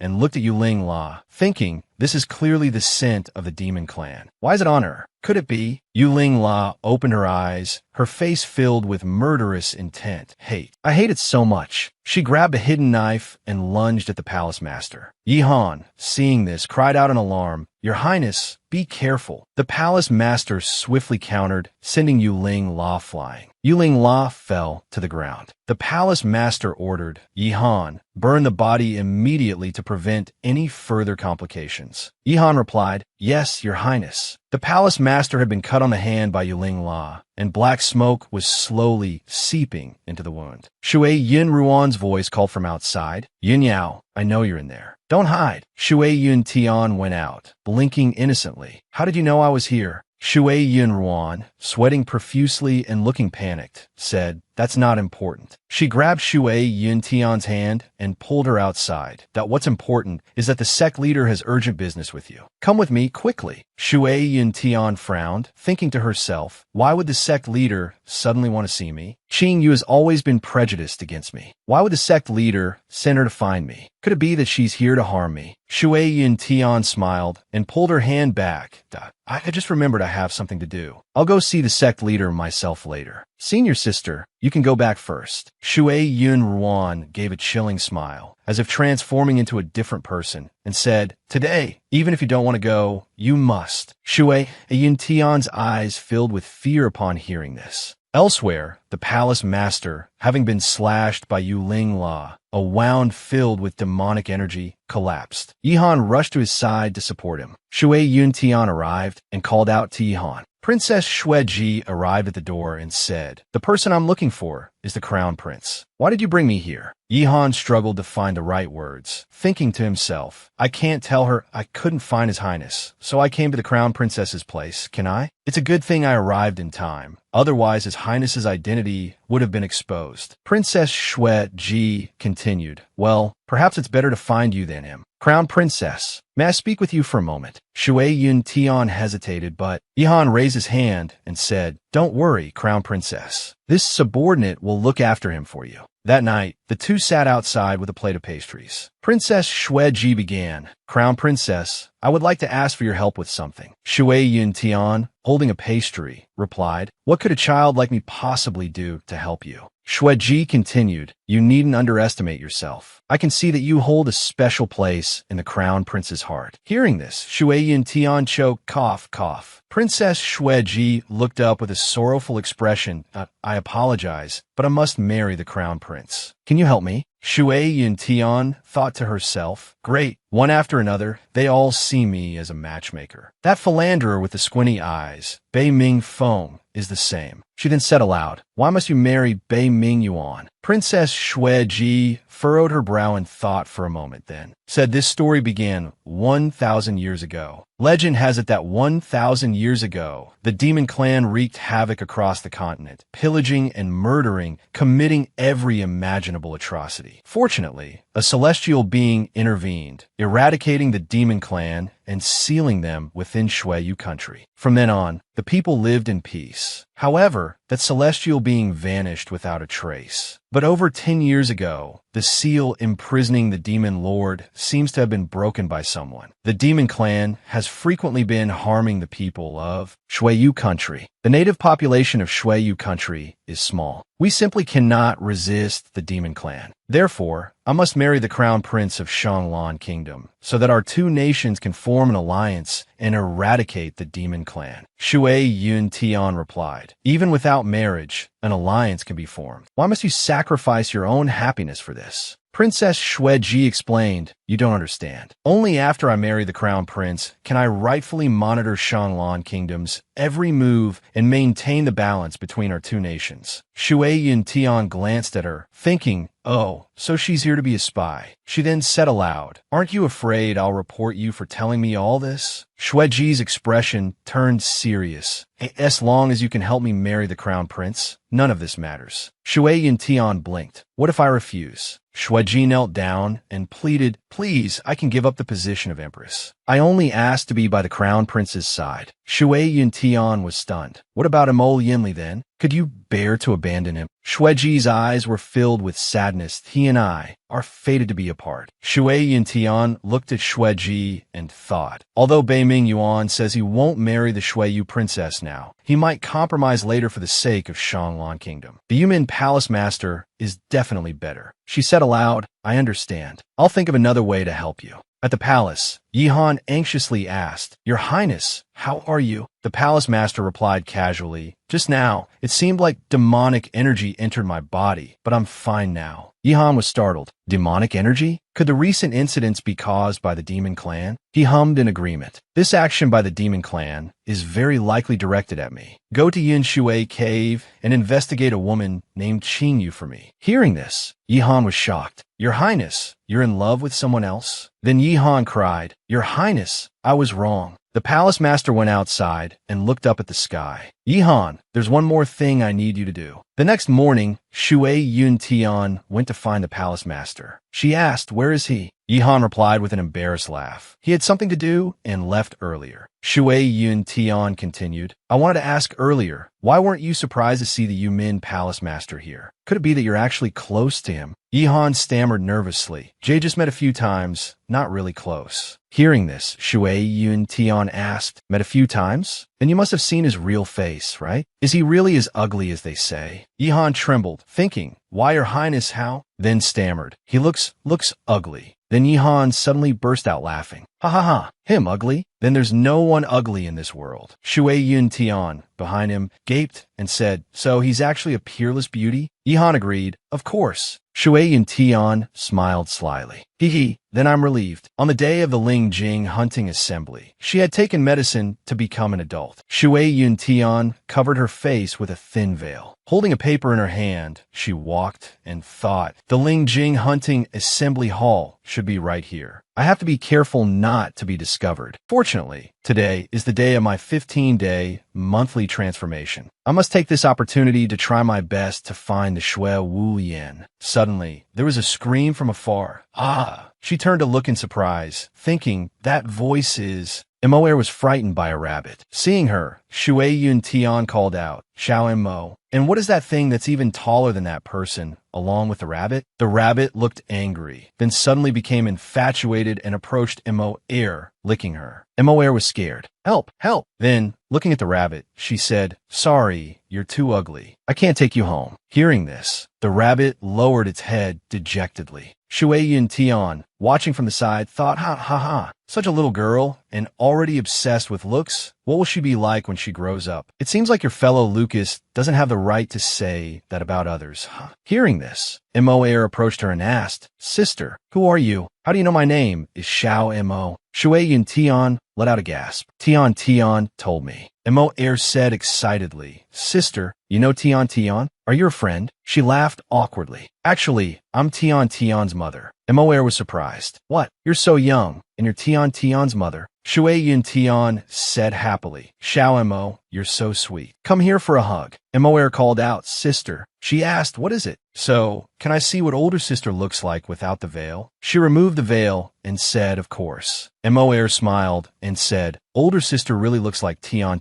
She thought to herself, they're the same person. Of course they look alike. Mo said shyly, actually, there's something I don't know if I should say. She thought, looking like this, don't tell me he's going to confess to me again. Oh ho ho, truly captivatingly sorrowful. Shui Yun Tian laughed and said, it's all right, say whatever you want. Older sister can handle it. Mo blurted out shyly, please have another adorable daughter like Tian. Shui Yun Tian said in surprise, huh? Mo squeezed his eyes shut and said, because Tian already belongs to Crown Prince older brother. I don't dare steal her from him, but if you have another daughter, then I can like her. Shui Yun Tian thought angrily, oh, so your little Crown Prince not only wants to woo me, but also wants to woo my daughter to be my son-in-law, too? In the future, I will definitely treat her well. Older sister, will you agree? Shui Yun Tian replied with an embarrassed laugh, of course not. Hearing this, little Mo teared up, his voice full of HWY. She explained helplessly, it's not that I don't want to have another child, but I can't give birth by myself. However, since you're so adorable, older sister promises you that if I have a daughter in the future, I can consider betrothing her to you from a young age. Suddenly, a voice came from behind. A betrothal from a young age won't do. The child she gives birth to would have to call you imperial uncle. Hearing this, both she and little Mo were startled. She turned around and saw Bei Ming Yuan, causing her to complain in frustration. Why are you everywhere? Bei Ming Yuan frowned and said angrily, take your rabbit and get out of here. The rabbit ran away in fear. Please forgive me. I was wrong. She glared at him and scolded. Mo is still a child. Why are you so fierce? Suddenly, he stepped closer, grabbed her hand, and put his arm around her waist. Just now, you said you wanted to have children. His sudden closeness startled her. You. Bei Ming Yuan smiled faintly and said casually, I can satisfy you. She looked up at him, blushing deeply. Why you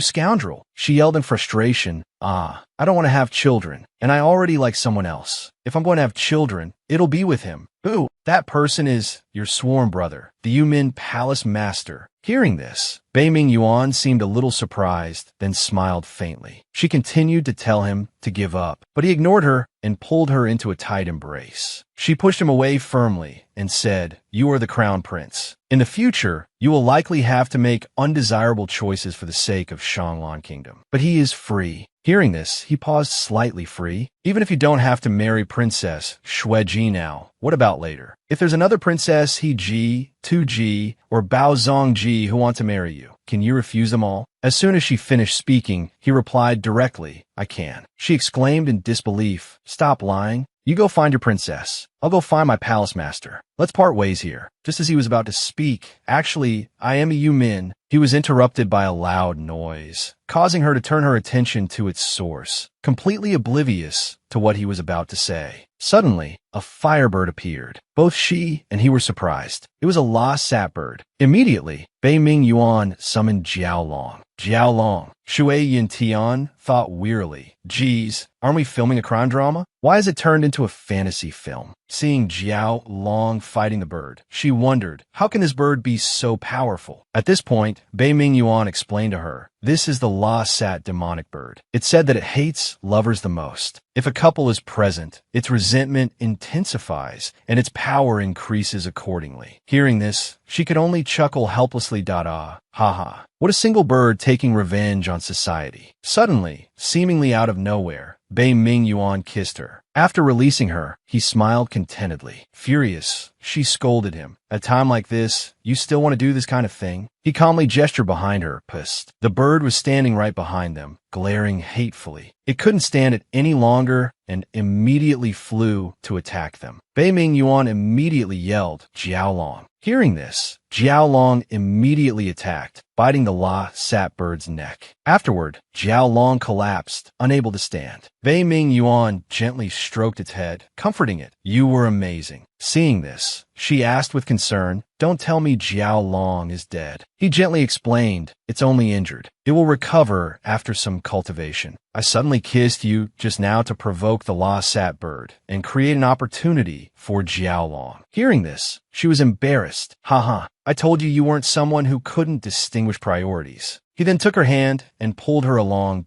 Let's go. Where are you taking me? This way. The third prince, Bei Ming Feng, went to the forbidden area alone and was stopped by the guards. Excuse me, Third Highness, this is the royal forbidden area. You are not allowed to enter. Hearing this, Bei Ming Feng chuckled in response.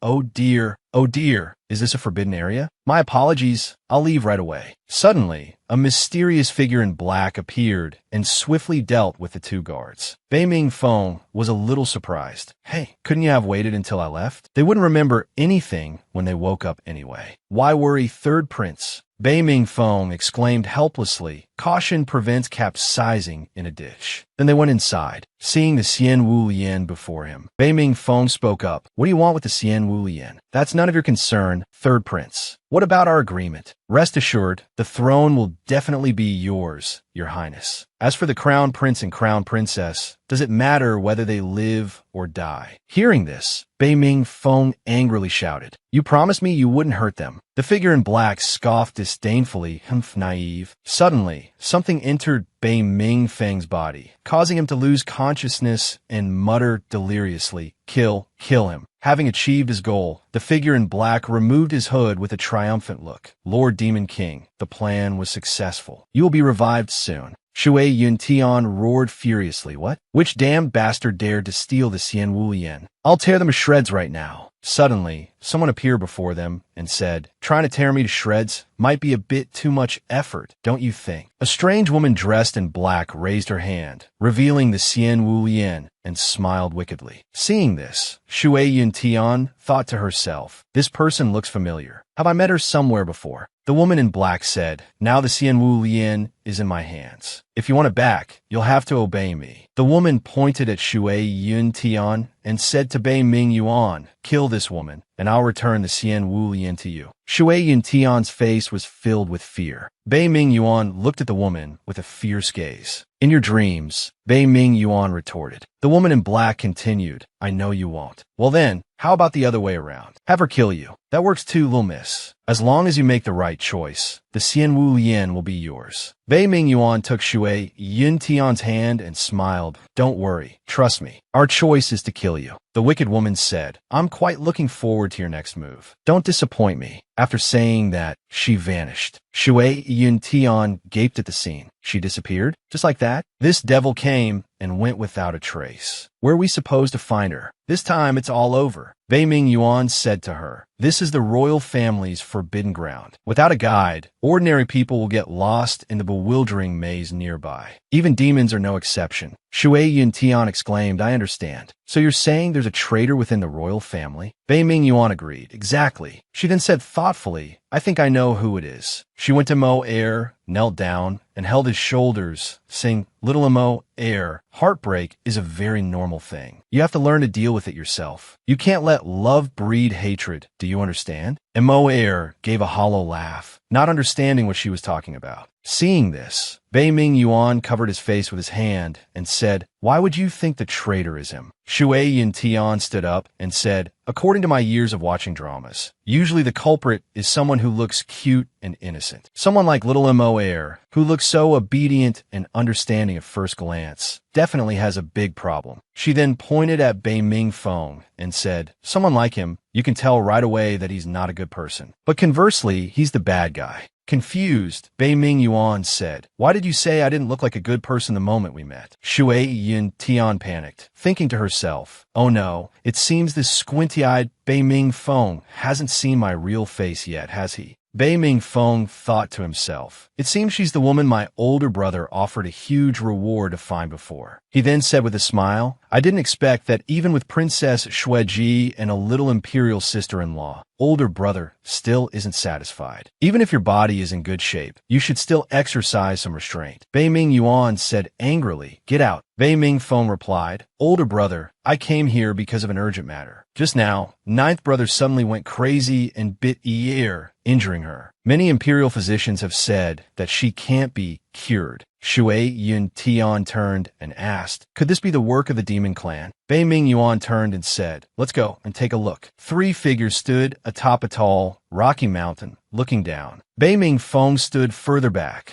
while Shui Yin Tian and Bei-Ming Yuan stood at the front. Seeing nothing, Shui Yin Tian said, "Could we have fallen into a trap?" Suddenly, the rocky mountain crumbled, and the two of them fell. Fortunately, Shui Yin Tian managed to grab a long vine. Sighing in relief, she said, "It's a good thing I took the great strength pill earlier. Otherwise, we would have been smashed to pieces for sure." Bei-Ming Yuan, beside her, wore a puzzled expression. Then suddenly the vine snapped, and the two plummeted into the abyss. Shui Yin Tian landed with a thud, stood up angrily, and yelled, "Heavens, you're too much. You said jumping into an abyss wouldn't kill us, and guaranteed a fortuitous encounter." But Bei-Ming Yuan, beside her, appeared to be injured. Seeing this, Shui Yin Tian became worried and said, "Bei-Ming Yuan, are you all right? Hey, you must be okay, or I'll have a guilty conscience." Bei-Ming Yuan slowly opened his eyes and said, "Just a guilty conscience." She replied in surprise, "Oh, you're awake. Does it hurt anywhere? Are you seriously injured?" Bei-Ming Yuan struggled to speak. So,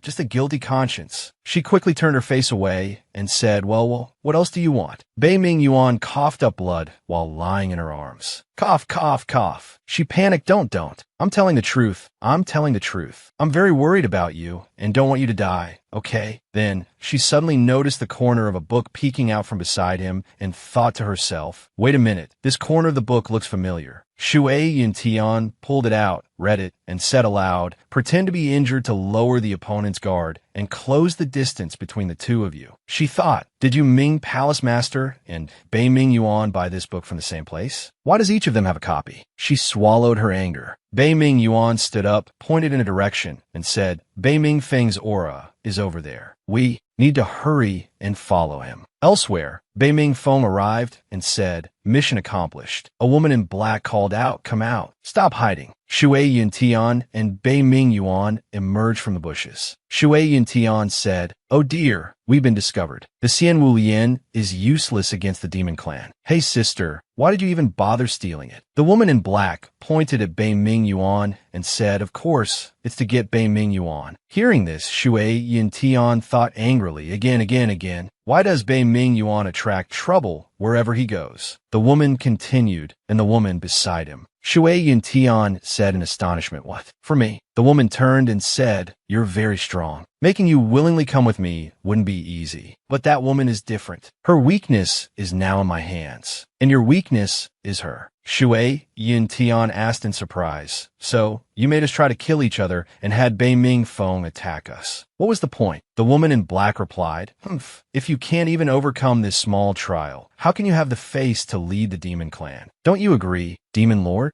Bei Ming Yuan frowned and said, I will not succumb to demonic influence, and I certainly won't be any demon lord. The woman smirked and said, that's not up to you. Suddenly, white smoke enveloped the surroundings. It covered the entire Bei Ming Yuan, and then he turned into a child. At the palace, Shui Yun Tian stood frozen, thinking, how did I get back to the palace? That child looks familiar. Bei Ming Yuan has become a child. A woman standing before him said, Yuaner has always been intelligent and well-behaved. Why does the national teacher say such things? Although His Highness the Crown Prince is the Zi-Wei Emperor incarnate, after he matures and unites with the Holy Maiden of Yunshui Cave, it will surely guarantee the prosperity of Shanglan Kingdom for 100 years. However, there seems to be demonic energy lingering around His Highness. I'm afraid it's a bad omen. The Emperor said, is there a way to resolve this? The woman replied, Your Majesty, please bring the Crown Prince to Zhun Xian Temple. Perhaps someone there can help him. Shui Yintian walked over to Bei Ming Yuan, bent down, and asked, You're Bei Ming Yuan, right? Why have you suddenly shrunk? Bei Ming Yuan didn't respond. Shui Yintian said, Hey, don't tell me you can't see me. It was as if she was invisible. No one could see her. She thought to herself, what on earth did that demon do to Bei Ming Yuan and me? Two maidservants standing nearby whispered, I heard there's demonic energy on the Crown Prince. His Majesty has sent him to Zhun Xian Temple. I've been saying all along that his ghostly appearance wasn't normal. I didn't expect it was actually demonic energy. How terrifying. As Bei Ming Yuan walked, Bei Ming Feng tripped him, causing him to tumble to the ground. Bei Ming Feng sneered, Oops, Crown Prince, you're so clumsy. Bei Ming Yuan glared angrily at Bei Ming Feng and got up, dusting himself off. Bei Ming Feng said, Demon, demon. Shui Yuntian, seeing this, flicked Bei Ming Feng on the head. Bei Ming Feng cried out, Ouch. You hit me. Bei Ming Yuan said, I didn't. She thought to herself, Sorry, I shouldn't have called you a demon. Bei Ming Yuan's back looked very lonely. At Zhun Xian Temple, Bei Ming Yuan looked up at a peach and reached out to pick it. Suddenly, someone else plucked the peach and said, Call me master, and this peach is yours. Bei Ming Yuan refused. I don't want to. The guardian spirit said, Hey kid, you dare refuse me? Do you know how many people are lining up to be my disciple? Bei Ming Yuan replied indifferently, I don't want to know. The guardian spirit hugged Bei Ming Yuan and wheedled, How about we discuss this further? Don't reject me so quickly. Bei Ming Yuan said firmly no. The guardian spirit suddenly heard a sound and turned to look. Shui Yintian hid behind a tree, thinking, This isn't right. You're here but you can't see me, so why am I hiding? She then said aloud, That person just now looked a lot like the Yuming Palace Master, but their personality, age, and appearance don't match. That evening in the palace, Shui Yuntian snuck into the guardian spirit's room. The guardian spirit was sleeping. She thought, This time, I'm definitely going to remove this mask. The guardian spirit opened his eyes and looked at her. Young lady. She said fearfully, You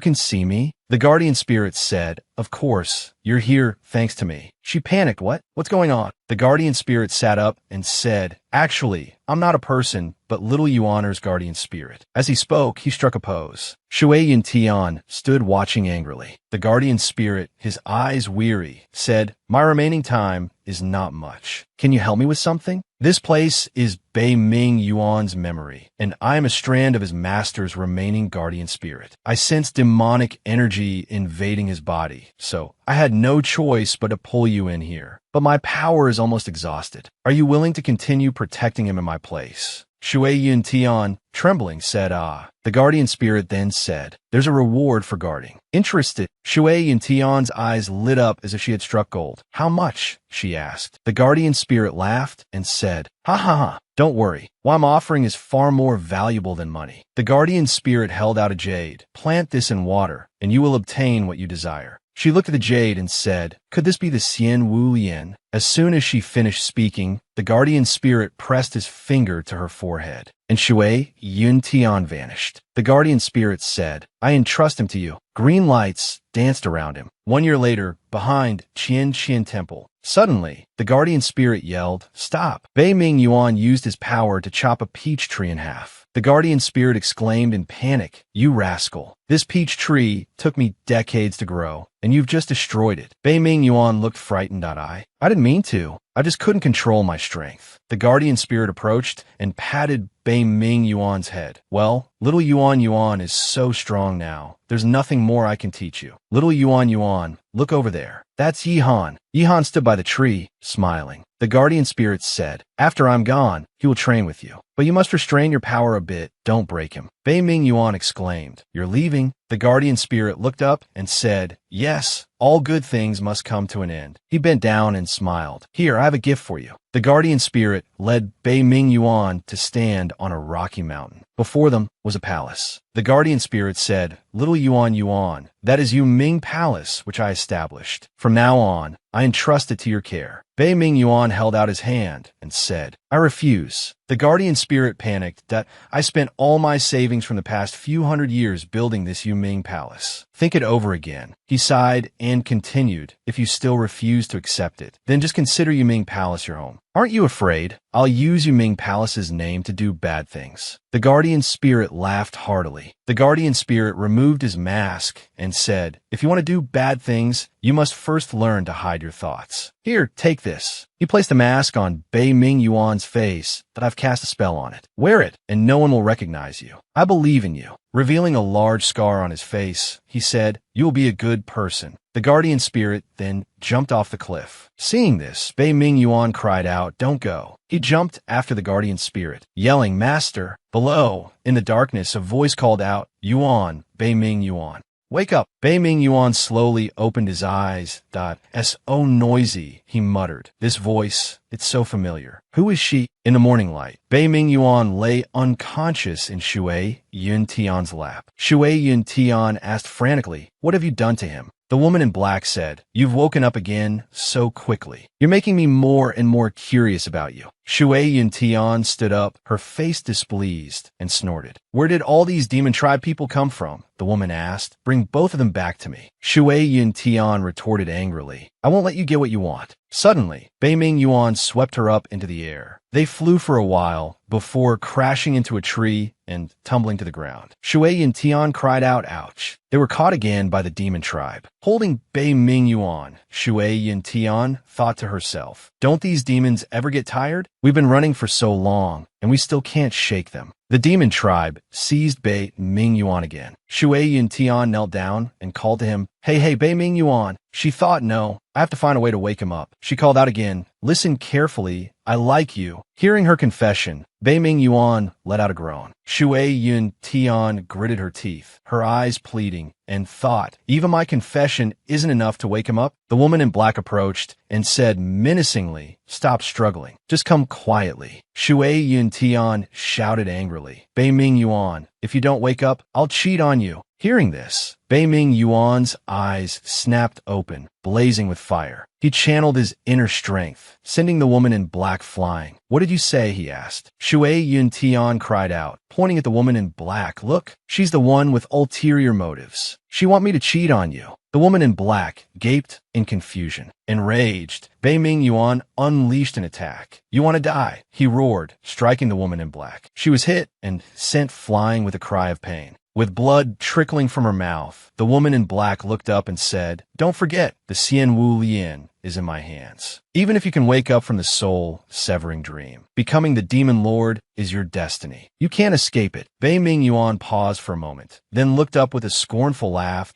Yes, that's so. Yihan approached from behind. Your Highness, he said, holding the Xian Wu Lian. Bei Ming Yuan said, I guess you would try to use the Xian Wu Lian to threaten me, so I had Yihan retrieve it long ago. The woman in black gave a cunning smile, as expected of the demon lord. But I have a backup plan. Shui Yun Ruan stepped forward. Junior sister Yun Tian, take a good look at who these people are. Shui Yun Tian gasped. Sect leader. Elder. They were bound and being held hostage by Shui Yun Ruan. The woman in black threatened, if you want them to live, trade the Xian Wu Lian for them. Shui Yun Tian stammered, The sect leader cried out worriedly, Tian don't listen to her. Shui Yun Tian clutched Bei Ming Yuan's hand. Give her the Xian Wu Lian and get them back. Bei Ming Yuan said worriedly, but you. Shui Yun Tian continued, don't worry. Your master gave me the Xian Wu Lian seed. We could just grow another one. Bei Ming Yuan was surprised. You know my master? She replied, yeah,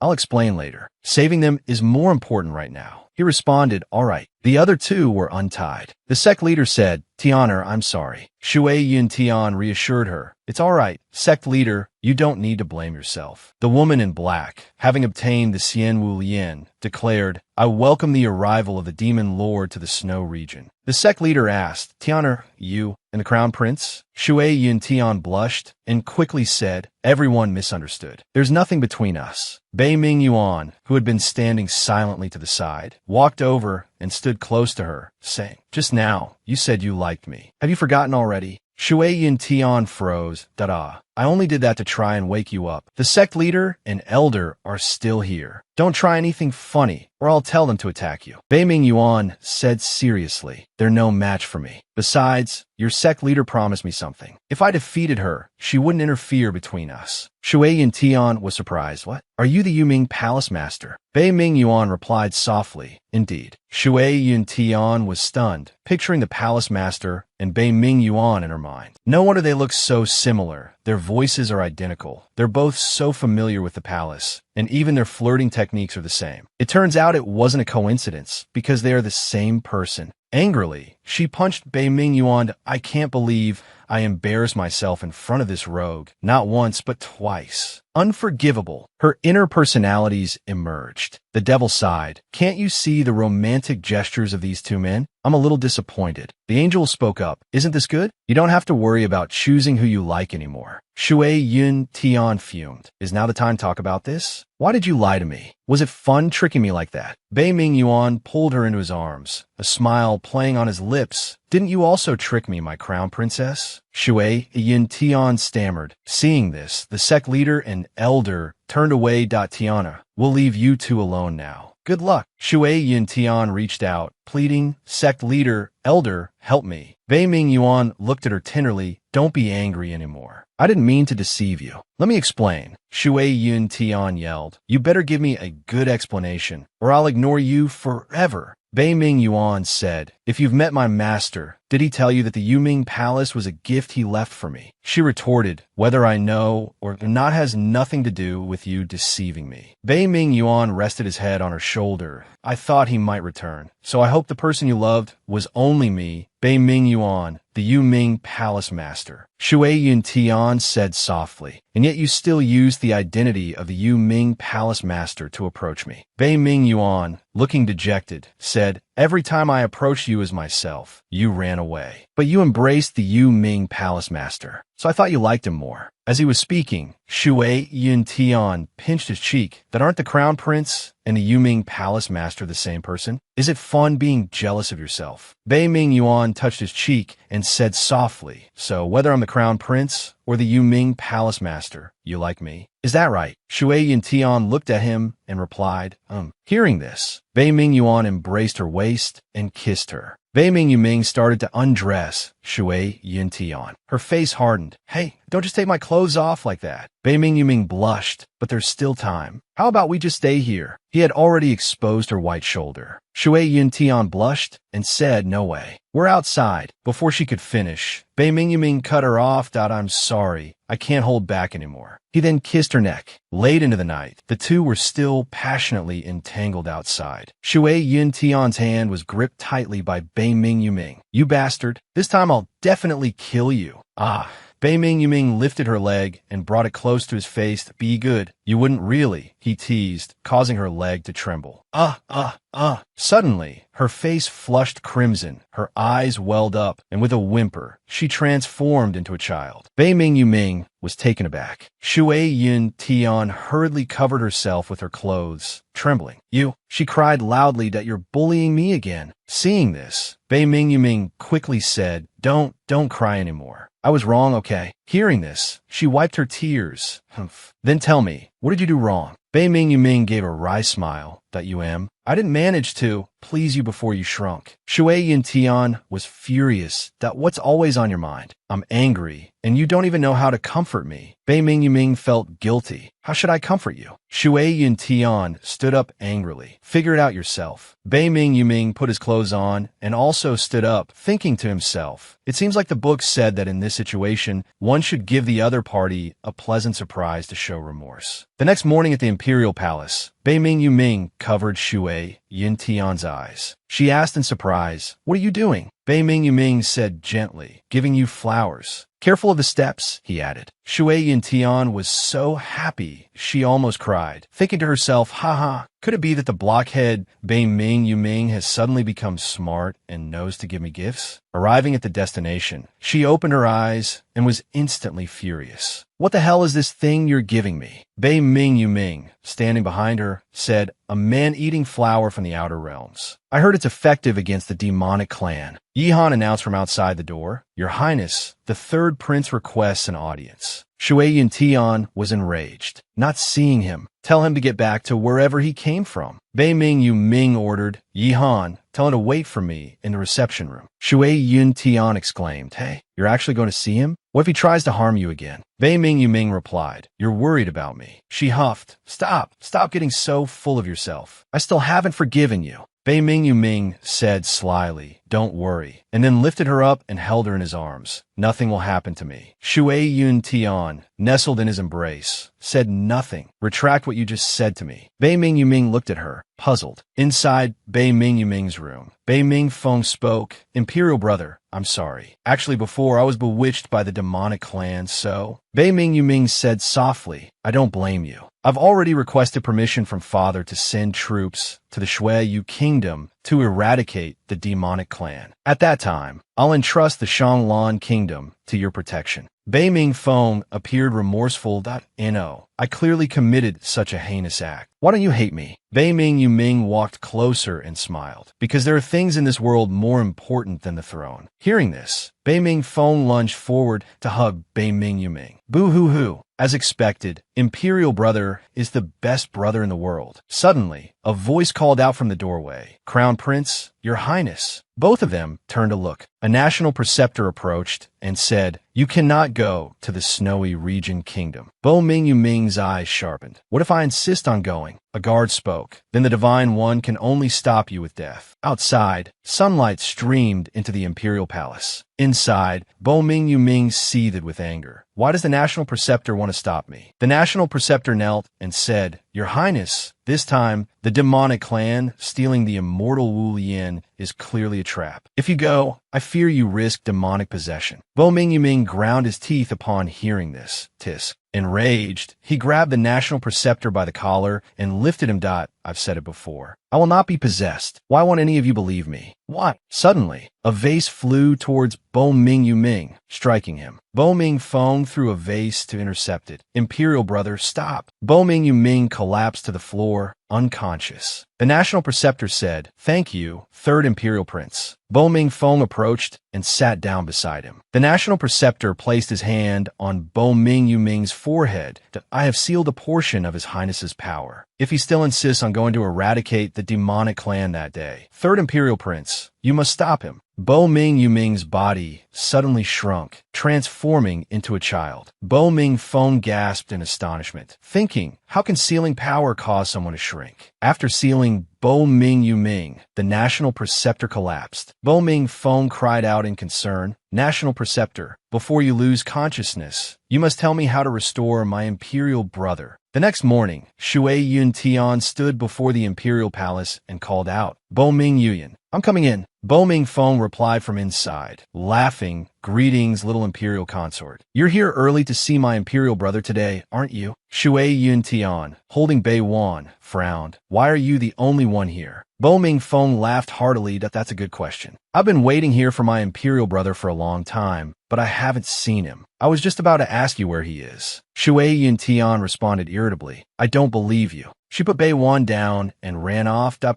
Ming Yun, come out. Go find our foolish crown prince. Bei Wan searched everywhere, sniffing around. Then, standing before a door, he barked, "Woof woof." Shui Yun Tian thought, "It seems he's in here." She went over and opened the door. Bei Ming Yun was lying unconscious inside a cupboard. Seeing this, Shui Yun Tian exclaimed, "What in the world happened? Tell me the truth." Bei Ming Feng hastily covered up, "Actually, this child is my illegitimate son." Shui Yun Tian retorted, "He looks exactly like Bo Ming Yuyan. You're telling me he's your illegitimate son? Do you have a habit of cuckolding yourself? Shui Yun Tian turned away angrily.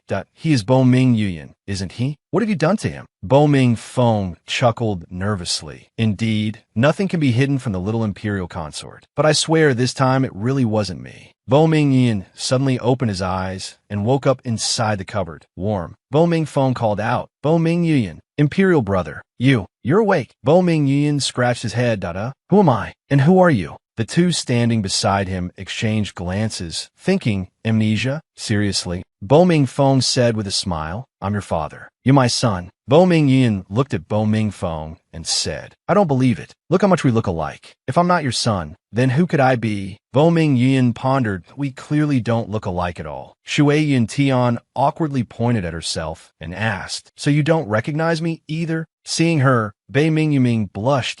He hurried over to Shui Yun Tian and said, I like you. Marry me. Shui Yun Tian blushed, confused. Bei Ming Feng stepped forward to stop him. That won't do. This young lady is already spoken for. Shui Yun Tian thought to herself, causing trouble again. Bei Ming Yuming angrily asked, by whom? I'll kill him. Shui Yun Tian's face darkened as she thought, this idiot's jealous of himself again. Some things never change, do they? Bei Ming Feng stepped closer and said, her husband is my older brother, the current crown prince, Bei Ming Yuan. A little punk like you. What makes you think you can compete with him? Aren't you afraid he'll come after you once he recovers his memories? Bei Ming Feng continued, being able to get one over on my older brother, even if it means getting beaten black and blue afterward, is worth it. This is a rare opportunity. Don't you want to teach him a lesson while he's lost his memory? Shui Yin Tian blushed. Teaching him a lesson? That doesn't sound so bad. Then she said angrily, what nonsense. Figure out how to get his memory back. Bei Ming Feng said fearfully, why yes, your highness. Outside the imperial palace, the sky began to darken. Inside, Bei Ming Feng said to her, I apologize, princess. Bei Ming Yuming insisted, no, I remember now. I'm Yi Xiao, the palace master of Yuming Palace. You can't fool me. Hearing this, Shui Yun Tian started to formulate a plan. Yi Xiao. Bei Ming Feng continued, Yi Xiao is the name of my older brother's master, princess. I'm going to look for the national preceptor. I'll have to leave you to look after my brother. Make sure no one finds out about this. Shui Yun Tian thought to herself, treating me like a babysitter? Just great. Hurry up and go. I'm tired. That evening, in the courtyard of the crown prince's residence, Shui Yun Tian said, the patrolling guards are all gone. Shui Yun Tian and Bei Ming Yuming hid in the bushes, watching. Bei Ming Yuming asked in surprise, are we going to steal something? Shui Yun Tian, beside him, agreed that that's right. I'm taking you to steal some love. Are you scared? Bei Ming Yuming moved closer to her. Why bother with all this? Let's just do it now. Shui Yun Tian blushed, thinking, don't tell me this guy wants to do it here. She pouted, thinking, well, that it's not like it's impossible. Bei Ming Yuming embraced her. I'll steal a zither for you. Shui Yun Tian, still pouting, stared at him wide-eyed. Ugh, what am I going to do with my husband's broken brain? Is it too late to get an annulment? Shui Yun Tian pulled Bei Ming Yuming's hand and kissed him on the cheek, stealing love, not a zither. Get now. Bei Ming Yuming said excitedly, this stealing love is quite fun. Let's do it again. Shui Yun Tian said exasperatedly, don't push your luck. In the imperial kitchen, the two sat in a corner, eating. Bei Ming Yuming, holding some food, asked, is this also part of stealing love? Shui Yun Tian, sitting beside him and eating heartily, replied, just eat. Then, looking over at Bei Ming Yuyan, she asked, why aren't you eating? Aren't you hungry? Bei Ming Yuyan blushed and stared at her. Seeing this, Shui Yun Tian covered her mouth with her hand. What are you trying to do? I'm warning you, no funny business during dinner. Bei Ming Yuyan moved closer and reached out to wipe her mouth. Your eating habits are terrible. You've got food on your face. But it's okay, I still really like you. Shui Yun Tian blushed, thinking to herself, darn it, I think I'm falling for this guy again. Later, in the palace, the two of them slept together in one bed. Shui Yun Tian slept soundly with her legs resting on Bei Ming Yuyan, who was also asleep and unaware. Bei Ming Yuyan thought to himself, who was it that said not to cross the line before we went to sleep? He opened his eyes. Shui Yun Tian was fast asleep, her head resting sweetly against his chest. Bei Ming Yuyan thought, so adorable. He pulled her closer. You were the one who crossed the line first. The next morning, a loud scream echoed through the palace.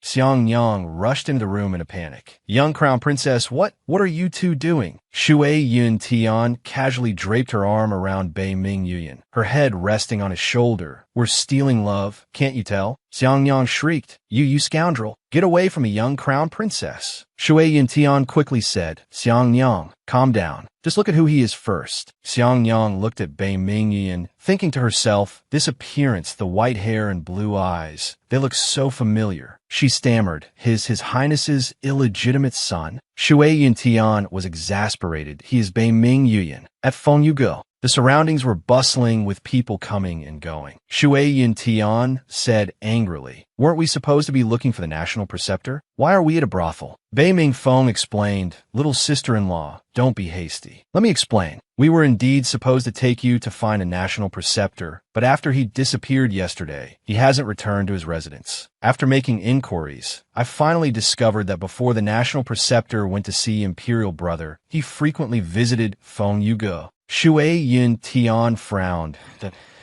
Oh, you want to bring us to Feng Yuge to inquire about the national preceptor? Bei Ming Feng said excitedly. Little sister-in-law is indeed intelligent. Shui Yun Tian continued. Couldn't you have come here to inquire by yourself? What's your motive for deliberately bringing us here? Are you trying to corrupt your imperial brother? Bei Ming Feng defended himself. How could that be? Am I that kind of person? Shui Yun Tian and Bei Ming Yuyan said in unison. You are exactly that kind of person. Shui Yun Tian turned to Bei Ming Yuyan. Do you remember anything now that you've said that? Bei Ming Yuyan replied, no, I just simply think he's not a good person. Bei Ming Feng felt as if he'd been stabbed in the heart. Peach blossoms suddenly fluttered down around them. Refreshing. A woman approached them and said, are the three of you here to inquire about the national preceptor? Bei Ming Feng's eyes lit up. Since when did Shanglan Kingdom have such a stunning lady? I'm ashamed to say, I'm only just finding out today. The woman giggled. You flatter me, sir. Bei Ming Yuyan asked, tell us about the national preceptor. The woman approached Bei Ming Yuyan and touched his face. My, whose young master is this? You're so adorable. Shui Yun Tian fumed silently beside him. Oh, this idiot Bei Ming Yuyan is being pawed and doesn't even know how to dodge. Bei Ming Feng cried inwardly. Sob. Why is it that even though Imperial Brother has shrunk, he's still more welcome than me? A woman's voice called out. This isn't the place to talk. The three of you follow me inside. 3 cups of tea were placed on the table. The woman poured something into one of the cups and said, judging by your weary appearances, I presume you've had a tiring journey to Feng Yuge. Have some tea to refresh yourselves. I'll answer any questions you have truthfully. The aroma of tea filled the room. Bei Ming Feng picked up his cup and thought to himself, this tea seems like the tribute tea from the palace. How could a brothel like Feng Yuge possibly serve such tea? He put the cup down and said, may I ask how I should address you, miss? And what is your relationship with the national preceptor? The woman introduced herself. I am Feng Shi, the national preceptor's lover. I won't hide it from you. I've been looking for that scoundrel these past few days. He not only owes me a large sum of money, but he also took my precious treasure. She cried out in anger. If you know his whereabouts and don't tell me, don't blame me for being ruthless and resorting to extreme measures. Shui Yun Tian exclaimed in surprise. Oh wow, there sure are a lot of people who have grudges against the national preceptor.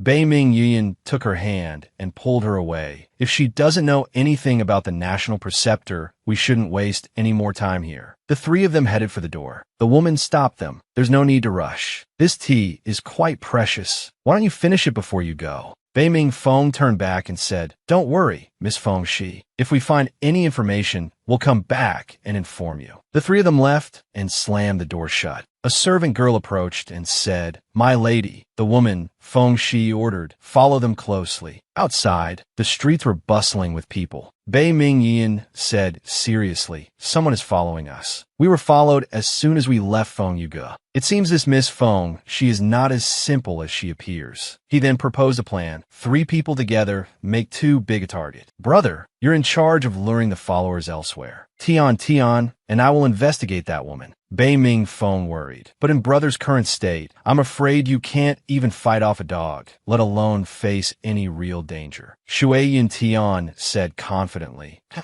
As expected, I still need to step up. Being a bodyguard is my specialty. Bei Ming Feng said to her, sister-in-law, with your physique, I'm afraid you're not much better than him. Night fell, and the moon rose high. Shui Yuntian was hiding in a corner, observing Feng Shi. The imperial palace. Could it be that Feng Shi is someone from the palace? Now we need to. She turned around and didn't see Bei Ming Yuan. Tisk, where did he go? Bei Ming Yuan's voice called out from atop a wall. I'm up here. Shui Yuntian was surprised. Such a high wall. How did you get up there? Bei Ming Yuan blushed. One kiss, and I'll bring you up. He jumped down and pulled Shui Yuntian up. Let's go. They both flew up onto the high wall. Bei Ming Yuan pointed to his cheek and said, payment. Shui Yuntian replied nonchalantly. Is this the time to talk about this? Can you think about something serious for once? She then gave him a kiss on the cheek and said, are you satisfied now? Now quickly bring me down so we can follow her. Bei Ming Yuan refused. No way. Following someone else requires a different kind of payment. Shui Yuntian thought to herself,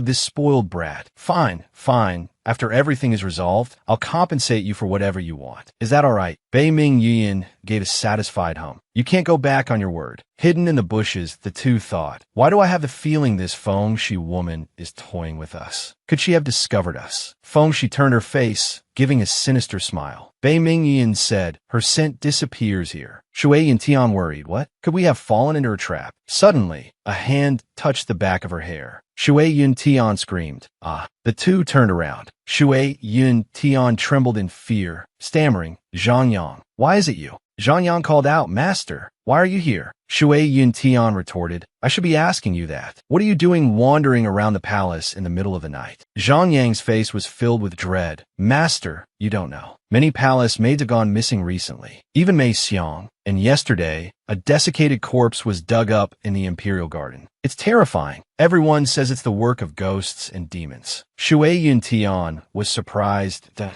SOU decided to dress up as a ghost to scare me. Zhangyang quickly said, Master, you misunderstand. I'm wearing women's clothing tonight specifically to catch the ghost. I didn't intend to frighten you. Bei Ming Yuan spoke up. Take us to see this desiccated corpse. Zhangyang asked in surprise. Who are you? Shui Yuntian stammered, unsure how to introduce him.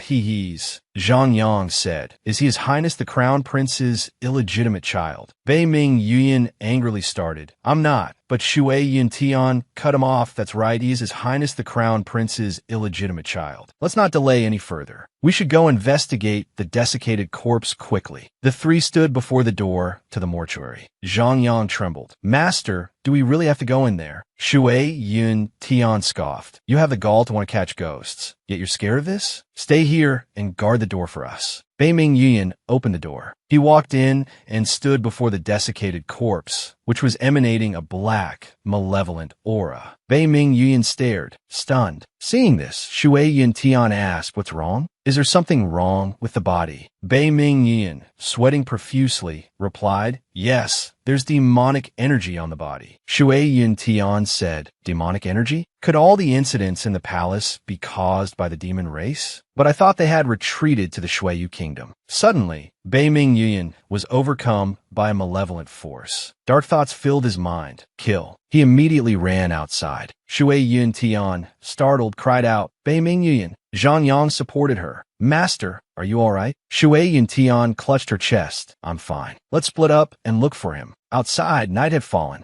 Bei Ming Yuan, who had fainted, slowly opened his eyes and regained consciousness. Makni stood before him, overjoyed. Thank goodness, you're finally awake. You look just like older brother Crown Prince. Don't tell me. Bei Ming Yuan sat up, rubbing his eyes, and denied it. I'm not. Makni said, so you're not older brother Crown Prince? Then you must be his illegitimate child. From now on, I'm your imperial uncle. You can call me imperial uncle, can't you? Bei Ming Yuan was getting annoyed. Shui Yuntian arrived and saw them both. Finally found you, she called out. Bei Ming Yuan. She approached him, placing her hands on his shoulders with concern. You idiot, you're not allowed to run off like that again. Bei Ming Yuan looked at her and hummed in acknowledgement. Makni looked on, puzzled. Tian, you're the Crown Prince. He's being cheated on. Bei Mingyan noticed something unusual and spoke up. Quiet, someone's coming. Outside in the hallway, two figures carrying something on their shoulders were talking. Hasn't the Empress been needing too many palace maids lately? If this continues, it'll be exposed sooner or later. The other person said, Shoo, definitely don't badmouth that person casually. Be careful or you'll lose your head. The three hid, listening. Shui Yintian thought to herself, could there still be remnants of the demonic clan in the palace? Makni asked with a smile, should we go investigate and catch the bad guys now? Bei Mingyan and Shui Yintian whispered to each other. How about we knock him out? Makni, standing behind them, looked confused. The two stood frozen, watching helplessly as Makni cheerfully began to sing. Makni turned around and asked, Tian, what are you holding that wooden stick for? Shui Yintian laughed loudly. Ha. It's because a mosquito keeps buzzing around my ear. I want to swat it and knock it out. Makni said cheerfully, Tian, don't worry. Let me help you. Then, as Makni walked over, he tripped over a rock. He fell down unconscious and cried out, ouch. Then he passed out. Shui Yintian sighed. So weak. In a room, Shui Yintian said to Bei Mingyan, I clearly saw them enter here. Why is there no one? Bei Mingyan replied, let's find the mechanism first. After a while of searching, Shui Yintian exclaimed, I found it. Bei Mingyan pressed the button and the door opened, startling her. Bei Mingyan said in alarm, not good. This is a trap. Shui Yintian worried. What? Fengshi appeared and said, where does the crown princess want to take her little lover? Seeing her, Shui Yintian spoke flatteringly. Hey, beautiful sister. How did you know I'm the crown princess? Who are you really? Fengshi's eyes were sharp, that you're quite famous in the palace. How could I not recognize you?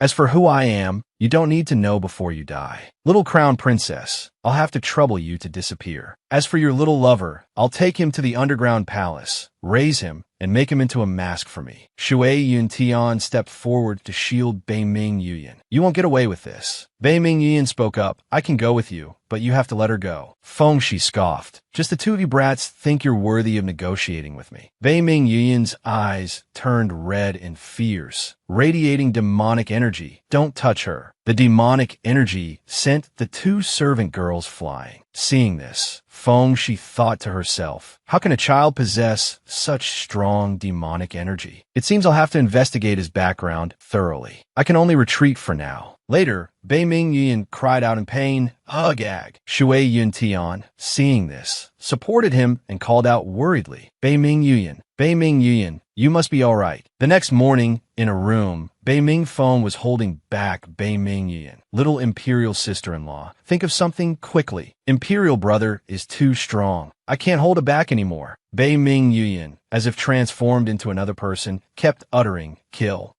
Then his whole body trembled. Shui Yintian thought to herself, maybe waking him up the same way as before will be effective. Bei Mingfeng was punched in the face by Bei Mingyan. Shui Yintian yelled, if you don't stop, I'll cheat on you. Bei Mingfeng said, little sister-in-law, please just keep your mouth shut. Shui Yintian reached out. Her eyes filled with tears as she called out, Bei Mingyan, you must be all right. A moment later, Bei Mingfeng, hands on his hips, sighed. Finally, he's calmed down. Luckily, I still had some anesthetic left. A guard approached and reported, Your Highness, there's a beautiful young woman at the main house clamoring to see you. She seems to be carrying your child. Bei Mingfeng spun around in shock and exclaimed, What? Bei Mingfeng walked ahead, followed by Shui Yintian. Suddenly, he gasped. Shui Yintian also widened her eyes in surprise. It's you. Yuling's eyes welled up with tears. You're finally here. Bei Mingfeng broke out in a sweat. Tell me about the baby in your belly first. Yuling looked confused. What baby? Hearing this, Bei Mingfeng's jaw dropped. So, she's just hungry? Then Yuling remembered. Miss Yuling, I'm sorry to bother you with this. She stammered. Actually, it was this man who told me to come find you. The other two were taken aback. The national preceptor, Shui Yintian, said urgently. Great, then quickly take us to him.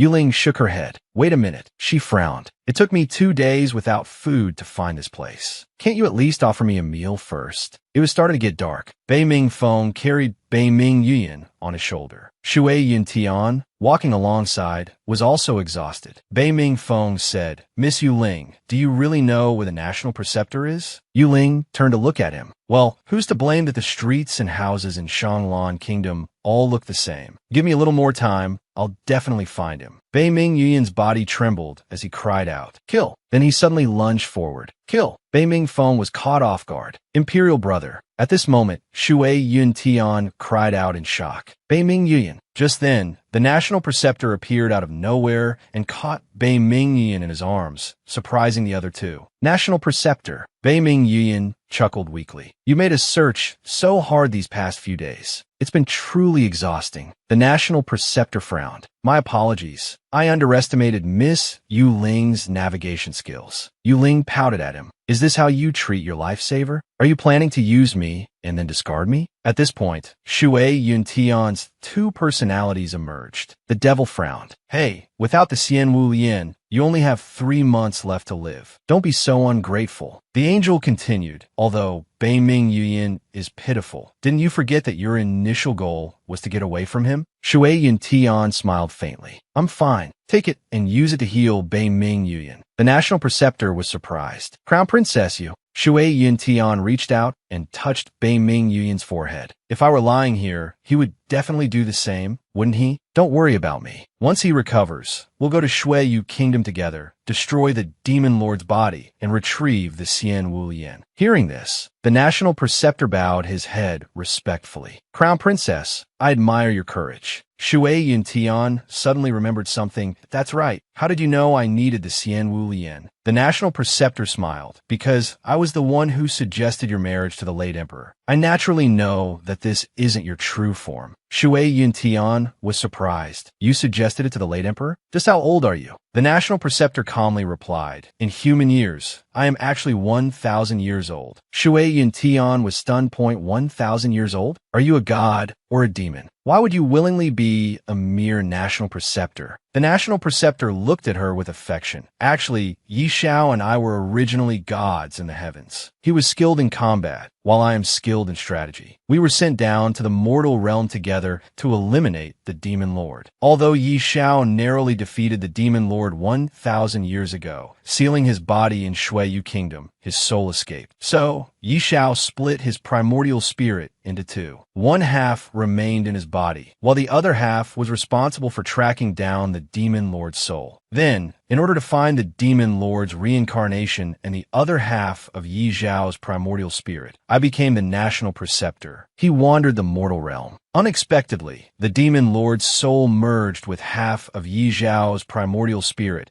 and entered the cycle of reincarnation, becoming Crown Prince Bei Ming Yuyan. Shui Yun Tian thought to herself in surprise. Bei Ming Yuyan is a fusion of the Demon Lord and a god. She broke out in a cold sweat. Where's Yi Xiao? Isn't he worried about Bei Ming Yuyan turning out like this? The national preceptor said indifferently. Yi Xiao was worried that separating his primordial spirit would injure the crown prince, so he hesitated to act. More than 10 years ago, his life force was exhausted, and he perished. He reached out and touched Bei Ming Yuyan's forehead.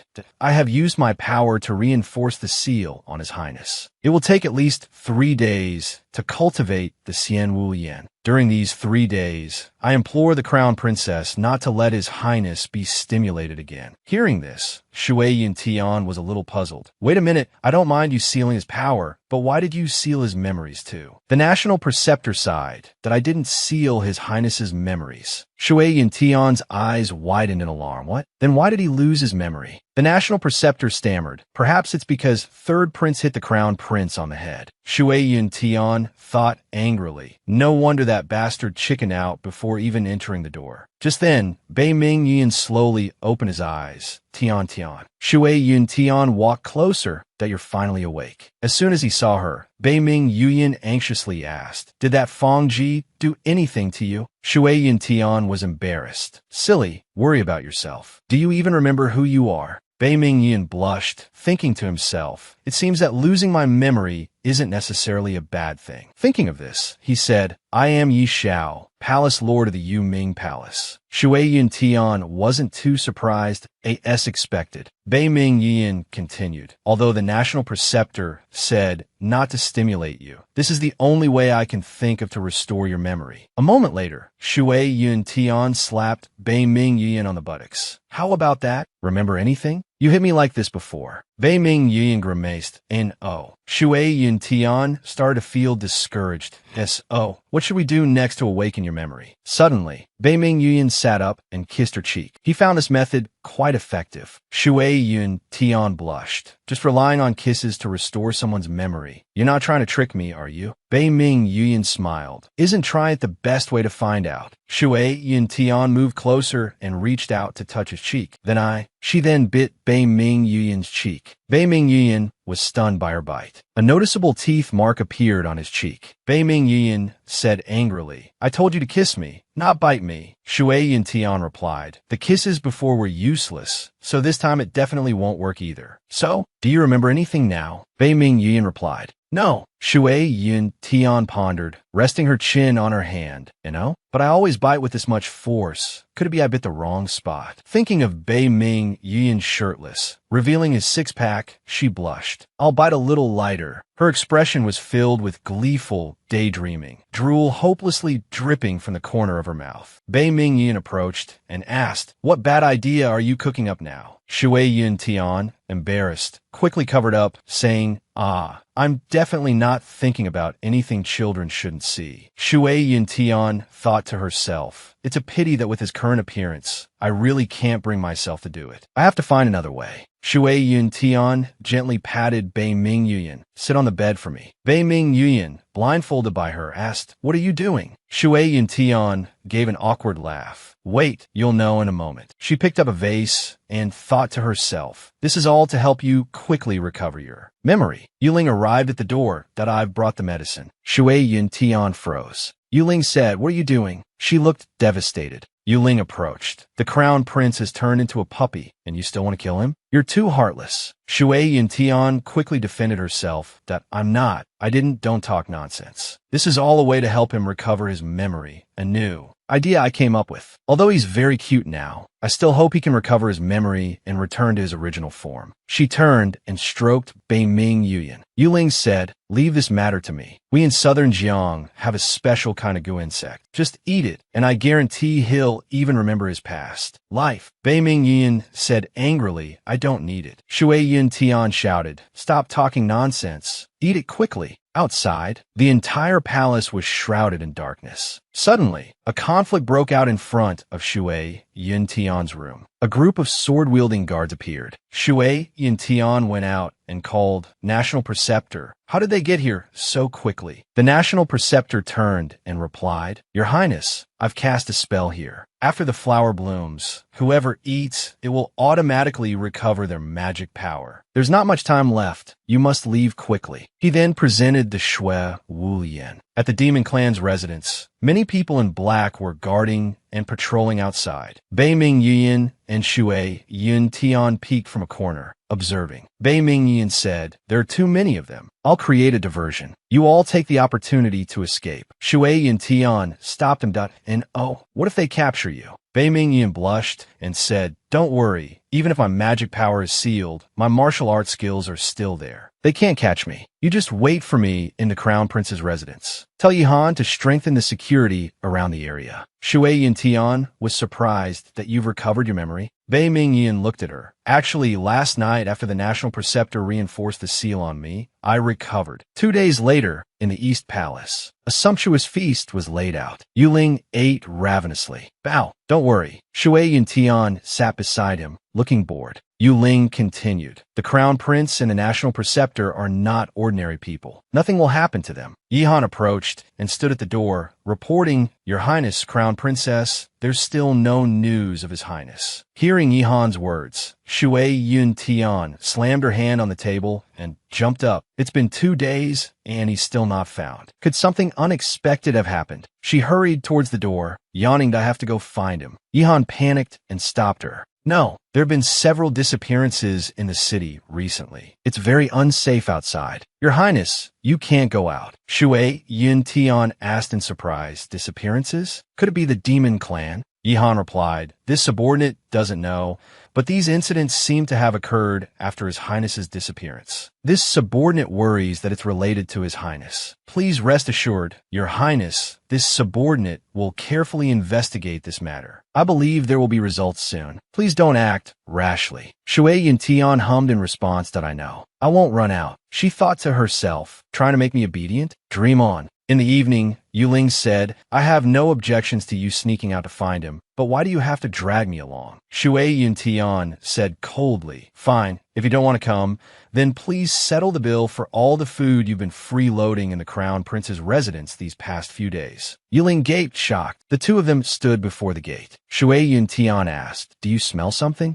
Their expressions froze blood. Suddenly, someone stumbled past, covered in blood. It was Bei Ming Yuyan. Shui Yuntian called out, Bei Ming Yuyan. She thought to herself, what's going on? Could the recent disappearances really be related to him? She asked worriedly, are you all right? Bei Ming Yuyan turned around, his eyes glowing red, his face covered in blood. He said, run quickly. Feng Shi approached and called out, Crown Princess, you've come as expected. Seize them both. Bei Ming Yuyan, enduring the pain, walked in front of Shui Yuntian N.O. A group of figures in black stood behind Feng Shi. Feng Shi, with a sharp gaze, said, it seems the demonification isn't complete yet. You dare disobey orders? In that case, kill them all. It was late at night. Yuling was panicked. Bei Ming Yuyan trembled, radiating demonic energy. Shui Yuntian was stunned, thinking to herself, no, I can't let Bei Ming Yuyan rely on demonic energy to repel these people again. I have to think of another way. She smiled and said,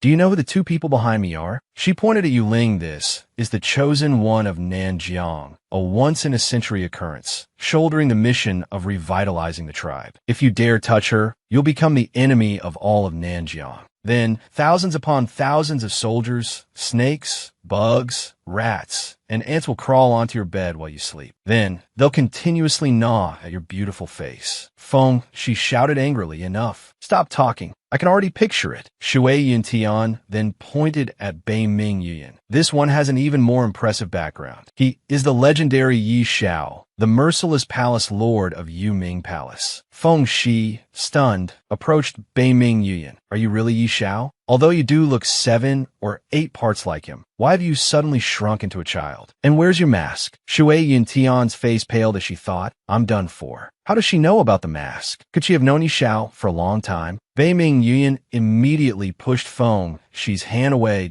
Don't touch me. Feng Shi's eyes teared up. Don't you remember me? Shui Yuntian stepped forward and said, actually, Yi Xiao has been cursed. He's not only lost his memory, but he's also shrunk. Feng Shi asked suspiciously, what's your relationship with him? How do you know all this? Shui Yuntian stammered, I'm his disciple. Didn't the crown prince go to the Shui Yu kingdom to eliminate demons? He was worried about me being alone and unsafe. So he found me a master. Shui Yuntian whispered close to Bei Ming Yuyan, quickly put on your mask. Let her go. Slightly annoyed, Bei Ming Yuyan picked up his mask and put it on. He looked at her. Shui Yuntian thought to herself, that mesmerizing face and that familiar mask. She immediately hugged Bei Ming as expected. You look much more handsome with a mask on. Feng Shi immediately stepped forward and separated them. That a master and disciple should act like a master and disciple. What's with all this hugging and cuddling? Feng Shi looked at Bei Ming Yuyan. Her face flushed, her eyes filled with love. If anyone should be hugging him, it should be me. Bei Ming Yuyan angrily shouted, let go, let go. Feng Shi continued to hug him tightly. Little Yi Xiao is so cute. Bei Ming Yuyan's anger flared, and demonic energy radiated from him. Get lost. Feng Shi was flung away. Shui Yuntian stepped in front of him again.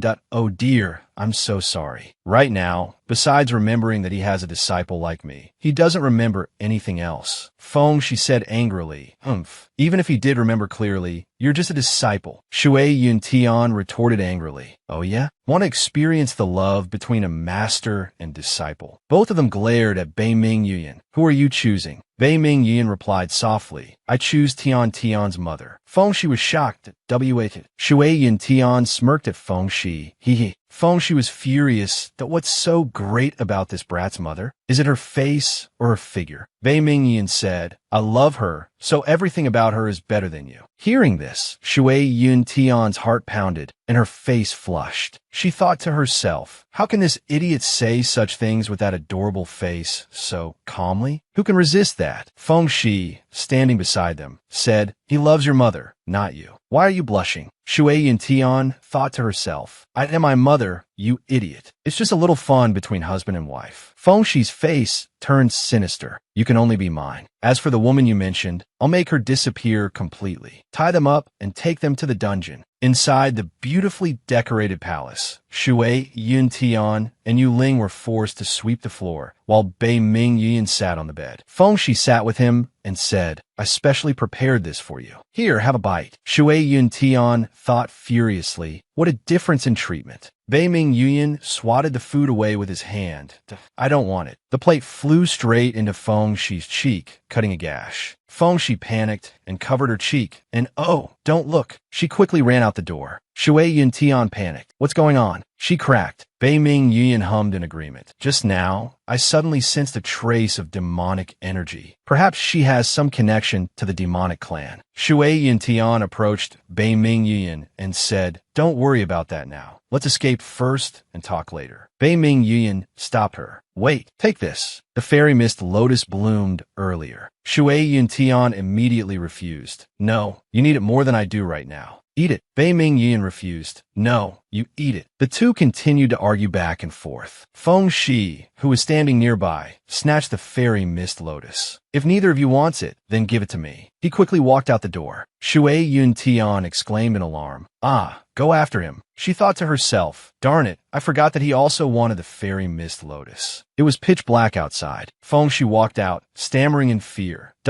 Where is this? In the distance, many glowing red eyes appeared, staring. Feng Shi, overcome with fear, fainted and collapsed. On the ground, Shui Yun Tian, holding a torch in a corner, cried out, Ah, found him. Bei Ming Yuan and she approached. Shui Yun Tian threatened. Serves you right for stealing. Will you dare to do it again? Feng Shi trembled. I'm sorry, I won't dare to do it again. They're too scary. She said Suddenly, a voice rang out, Crown Princess. Shui Yun Tian was surprised. You're Mei Xiang. Mei Xiang, covered in wounds and with a haggard face. It really is you, Crown Princess. Please, Crown Princess, save us. A group of servant girls appeared, kneeling and pleading. Shui Yun Tian asked, what is this? You, tell me what's going on first. Mei Xiang sobbed. We were all captured here by the Empress. Every other day, someone is taken away to have their blood drawn. Fortunately, a while ago, I ate some spoiled food and vomited and had diarrhea, so they temporarily spared me. Shui Yun Tian was shocked. Empress? Which palace's empress is so audacious as to secretly capture people and draw their blood? Mei Xiang said hoarsely, I don't know. I only heard the person who captured me call her that a few times. Shui Yun Tian was stunned. Then think carefully. Did anything strange happen before you were captured? Mei Xiang suddenly remembered. I remember. I once delivered a meal to the West Palace Empress Dowager of the West Phoenix Palace. Out of curiosity, I lingered for a while, and during that time, I saw a dark shadow several times. I thought I was seeing things.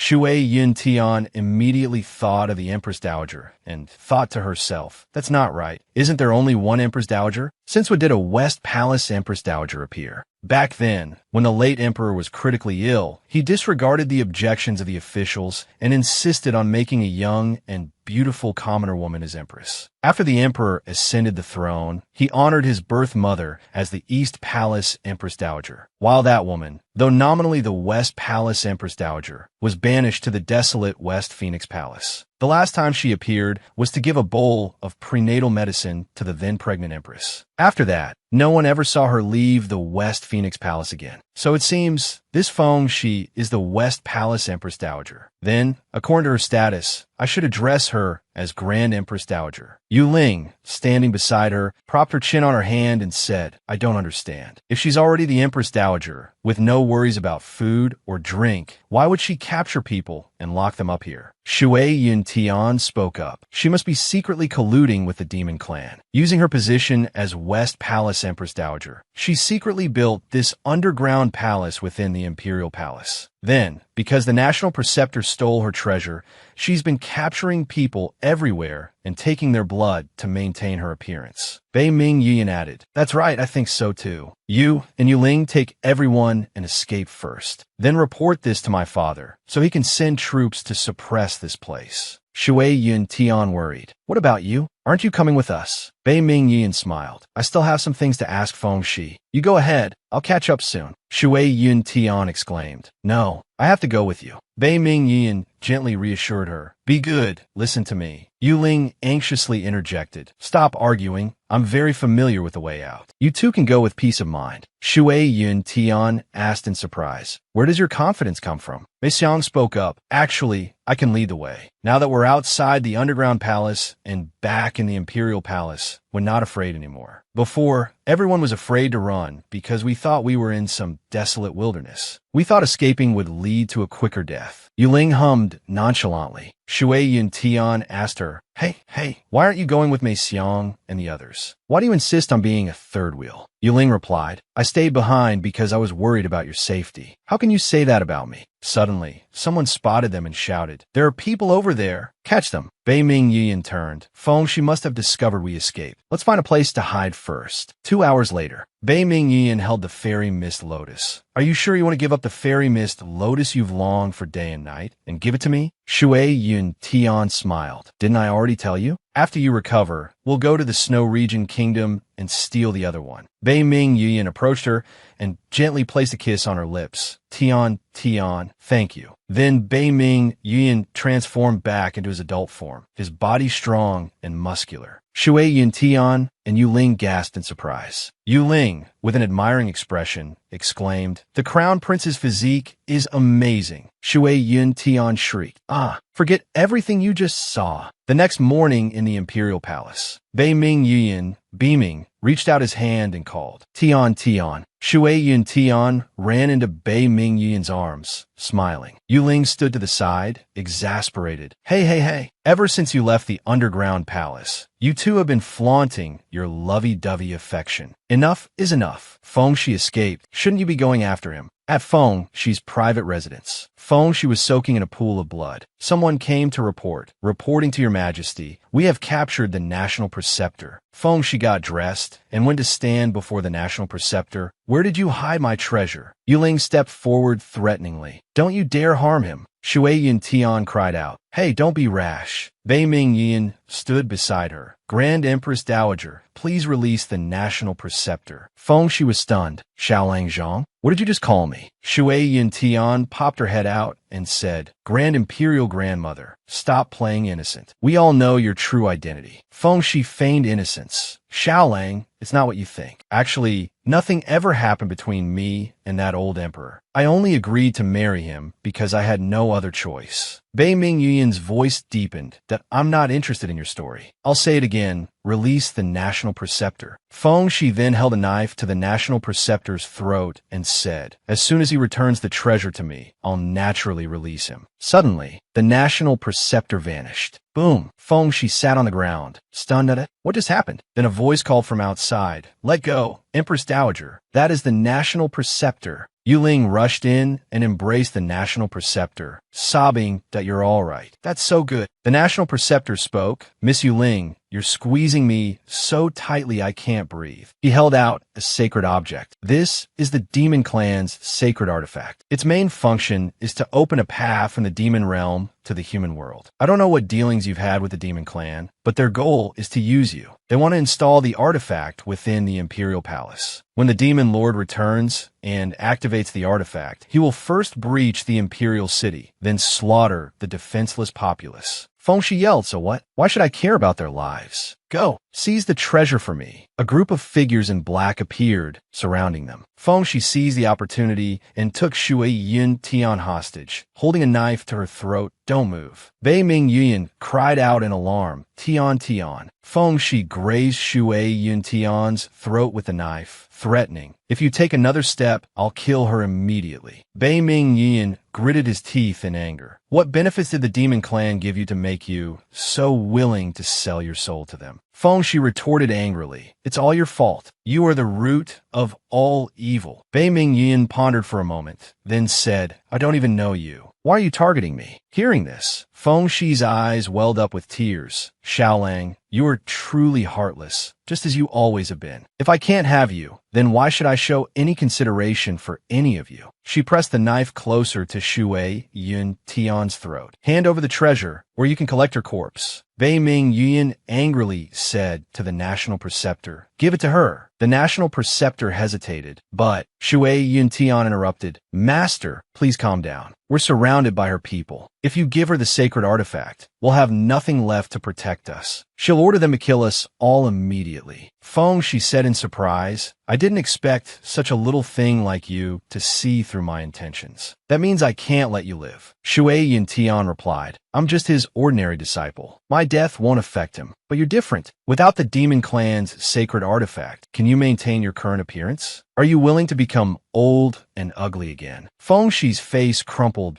No, I don't want to become ugly. Absolutely not. Shui Yun Tian negotiated. Listen to me. 3 days from now, in the small forest outside the city, we'll exchange the artifact for the hostage. If you don't comply, I'll bite my tongue and kill myself, and they can destroy the sacred artifact. Feng Shi stammered in fear. I'll do it. I'll do it. I'll definitely do it. Bei Ming Yun and the National Preceptor stood stunned, thinking to themselves, who's threatening whom? Exactly. Then a cloud of smoke enveloped them, and Feng Shi called out tenderly, Xiaolang, I'll see you in 3 days. The moon had reached its zenith. In the quiet room, Shui Yun Tian held a book and sobbed. Wah, so sad, so tragic. Feng, she said angrily, for the past 2 days, I've given you good food and comfort. What are you being so dramatic about? Shui Yun Tian sat in the corner and wailed. It's all because of this book. The immortal lord in here sacrificed himself for his beloved. In the end, his soul was scattered. It's truly too tragic. Feng, she sat beside her and said, the things written in books are all lies. Only a silly little ghost like you would believe them. Shui Yun Tian secretly thought with a smirk. Haha, she took the bait. Today, I'll definitely dig up all her little secrets with Yi Xiao. She asked, why do you say that? Did something happen between you and Yi Xiao? Feng, she was surprised by her question. Her eyes filled with sadness. That was a long, long time ago, 30 years ago. Feng, she was still a young girl, strolling through the silver, whispering forest, humming a song. One side of Feng, Shi's face was burned. Suddenly a hand reached out and grabbed Feng Shi's leg. Feng, she screamed. Ah! She trembled and sat down. The Netherworld Palace master crawled out. Young lady, save me. Feng, she stammered in fear. But I don't know medicine. How about I go find someone to heal you? The Netherworld Palace master said, young lady, don't go. It's all right if you don't know medicine. I'm just so hungry that I want to beg for a bite to eat. Just make me some roasted chicken, roasted duck, roasted goose, or something like that. Feng, she thought angrily to herself. This guy. Shui Yun Tian, upon hearing this, said, so that's how you and Yi Xiao met. It doesn't sound very romantic at all. How did you fall in love with him after that? Feng, she smiled. Although he usually looks carefree and unreliable with his constant grinning, he's actually a very gentle person. Back to 30 years ago, Feng, she was tied up by the riverbank. Someone said, begin the sacrificial ceremony. Now we offer the bride to the river god. The Netherworld Palace master walked over and shouted, stop. A large guard came over and said, little brat, do you want to ruin our ritual? The Netherworld Palace master said confidently, of course not. You've offered so many brides to the river god with no effect. Have you ever considered that maybe the river god prefers men? The surrounding people murmured amongst themselves. He said this. the palace master suggested. How about you tie me up and throw me in a try? If it still doesn't rain, you can always change to someone else. It's not too late. Fengshi's eyes teared up as she thought. What? Suddenly, heavy rain poured down. Fengshi was stunned. The people around her exclaimed, "It's raining! It's finally raining!" The sky began to clear, and the sun shone down. Fengshi sat there, looking towards the river, thinking to herself, "Xiao Lang, it's because of me. He took my place. I harmed him." A voice came from behind. Lady Fengshi. It was the Netherworld Palace Master, approaching and complaining, "I'm hungry. Is there any roasted chicken?" Shui Yuntian was surprised. So the river god really prefers men? Fengshi yelled, "Hey, is that the point?" "The point is Xiao Lang willingly became a sacrifice to save me. And that river doesn't even have a river god. It's all superstition." "Superstition, do you understand?" Shui Yuntian was surprised. "Oh, then what happened next?" Fengshi continued. "After that, I always wanted to confess my feelings to him, but he always changed the subject. Until that day, I went to call him Xiao." The Netherworld Palace Master was sitting there saying, "You said I look skinny and ugly, not sweet at first glance. Why you keep pestering me?" Fengshi was stunned, thinking to herself, "Skinny and ugly? So that's how he sees me. No wonder he always kept me at arm's length." She angrily shouted, "Yi Xiao, you bastard." The Netherworld Palace Master turned around in surprise, a peach in his hand. He asked, "What's suddenly wrong with her? Why is she cursing me?"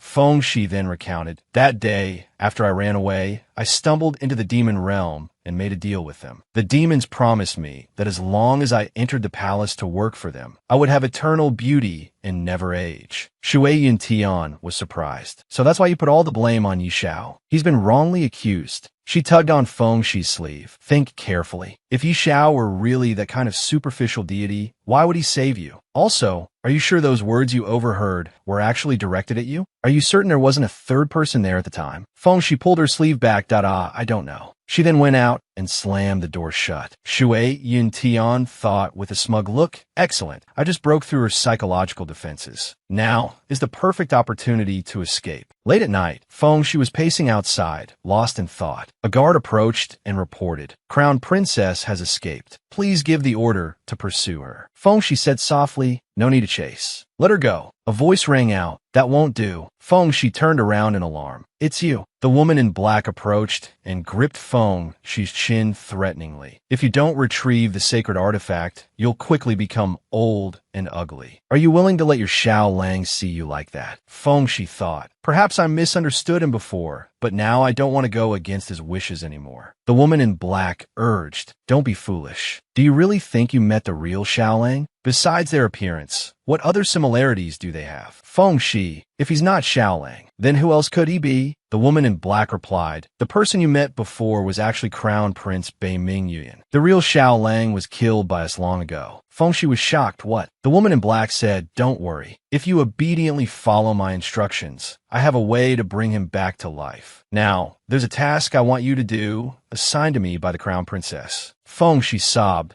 "As long as Xiao Lang can be revived, I'll do anything you say." Elsewhere, Shui Yuntian was flying away quickly when she was ensnared by a net. She screamed, "Ah!" A group in black surrounded her. Trapped in the net, Shui Yuntian yelled, "Let me go." The woman in black appeared, sneering, "Hello, Crown Princess. We meet again. Why aren't you with the demon lord this time? Surely you haven't been abandoned, have you?" She gripped Shui Yuntian's chin mockingly. "TSK, TSK, TSK, how pitiful." Suddenly, a spear flew through the air and a voice rang out, "Release her." The spear pierced the woman in black's shoulder, drawing blood. Jun Tianjin sat nearby, twirling something in his hand. "Leave her to me." A throng of Jun Tianjin's soldiers surrounded the figures in black. Jun Tianjin threatened, "Aren't you going to let her go?" The woman in black snapped angrily, then released Shui Yuntian. "She's yours. Let's go." Jun Tianjin hurriedly flew down and solicitously supported Shui Yuntian. "Careful. I am Jun Tianjin. May I ask the young lady's name?" Shui Yuntian blushed and stammered,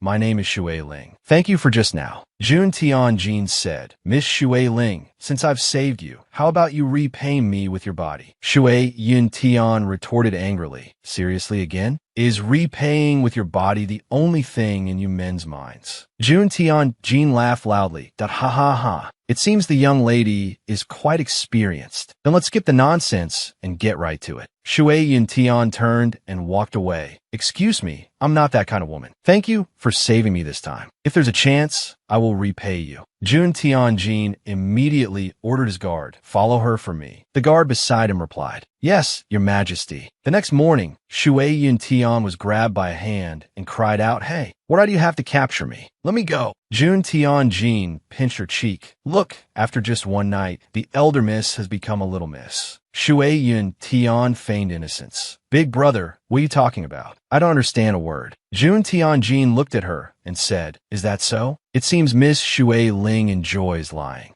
Shui Yun Tian stammered, no, you're mistaken. Shui Ling is my mother, not me. Jun Tianjin was surprised at, oh, then why couldn't my guards find your mother, but they found you? First, your mother disappears into thin air. Then you suddenly appear. No matter how I think about it, you two are the same person, right? Shui Yun Tian was flustered. You have no proof, so don't spout nonsense. Jun Tianjin lifted her up. It's true that I have no proof. But if you stay here for 3 days and 3 nights, I'll see if your mother comes to save you. That way, we can prove whether you're lying or not. Shui Yun Tian thought to herself, damn, that's pretty ruthless. Shui Yun Tian was then tied up and hung high from a tree. Jun Tianjin sat below. From afar, a voice called out, Tian Tian. Hearing the call, Shui Yun Tian blushed. Bei Ming Yuan arrived, his face stunned. Bei Ming Yuan, I'm here. Jun Tianjin turned to look, thinking, so this is the crown prince of the Shanglan kingdom. Jun Tianjin stood up and extended his hand. Finally, we meet, my dear brother-in-law. Shui Yun Tian thought in surprise, what? Brother-in-law? When I transmigrated here, I never heard that the original host had any relatives. What's going on? Bei Ming Yuan said angrily, I don't know you. Get out of the way. Jun Tianjin said, now, don't be so hasty. Let me introduce myself properly. My name is Jun Tianjin, older brother of Jun Shueji. After you and my younger sister are married, you will naturally be my brother-in-law. Bei Ming Yuan refused, that I will not marry Princess Shueji. Please release my Wang Fei. Jun Tianjin was surprised. She is your Wang Fei? Shui Yun Tian struggled. Hey, if you two want to talk, could you let me down first? Then the rope snapped. She fell into Bei Ming Yuan's arms. Bei Ming Yuan said anxiously, it's all right now. She smiled and murmured,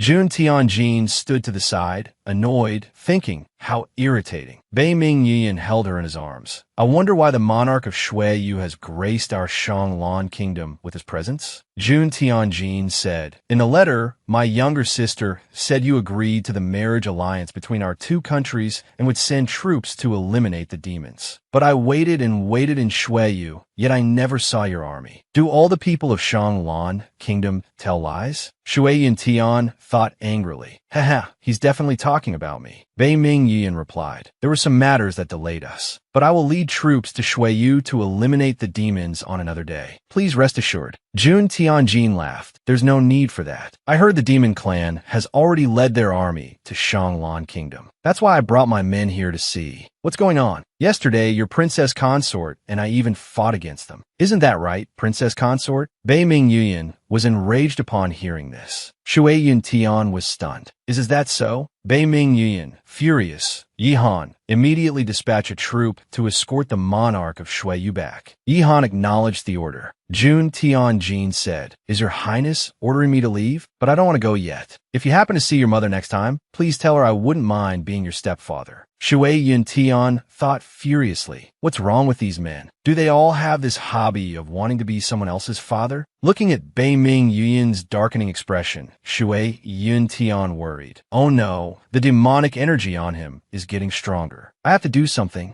Immediately, she lightly kissed his cheek, surprising him. His expression softened, and he looked a little shy. Then she softly said, ignore him. Let's go. He contentedly obeyed. All right. Then Shui Yun Tian mocked Jun Tianjin. Sorry, my mother and father are deeply in love. You don't stand a chance. He frowned, watching them leave unhappily, then smirked, thinking, as expected, it's the things that are hard to get that make people crave them. After returning, the two sat quite far apart. She wondered, strange, why is Bei Ming Yuan so quiet today? Don't tell me he's so shocked he can't speak. She softly said, my beautiful husband, here Hearing this, Bei Ming Yuan flatly said, "Don't call me that." She playfully replied, "Then what should I call you?" Bei Ming Yuan, or Little Yuan Yuan. She put on a wronged expression, her eyes brimming with tears. "Don't be angry anymore, okay?" Unable to resist her, Bei Ming Yuan said, "Call me whatever you want. Now tell me the truth. What happened between you and him?" "Actually, it was like this." After listening, Bei Ming Yuan clenched his fists in anger and yelled, "He dared to ask you to repay him with your body." She exclaimed helplessly, as if you've never done that before. "What did you say?"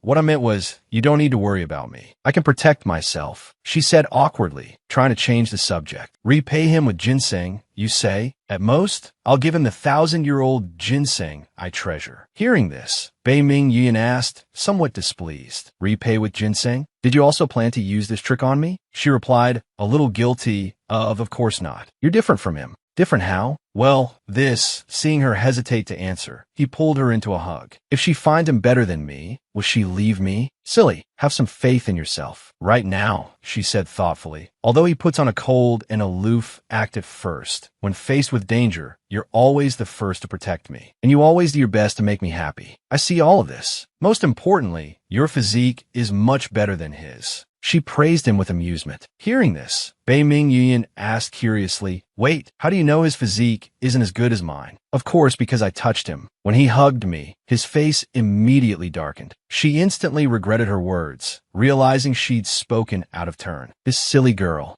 Bei Ming Yuan's voice deepened. "Why did you touch him? Was it because I couldn't satisfy you?" Shui Yuntian blushed and lowered her head shyly. What nonsense are you talking about? I touched him only to check if he was carrying anything to prove his identity." Shui Yuntian then presented a token. "Here, see for yourself. This is what I found on him during the chaos." The token bore the character for army. Bei Ming Yuan picked it up and examined it thoughtfully. Shui Yuntian, sitting beside him, asked, "So, is there a problem with this token?" Suddenly, the door opened and a voice called out, "There's demonic energy on the jade token," and the token shattered in midair. Bei Ming Yuan and Shui Yuntian turned in surprise to see the speaker. Shui Yuntian said, "Imperial Advisor, when did you arrive?" The Imperial Advisor looked embarrassed. "My apologies. I've been here for a while, but I hesitated to interrupt you too." Shui Yuntian blushed and stammered, "Ah, so you heard what we were just saying?" The Imperial Advisor replied, "Indeed, I heard everything. Princess Consort, if you have the time, could you perhaps teach me some techniques for coaxing someone?" Bei Ming Yuan cleared his throat awkwardly. "Stop fooling around. Let's talk business." The Imperial Advisor addressed him. "Your Highness, do you still have the sacred artifact?" Bei Ming Yuan hummed in affirmation. Holding the Xian Wu, he said, "Since the demon clan didn't get the artifact, they'll definitely make another move. We can't let our guard down." Shui Yuntian spoke up. "Why don't we destroy it? Then the demon clan won't be able to get it even if they want to. Try it, and you'll understand," Bei Ming Yuan said, handing it to her. Shui Yuntian tried everything to destroy it, biting it, throwing it, even hitting it with a hammer, but to no avail. Shui Yuntian picked it up, her face pale, and stammered, How can this be? It's completely unharmed." Bei Ming Yuan stopped her. "Don't try anymore. If your methods worked, I wouldn't have kept it on me until now." The Imperial Advisor agreed. "Indeed, I've tried using magic on it before, but it had no effect." Shui Yuntian thought, stunned. So this monstrous thing is completely resistant to both physical and magical attacks. No wonder the demon clan dared to entrust it to Feng Shi. The Emperor entered, accompanied by Feng Shi. Furious, the Emperor boomed, "Why do you possess the demon clan's sacred artifact?" Feng Shi, standing smugly on the steps, replied, "Your Majesty, see, I told you. These people secretly hid the demon clan's sacred artifact, plotting treason. They even murdered a palace maid and tried to frame me. You must bring me justice." Shui Yuntian retorted angrily, "You're lying? It was clearly you who murdered the palace maid and hid the demon clan's sacred artifact. My Xiang can testify for us." Feng Shi gloated, "The Imperial Guards just dug up my Xiang's body in your residence. You still want to deny it?" Shui Yuntian was stunned, as if struck by lightning. "What? My Xiang is dead." The enraged Emperor roared, "Seize them." Bei Ming Yuyan stepped forward. Father, please grant me a chance to prove my innocence. I will completely eradicate the demon clan. Feng Shi rang a bell, a zinging sound filling the air. Standing beside the emperor, she said, Your Majesty, the crown prince is still your son. Why not have him hand over the sacred artifact and give him another chance? Let him eradicate the demon clan within 3 days. If he fails, he will be stripped of his title as crown prince. Controlled by her, the emperor agreed. All right, do as the empress dowager says. Eradicate the demon clan within 3 days. Hearing this, Shui Yun Tian angrily stepped forward. 3 days? That's making things too difficult. Bei Ming Yin raised a hand to stop her. Tian, don't be rash. He then lowered his voice that I obey the decree. The emperor and Feng Shi left. Feng Shi glanced back with a seemingly reluctant expression. Shui Yun Tian crossed her arms, glaring angrily at the two as they departed. Bei Ming Yuan smiled gently. Tian, he said, approaching her and stroking her hair soothingly. Be good, don't be angry anymore. Shui Yun Tian angrily pinched his cheek. How can the demon clan be eradicated in just 3 days? This is clearly suspicious. Why did you agree? The imperial advisor, standing behind them, spoke. His Majesty has been controlled by Feng Shi. He won't listen to anything we say. If we try to resist now, the outcome might not be any better. Shui Yun Tian exclaimed. Are we just going to let her manipulate everything? Bei Ming Yuan held his mask. Have you forgotten that I am also the Netherworld Palace Master? He put on the mask and smiled.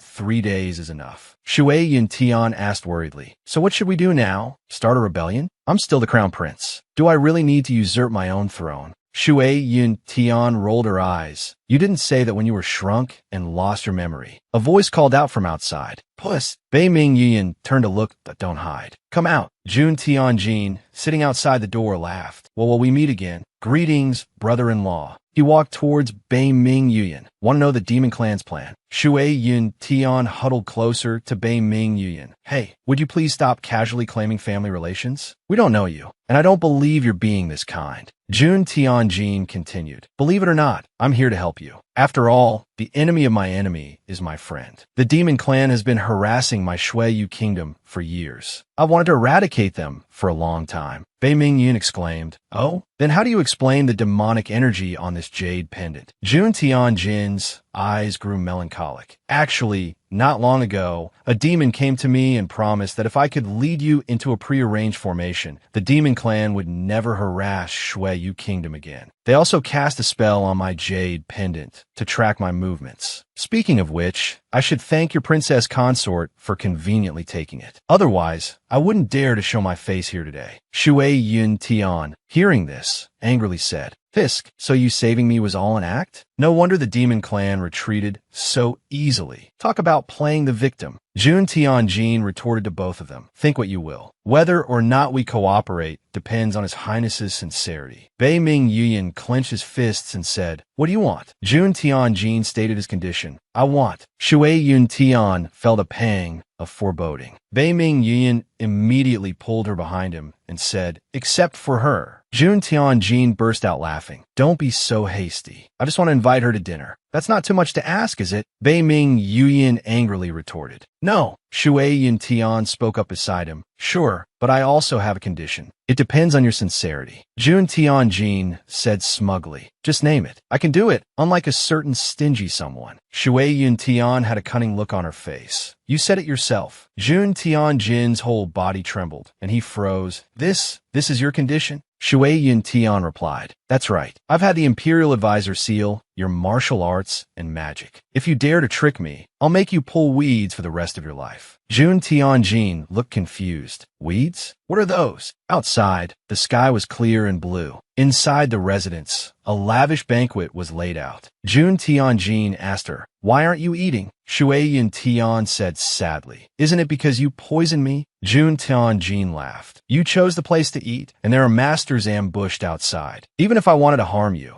I wouldn't have the chance. Shui Yun Tian asked him, Then what's the real reason you invited me to dinner? Jun Tianjin winked and smiled. To steal His Highness's girl, of course. Suddenly, a rock flew towards Jun. Tianjin's head. He flinched and cried out, "Ouch!" He turned around angrily. I didn't expect His Highness to have the hobby of eavesdropping. Bei Mingyan stepped out, his fists clenched in anger. That's better than the hobby of stealing, wouldn't you say? The two began to bicker. Your Highness is scared. Bei Mingyan glared angrily. You're no threat to me. Jun Tianjin continued. That's not for sure. Don't you agree, Shui? Shui Yun Tian, sitting beside them, brought her hands to her face, feigning a pitiful, tearful expression in front of both Bei Mingyan and Jun Tianjin. Seeing this, both Bei Mingyan and Jun Tianjin became flustered. Bei Mingyan asked anxiously, Tian, what's wrong? Jun Tianjin asked in a panic. Miss Shui Ling, please don't cry. Shui Yun Tian's eyes teared up pitifully. I finally get to see the famous scene of two men turning against each other because of love. I finally get to experience a bit of that manhwa girl feeling. Bei Mingyan and Jun Tianjin froze, speechless. Bei Mingyan crossed his arms and asked, now that we've finished eating, when are you going to take us to find the demon clan? Jun Tianjin blinked. Come on, even if the demon clan doesn't rest, and you don't rest, and I don't rest, Miss Shui Ling still needs to rest. Bei Mingyan pulled Shui Yun Tian closer, annoyed. Fine, I'll take Tian to rest. We'll leave tomorrow morning. Tian, let's go. Jun Tianjin watched them leave, propping his chin on his hand, thinking, this feels strange somehow. Then his face paled as he suddenly remembered. Wait, hey, you're supposed to change me back. Night fell. Inside the room, Bei Mingyan and Shui Yun Tian sat together on the bed. Shui Yun Tian stammered. Why you're not telling me you want to sleep here tonight, are you? Bei Mingyan looked at her smugly. What, are you embarrassed? Shui Yun Tian blushed. And no, I just suddenly remembered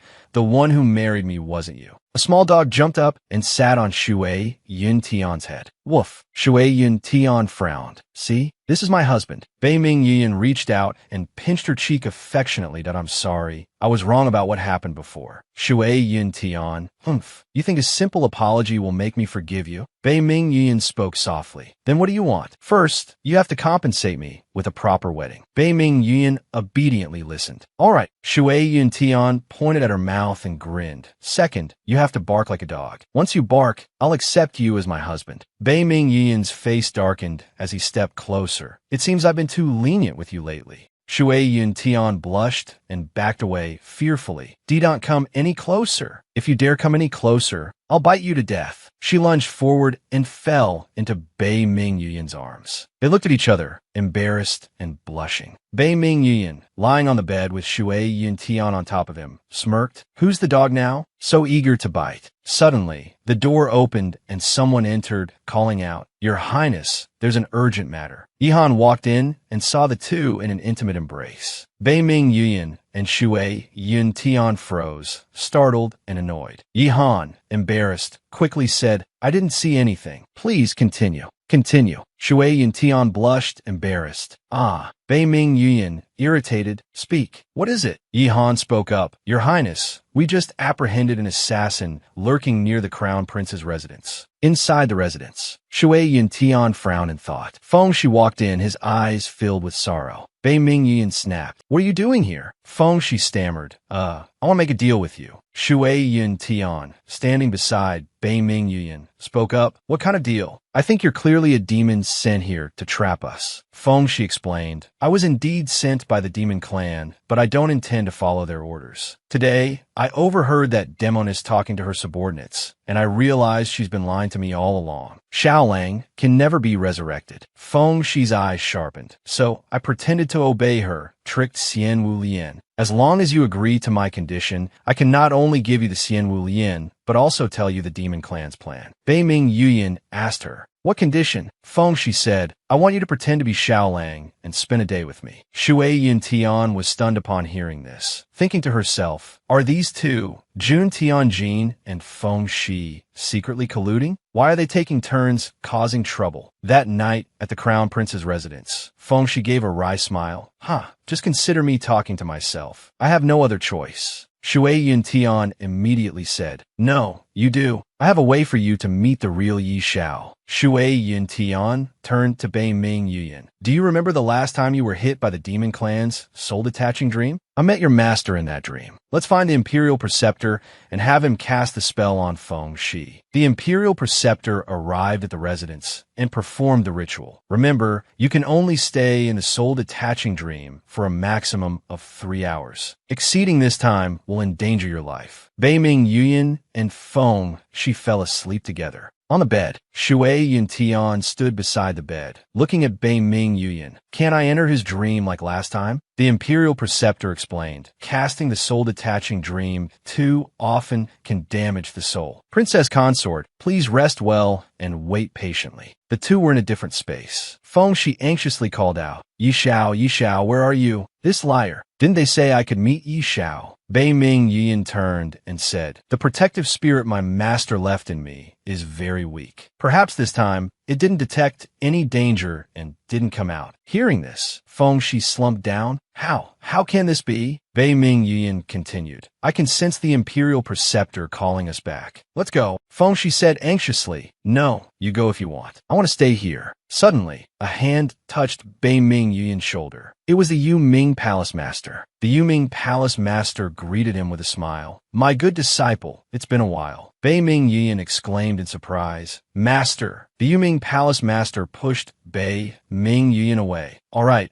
go on now. Don't disturb your master's conversation with this beautiful lady. The Yu Ming Palace Master called out, Lady Feng Shi. Feng Shi, with tears streaming down her face, looked up upon hearing the voice. Shaoling. She sat up and embraced the Yu Ming Palace Master. Is it really you? It's so good. I finally get to see you. I have so much to tell you. I'm sorry. I misunderstood you before. I shouldn't have doubted your ways and joined the demon clan, harming so many innocent people. The Yu Ming Palace Master said tenderly, My dear, if you know your mistake, then do your best to make amends. Hearing this, Feng Shi's eyes brightened. Yes. Now, Feng Shi gradually opened her eyes. Shui Yun Tian, beside her, asked anxiously, Are you awake? So, did you clear up the misunderstanding with Yi Xiao? Feng Shi slowly sat up and hummed in agreement. Shui Yun Tian asked her, So, can you tell us the Demon Clan's plan now? Feng Shi replied, They told me to wait for the right moment to assassinate the Emperor, wait for His Highness the Crown Prince to become the Demon Lord, and then help him ascend the throne, unifying the human and demon realms. But don't worry, I won't follow the path of evil anymore. Feng Shi then held out the Xian Wu Lian. Here, take this. After handing it over, Feng Shi hurriedly left. I'm going to undo the Demon Clan's control over the Emperor, clear your names, and confess my crimes to atone for them. Bei Ming Yuyan quickly stopped her. Wait. Feng Shi suddenly turned and asked him, Your Highness, what do you mean? Bei Ming Yuyan walked over and said, Before completely eradicating the Demon Clan, I don't want to alert them. The two of you escort the Empress Dowager to the guest room to rest. Make absolutely sure no one from the Demon Clan approaches her. Two maidservants appeared to protect Feng Shi. Shui Yun Tian, holding the Xian Wu Lian, said in a daze, I obtained it so easily. I can't believe it. Am I dreaming? The national teacher spoke up. Princess Consort, rest assured. The Xian Wu Lian is real, but you cannot use it yet. Shui Yun Tian asked in surprise. Huh? What? The national teacher replied, If you transform back now, how will you explain your identity to His Majesty? I can just tell the truth. After all, the sect leader and the elders can vouch for me. Bei Ming Yuyan refused. No, you shouldn't tell the truth. If Father investigates this matter, he will obviously discover that you weren't untouched before our marriage. To protect you, I would have to reveal my identity as the Yu Ming Palace Master. Do you think Father will be furious and execute us all? Shui Yun Tian grinned mischievously. How about we just usurp the throne? Right now, Bei Ming Yuyan flicked her forehead upon hearing this. Usurping the throne now would only play into the Demon Clan's hands, wouldn't it? Shui Yun Tian cried out in pain. Hey, that hurt. So what do you suggest we do? Bei Ming Yuyan said, Let the national teacher safeguard the Xian Wu Lian for now.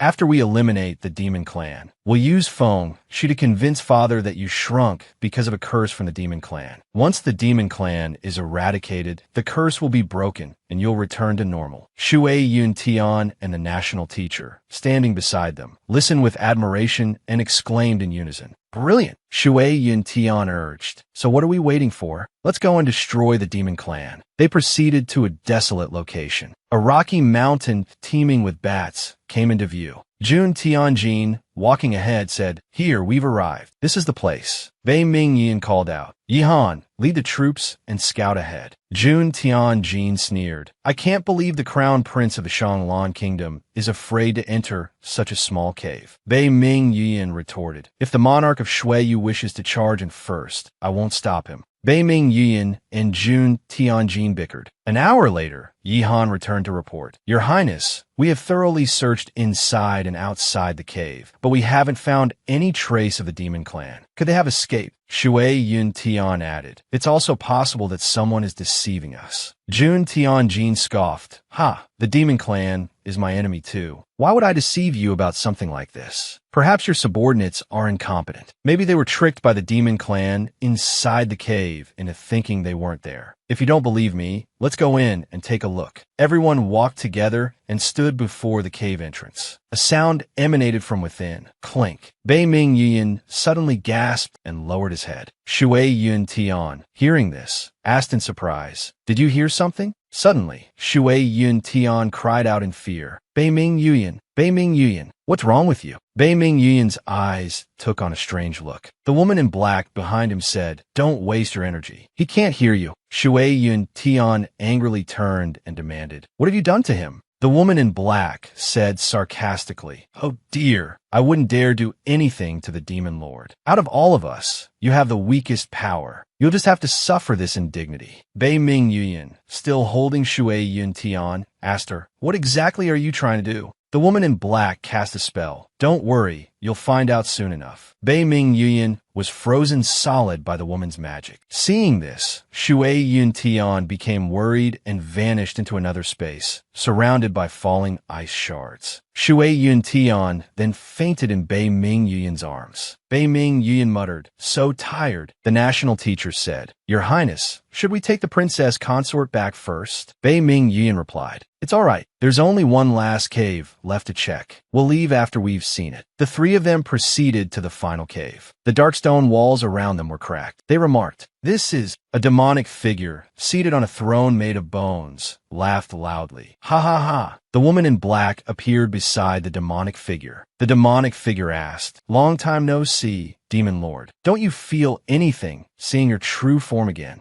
Bei Mingyan broke out in a sweat, his eyes glowing red. Jun Tianjin exclaimed in astonishment, "Demon Lord? Who are you talking about?" The woman in black said, "Our crown prince, of course. In fact, we should thank his majesty for leading them here." Jun Tianjin retorted, "I understand now. You anticipated my alliance with Bei Mingyan and deliberately fed me false information to lure us here." "Exactly. A demon who doesn't deceive isn't a good demon, is it?" A troop of Jun Tianjin's guards appear behind him. "Well then, it's perfect timing to capture all of you at once. Seize them." Bei Mingyan said in anguish. "No, I'm not." The woman in black approached him. "Demon Lord, stop resisting. Merge with your true form and wreak havoc upon the human world." The national teacher cried out anxiously, "Your Highness, stay strong. Don't let her beguile you." Bei Mingyan exerted his power, and the woman in black was thrown back. The woman in black said angrily, "You resist returning to the demon clan so fiercely?" Bei Mingyan's eyes sharpened. "I told you, I'm not the demon lord." The woman in black threatened, "If you stubbornly refuse to awaken, then don't blame me." Suddenly, streaks of blood sprayed out. Bei Mingyan's eyes widened in surprise. The national teacher and Jun Tianjin cried out in alarm, "Bei Mingyan, Your Highness!" Bei Mingyan was pierced by a demonic entity filled with evil energy. He thought of Shui Yun Tian. Her image appeared before him, radiant. In another space filled with ice, Shui Yun Tian was trapped within a block of ice. Her eyes filled with tears as she sensed Bei Mingyan being struck by the demonic energy. "Bei Mingyan, no. Let me out. Let me out." As she spoke, the ice shattered. A power surged into her. Shui Yun Tian broke free from the ice and returned to the present. Shui Yun Tian rushed to Bei Mingyan's side and, placing her hand on his chest, sobbed, "Bei Mingyan, wake up, wake up. Don't leave me alone." The woman in black exclaimed in shock and alarm, "Impossible. You have no power. How could you break through the sacred artifact seal? The national master stood angrily before Shui Yun Tian. Her soul doesn't belong to this world. That's why the sacred artifact is ineffective. The woman in black then attacked. In that case, die. But Jun Tianjin blocked her attack with his magic. Jun Tianjin said, "Your opponent now is me." The national master hurriedly produced a pill and said to her, "Give His Highness this soul-returning pearl. Perhaps there will be a change." Shui Yun Tian took it and immediately fed it to Bei Ming Yuan, her eyes brimming with tears. "Please, you mustn't die." Bei Ming Yuan was in another space, drifting in a haze. Two voices arose. "I am the Demon Lord. I am Yi Shao. Choose, who do you want to be?" Bei Ming Yuan stood before hazy figures of the Demon Lord and Yi Shao. Suddenly, Shui Yun Tian's echoing voice called out, "Bei Ming Yuan, please wake up." Hearing this, Bei Ming Yuan turned back slightly. Bei Ming Yuan, that name sounds so familiar. Bei Ming Yuan winced in pain, bringing a hand to his forehead, thought, who am I? Bei Ming Yuan then recalled beautiful moments as Bei Ming Yuan, the emperor's affectionate voice. "Yuan heir, the future of the Shanglan kingdom rests on you. Little Yuan, the Yuming palace I built is quite impressive, isn't it?" The image of Shui Yun Tian appeared. "My beautiful husband, let's go home." Bei Ming Yuan snapped out of the haze. "I am Bei Ming Yuan. I made up my mind." He lunged forward. "I will find a way to atone for the sins you committed." He drew his sword and stabbed the demonic figure. The demonic figure dissolved into black smoke. Bei Ming Yuan declared, "But I will not become you again." Bei Ming Yuan turned and called out, "Master." The Yuming palace master said, "I am not your master, but I respect your decision." The two looked at each other sadly. "Thank you. Farewell." The surrounding walls cracked further. Shui Yun Tian embraced Bei Ming Yuan, weeping with worry. National master, Bei Ming Yuan, his heart, it seems to have stopped. Hearing Shui Yun Tian's words, the national master and Jun Tianjin turned around in alarm. Shui Yun Tian sobbed, pleading, "No, please wake up." Shui Yun Tian kissed Bei Ming Yuan's forehead, gently reproaching him. "Bei Ming Yuan, you still owe me a wedding. You can't die. You can't die. Do you hear me?" The woman in black laughed triumphantly. "Haha, Bei Ming Yuan is dead. Finally, the great Demon Lord has returned." She knelt before the Demon Lord. "Please lead us to conquer the mortal realm once more." "Great Demon Lord." The Demon Lord, seated on his throne, suddenly began to crack. The woman in black watched in bewildered disbelief. The Demon Lord exploded, his fragments scattering into nothingness. A golden light illuminated the surroundings. The woman in black cried out, "No." Shui Yun Tian was astonished at what's happening. Then, a hand gently wiped away her tears. Shui Yun Tian blushed, looking down. Bei Ming Yuan, lying in her lap, said softly, "I'm back." Shui Yun Tian, overjoyed, softly murmured,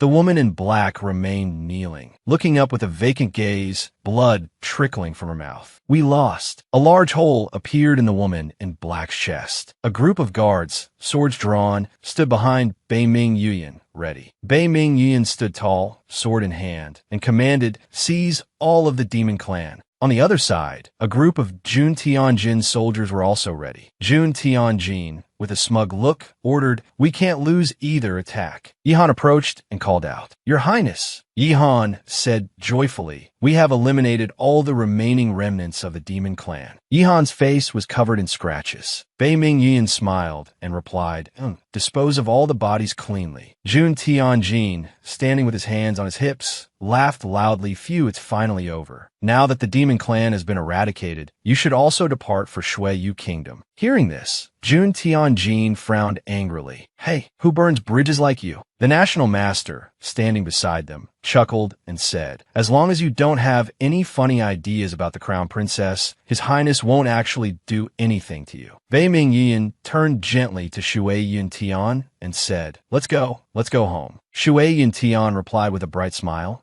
"Let's go home." The next day, Shui Yun Tian had returned to her original form, laughing joyfully. "Wow, it's definitely most comfortable in my own body." Bei Ming Yuan, embracing Shui Yun Tian from behind, softly said, "Hugging this body is indeed a bit more comfortable." Shui Yun Tian's face flushed. "Hey, we have to go to the palace for the sacred ceremony soon." Bei Mingyan pulled Shui Yun Tian closer, their lips almost touching. In a rush, there's still time. Then he placed a passionate kiss on her lips. Outside, the weather was fresh and clear, while inside the room, the two were passionately entangled with each other. Shui Yun Tian cried out in pain from Bei Mingyan's actions.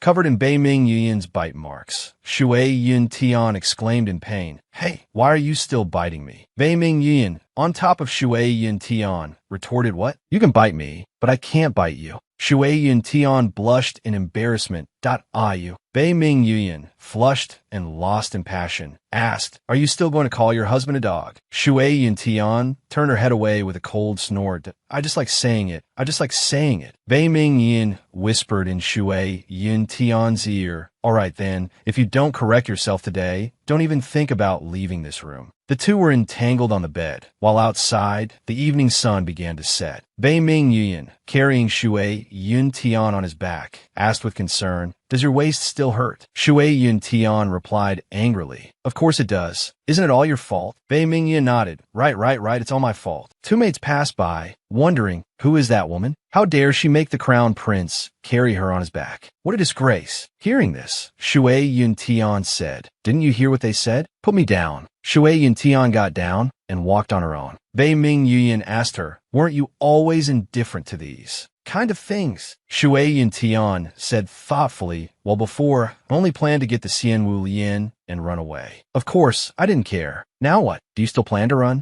"I don't know. I just feel that there are too many rules and restrictions in the palace. It's not free at all." Bei Mingyan called out in a low voice, Tian, if you truly don't want to stay in the palace, then leave." Hearing this, Shui Yun Tian stopped in front of Bei Mingyan. "Want to chase me away?" Bei Mingyan moved closer to her. "How could I bear to chase you away? What I mean is, wherever you go, I'll follow. If you're tired of palace life, we can find a secluded paradise to settle down in. We can live like carefree immortals, wandering as we please. If you want to return to your own time, I'll follow you anytime. But you have to tell me the rules of your world first." Shui Yun Tian was surprised. "How did you know I'm not from this era?" Bei Mingyan explained. "Did you forget your conversation with the national master in the demon clan's lair? I heard everything." Shui Yun Tian frowned, thinking, as expected, eavesdropping is still your specialty. She told him, "I made up my mind. Bei Mingyan smiled gently and called out, Tian, we still have plenty of time. Don't rush your decision." Shui Yun Tian's hair flowed in the wind as she spoke. Bei Mingyan and Shui Yun Tian arrived at the imperial palace and knelt before the emperor. After some persuasion from Bei Mingyan, the emperor believed that Shui Yun Tian was indeed the crown princess and agreed to choose a new date for their wedding ceremony. Feng Xiai stood by the side. Although her crimes were severe, the emperor saw her sincere remorse and allowed her to spend her remaining days as a companion to the eternal Buddha lamp. Xueji's engagement with Bei Mingyan was also dissolved as she wished, but it seemed Jun Tianjin wasn't very pleased with Mo. Li. Elsewhere, Yuan Yuling wanted to lead the national master back to Nanjiang, but she adamantly refused to let him lead the way, causing them to get lost in the deep forest. Finally, the day before the wedding arrived, and the palace was decorated brilliantly. Shui Yun Tian leaned against a wall, lost in thought. Why aren't they here yet? The sound of approaching footsteps echoed. Bei Mingfeng arrived, smiling. Greetings, sister-in-law. Shui Yun Tian held out her hand. Where's what I asked for? Bei Mingfeng asked her, Sister-in-law, are you really going through with this? Aren't you always one for stirring up trouble? What's wrong now? Are you trying to convince me to let it go? Bei Mingfeng continued. I'm only doing this because I'm afraid it would be disadvantageous for you if my brother found out. Shui Yun Tian reassured him. Don't worry. If anything happens, your brother will only punish you. He won't do anything to me. Bei Mingfeng was stunned. Ha ha ha. So I'm here to take the blame for you? He placed a black bag on the ground. Here, take it. Who says I'm not a good person? Shui Yun Tian smiled. Thank you. Shui Yun Tian took the bag and walked away, humming to herself. Bei Mingyan stood behind a door. Bei Mingfeng called out, Brother, are you really going to let sister-in-law do this? Bei Mingyan's eyes were tender as he said, No need. This is fine. Night had fallen, and inside, Xiangning was worried. Oh dear, Crown Princess, how could you? Shui Yun Tian reassured her. Good Xiangning, just cover for me. I promise this is the last time. Xiangning stammered fearfully. Bei Mingyan appeared, asking, "Last time for what?" Xiangning froze, startled and afraid. Shui Yuntian turned around in a panic, stammering, "Why are you here?" She quickly pushed Bei Ming Yuan away. "We're not supposed to see each other before the wedding. Go back." Bei Ming Yuan quickly said, Tian, I just want to say a few words to you. Then I'll leave, all right." Shui Yun Tian was embarrassed. "Then hurry up and say it." Bei Ming Yin said, "Do you remember you once said that if I could get the Xian Wu Yin for you, you would agree to do one thing for me?" Shui Yun Tian said, "The Xian Wu Yin is something Feng Ci tricked out of the demon tribe. How can it count?" Bei Ming Yin's eyes held a thoughtful look. Tian. Shui Yun Tian crossed her arms and turned. Fine. Since you did contribute to getting the Xian Wu Yin, I'll reluctantly agree. But if your condition is too unreasonable, I have the right to refuse." Bei Ming Yuan immediately pulled her closer, embracing her waist.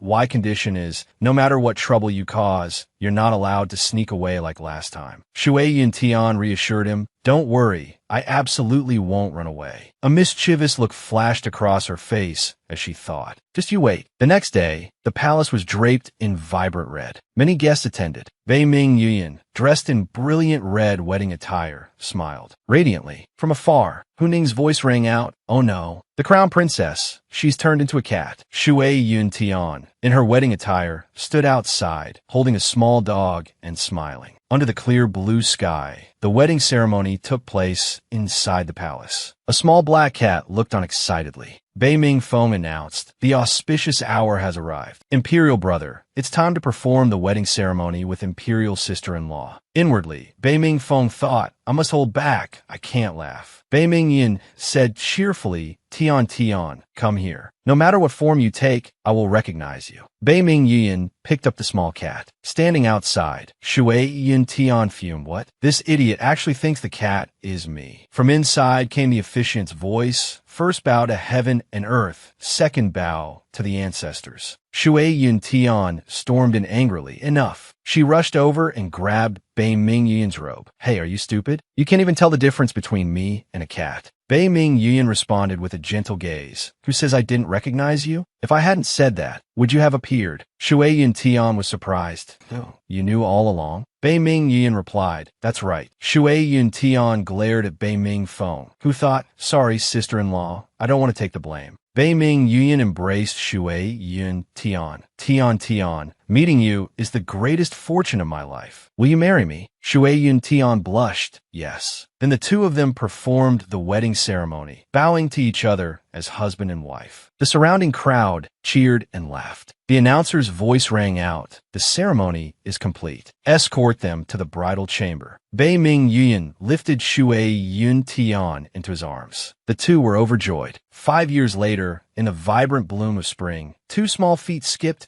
and played ha. Bei Ming Yin and Shui Yun Tian's daughter, holding a flower, said cheerfully, "Here, for mother." Shui Yun Tian kissed her daughter's cheek. "Good girl." Her daughter blushed. Beside her, a small hand reached out. Mother, their son said coquettishly, "I want a kiss too." Shui Yun Tian smiled gently. All right, kisses for everyone." Then Bei Ming Yin approached. "What about me?" He embraced Shui Yun Tian from behind. "The empress can't favor one side over the other, can she?" Their son and daughter whined, "Father's being unfair. He always steals mother away from us." They cried out and burst into tears. Wah. Bei Ming Yin continued to hold Shui Yun Tian tightly. Seeing this, Shui Yun Tian kissed Bei Ming Yin's cheek, making him blush. Shui Yun Tian, her cheeks flushed, softly asked, "Are you satisfied now?" Bei Ming Yin happily called out, Tian, I'm afraid I'm dreaming. You're actually willing to stay in the imperial palace." Shui Yun Tian, her head resting on Bei Ming Yin's shoulder, replied, "When did I ever say I had to stay in the palace my whole life?" Bei Ming Yin looked startled upon hearing this. Shui Yun Tian continued, "If I have so many choices, why should I stick to just one? Can't I be the empress for a while, and then go travel the mountains and rivers when I'm bored? Besides, if you dare to bully me in the future, I'll immediately have the national preceptor take me home, and I won't see you again." Bei Ming Yin confidently replied, Tian, trust me." They embraced their 2 children, laughing happily. Bei Ming Yin said to her, "We will be together forever." This episode concludes here. If you enjoyed it, please give me a like and a share so I'll be motivated to make more videos. Remember to subscribe to watch the next episodes. Have an energetic day.